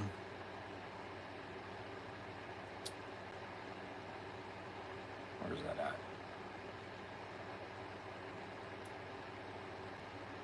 I have it here. Yeah, 22 and 6 all time against the Fighting Illini. Won 5 of 6.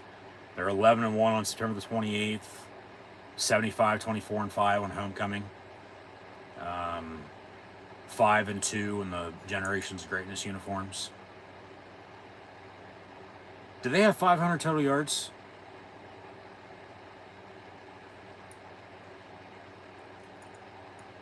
Because remember, they offensively, I don't think so. They might have had 4 something. Yeah, 374. Because they were, like I said, top 10 offensively. And top 10 defense. Defense really won in the game tonight. Yeah, they did. With the run game. Even though they couldn't tackle to save their lives, and the refs couldn't see to call penalties, and they were calling penalties that weren't penalties, until late, and then weren't calling the penalties that should have been called early.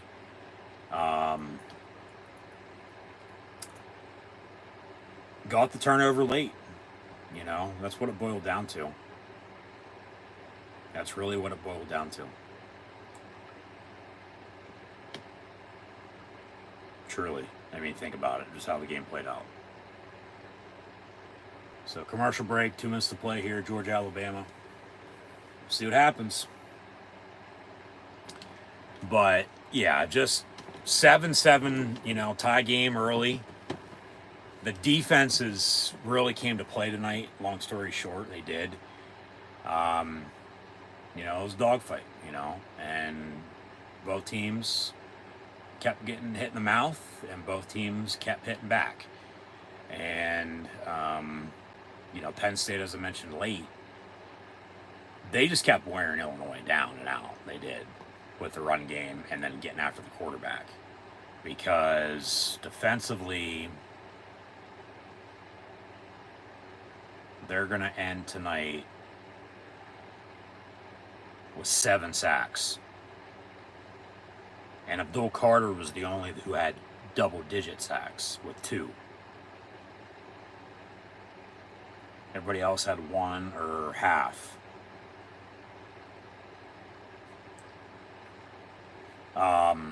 So, yeah, it was just that low-scoring defensive showdown. It was. Until somebody got in a groove and somebody got something going. And with it being 7-7 and, you know, neither offense really able to score anymore because the defenses started to hold down the fort. The special team third phase of the game came into play. But then Penn State missed a 40-yard field goal. Illinois missed a 45-yard field goal prior to halftime. And it was still 7-7. Like I was saying then, it could have very well been a 10-7, 10-10 game. Penn State could have had a, you know, 3-6-10 or 3-6-7-10 14-point swing from late second, early third quarter, you know, with potentially what they were going to get, you know, with getting a stop there. But then prior to halftime, they couldn't do anything. But coming out of the half, tied at 7, they drove and scored to begin the second half, just as Illinois started the game off with. And just as they started their first offense drive off tonight, I might add as well, and had momentum and rhythm on their side. And then it was still, all right, just back and forth, like something's got to give here before too long. You know what I mean? And that's why I was saying, like, it seems like they just wore them out because they started, or they continued to stop the run, but they started to get to the quarterback, and then they kept running the ball offensively, and just, they didn't look back after that. They didn't. And, you know, once again, a win's a win at the end of the day. 21-7 your final score. So, yeah, we'll see what happens here at Georgia and Alabama. We're going to have to drive and score to tie it at 41 now to force overtime. That'd be something this game goes to OT. But, yeah,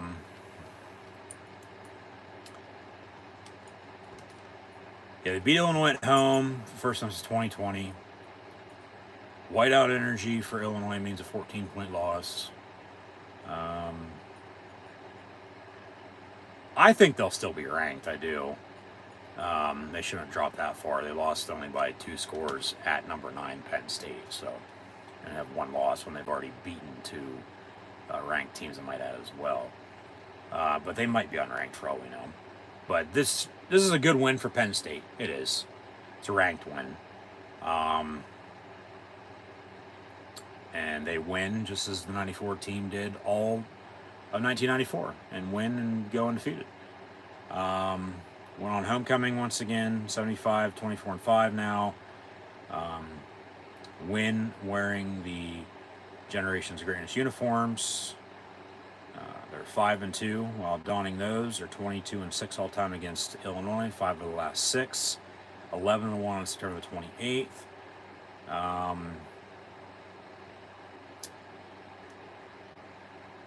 What else?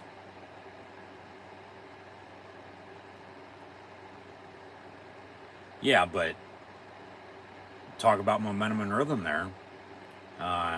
Keep doing what you're doing, and that'll, domino effect in the next week as well. Keep doing what you're doing. Keep running the football. Aller, like I said, I don't think the offensive just passing game, because they didn't need it to, by any means. I mean, it would have been nice on some plays. Don't get me wrong, but wasn't there as good as it's been so far this season. But I get you're gonna, have a, down and out every once in a while. Not look as good as you once did, or used to, or what we're, accustomed to. I think that's the thing. The 4 games, big win, close call, blowout, and then another close one. So there's inconsistency there. So, looking ahead, that's what I was saying with UCLA. Like, a lot of people were probably thinking they're going to come in and get their ass kicked and Penn State's going to blow them out and, all that. But like I said, like, UCLA might be fucking sick and tired of being sick and tired by the time next week rolls around. But it's going to be a 9 a.m. local kick for them, even though it's noon here on the East Coast. UCLA at Penn State next week. So we'll see if they're ready for that. But then they obviously go to USC, and then if that trend continues, even though defensively, like I said, they're a second half team, they're making stops, and offensively, they work better and hurry up, but they can run the football and they can stop the run. But special teams, they got a kicking problem. They do. Thought early, okay, they might, and then it's like, all right, no, now they don't, but they for sure definitely do now. That's a given. Especially when after the 2 missed kicks, they decided to go for it on 2 different 4th down conversions. Didn't get the one. But yeah. Because remember early too, like drives, because of the time possession, both teams had the ball for about the same amount of time, but neither team after the 7-7 lead, both defenses settled down and settled into the game, and they cracked down and made plays when they needed to.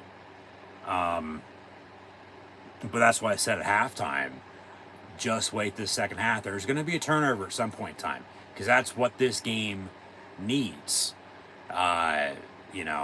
Just the type of game it was, low scoring, defensive showdown with, a strong running game, and you're stopping the run and no big plays, and, time of possession, just all that. There has to be a turnover at some point in time.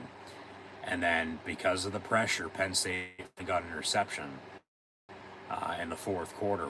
Returned it for a touchdown, but got called back for a penalty, and then they still ended up scoring off of it anyway, so that's all that matters.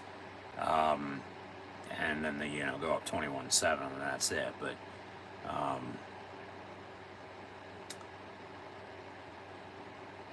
I think the things that are coming out of tonight, good or bad, keep running the football. A minute to play with a timeout here. 41-34 Alabama on top of Georgia. We'll stick around and see who wins it. I'm trying to buy myself some time right now as well before we get to these stats. If you haven't noticed already, but let's see what happens on this play. Because we had explosive plays on back-to-back. They go deep again. And that's PI, but they don't call it.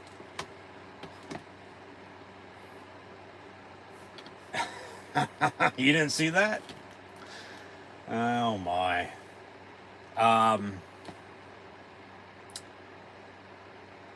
But they have a running game, which is crucial because that travels. Especially now you're going to get into the bulk of your schedule in Big Ten play, and they're going to have to go on the road, to a few, hostile environments.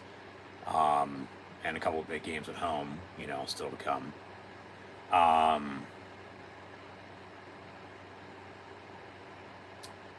But yeah, they have a running game. Penn State's defense is Penn State's defense, so that travels as well. If that's how they're going to have to win down the stretch with the run game and defense, then so fucking be it, I mean, seriously. It's how the Steelers win every week. Why not Penn State? But, like, each game's going to be different. No shit. Like, they, went from last week putting up all those yards to putting up about half of that total tonight. But that's just, because Illinois is tough and physical themselves, and you got to give them credit. You do.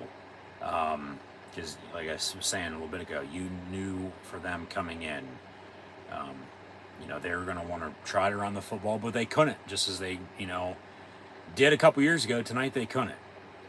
And it didn't go to 9 overtimes, thank God. Don't want to have to fucking sit through another one of those, unless they win. They lost those, so that's why I don't want to. But looks like Alabama's going to win. Yeah, Alabama's going to beat Georgia 41-34. Have a turnover.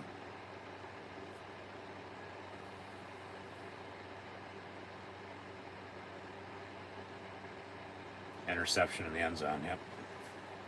So that'll do it there. I'm sure they might meet later on this year. Obviously, best of luck to Illinois down the stretch.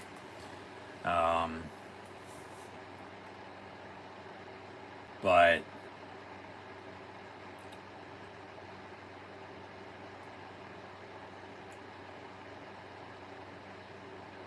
I'm trying to think of other good that came out tonight because, I mean,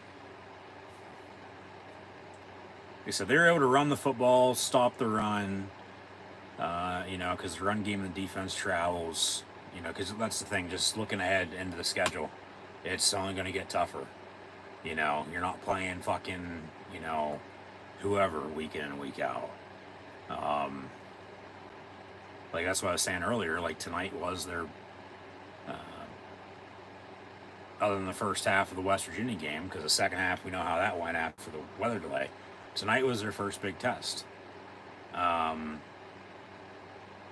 I mean, they got the job done. That's all that matters. A win's a win. We'll see what Franklin has to say in his post-game press conference. Because they're still battling some injuries. If they can get healthy, obviously that would help out, no doubt about it. But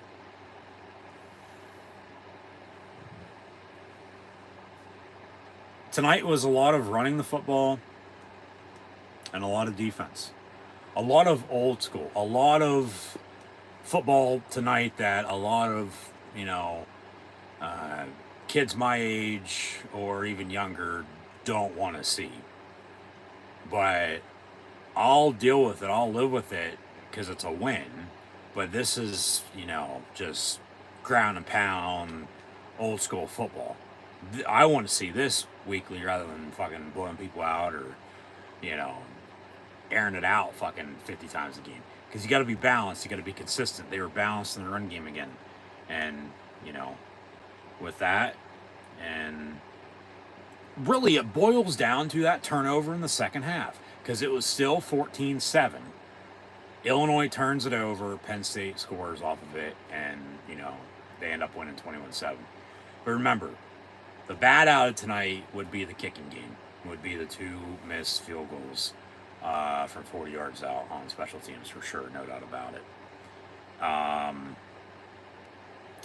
So we'll see who's kicking next week, to say the least. But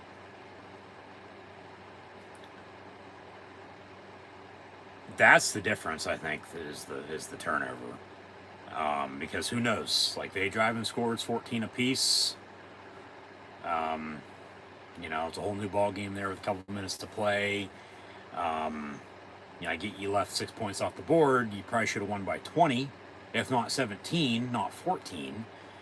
But Win's a win still at the end of the day. I mean, truly, a win's a win.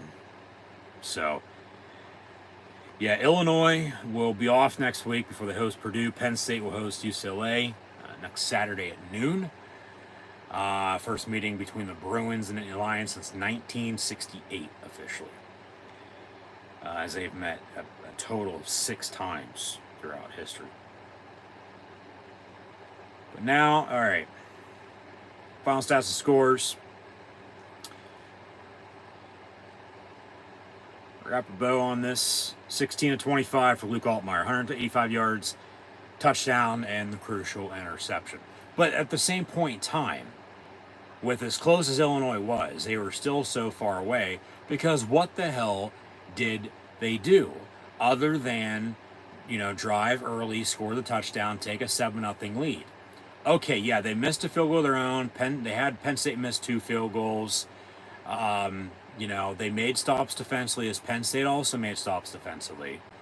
But Penn State's running game and Penn State's defense with officially 239 yards rushing on 44 carries for 3 rushing touchdowns.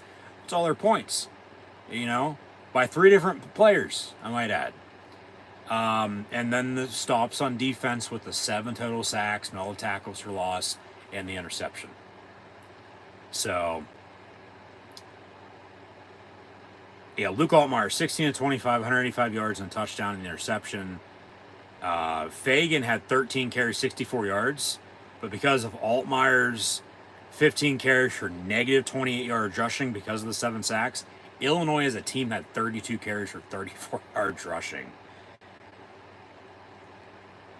Penn State on the flip side, Drew Aller was 15 of 21, 135 yards passing. But it was just one of those games. They didn't need to throw a hell of a lot, but you probably wish they would have on a few plays.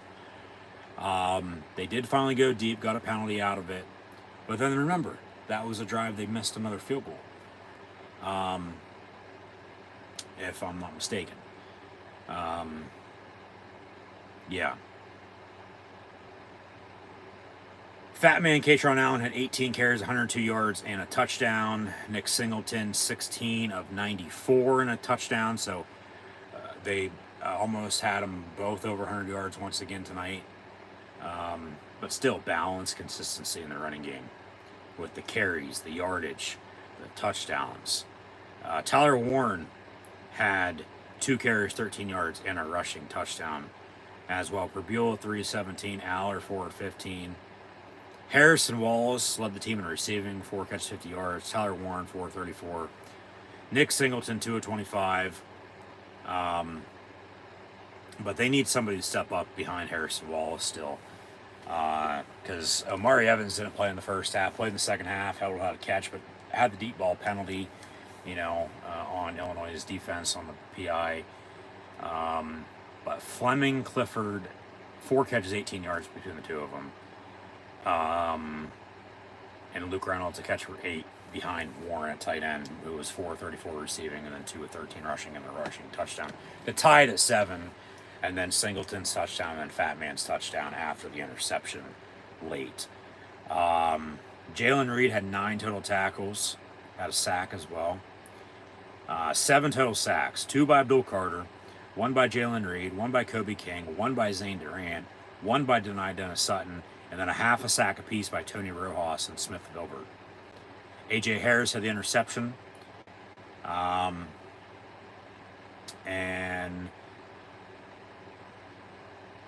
with everything that happened tonight, Penn State only punted once. It seemed like they would have punted a shit ton more, but they only punted once this evening. Because, of course, you look at the drives.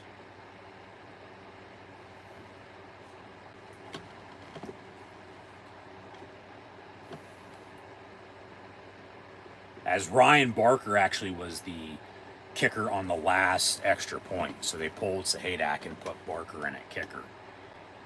Yeah, you had an Illinois touchdown. You had a Penn State touchdown. That took up 11 minutes of the first quarter. And then Illinois punted, Penn State punted, Illinois punted. Penn State missed a field goal and Illinois missed a field goal. So it's 7-7 at halftime. And then Penn State, touchdown early second half, momentum on their side, but it sort of slipped because Illinois, even though they punted, Penn State had a drive going, but it was a turnover on downs. But then Illinois punted again. Penn State missed another field goal, then the Illinois interception, and then the Penn State touchdown for sure seals it then at that point, 21-7. And yeah, that was that.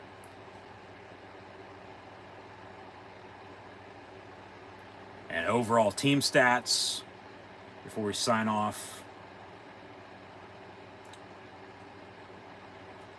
24 first downs compared to Illinois 17. There are 6 of 11 Penn State was on third down, 0 of 1 on fourth down.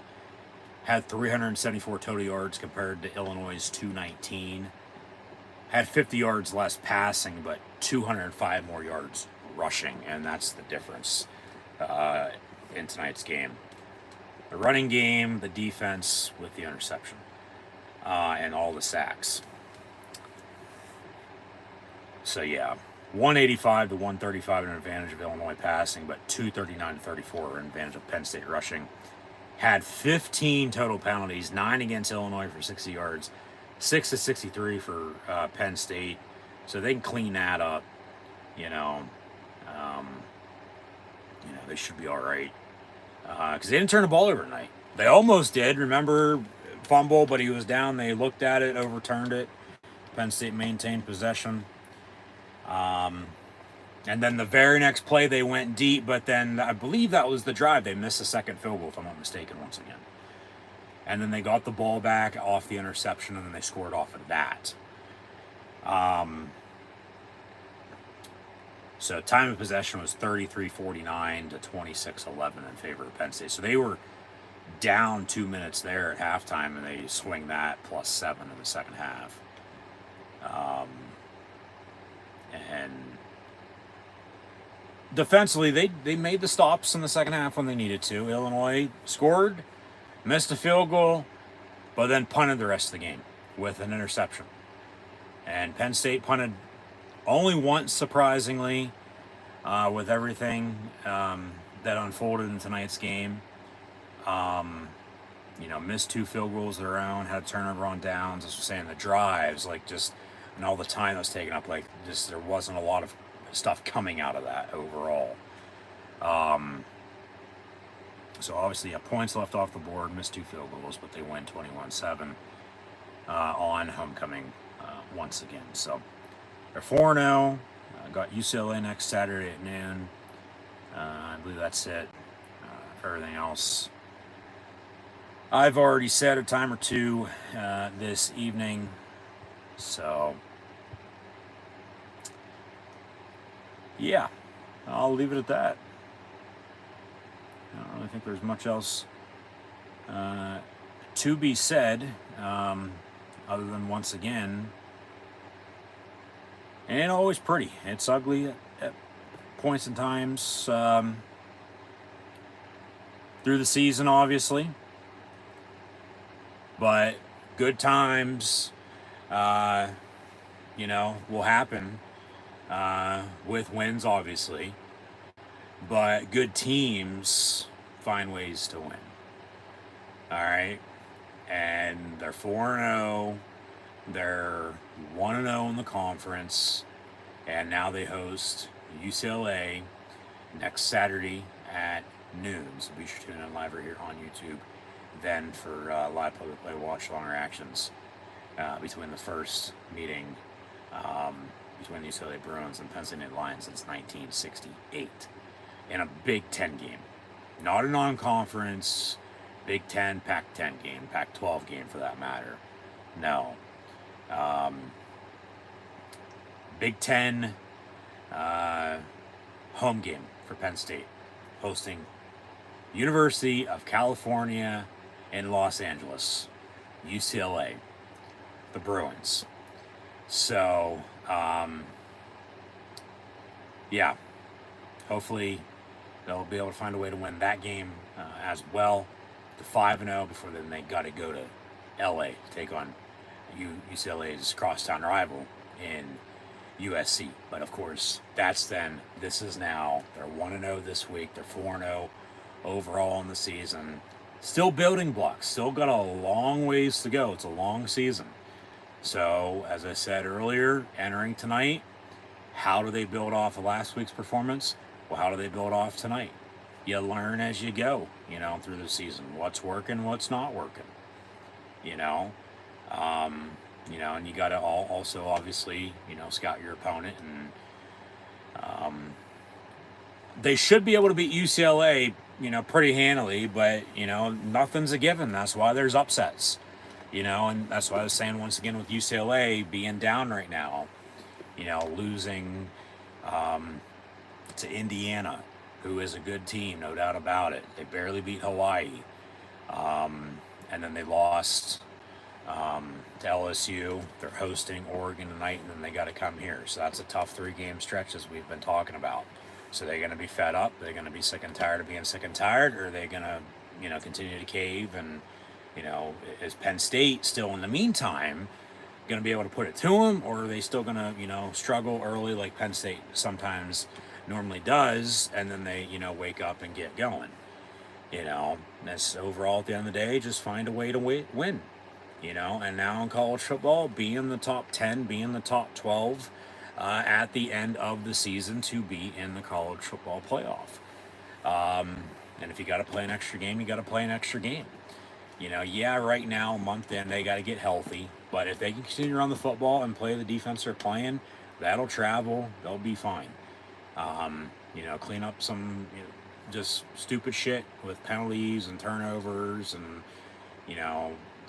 figuring out how to actually tackle in football, not play two-hand touch or flag football, as they do at times, and just at the end of the day, win. I don't care what you got to do, what it comes down to. Yeah, I might not like it, but all that matters at the end of the day is a W and the win-loss column, because that's all anybody cares about, let alone remembers. And they beat Illinois. Penn State does this evening. Officially, once again, your final score 21-7 on homecoming weekend to open up Big Ten conference play once again before they host UCLA next Saturday at noon. So be sure to tune in live right here on YouTube. Then for live play-to-play, watch along reactions. But in the meantime, that'll do it for myself, your host, Encyclopedia Sports, Quinn Luke 96.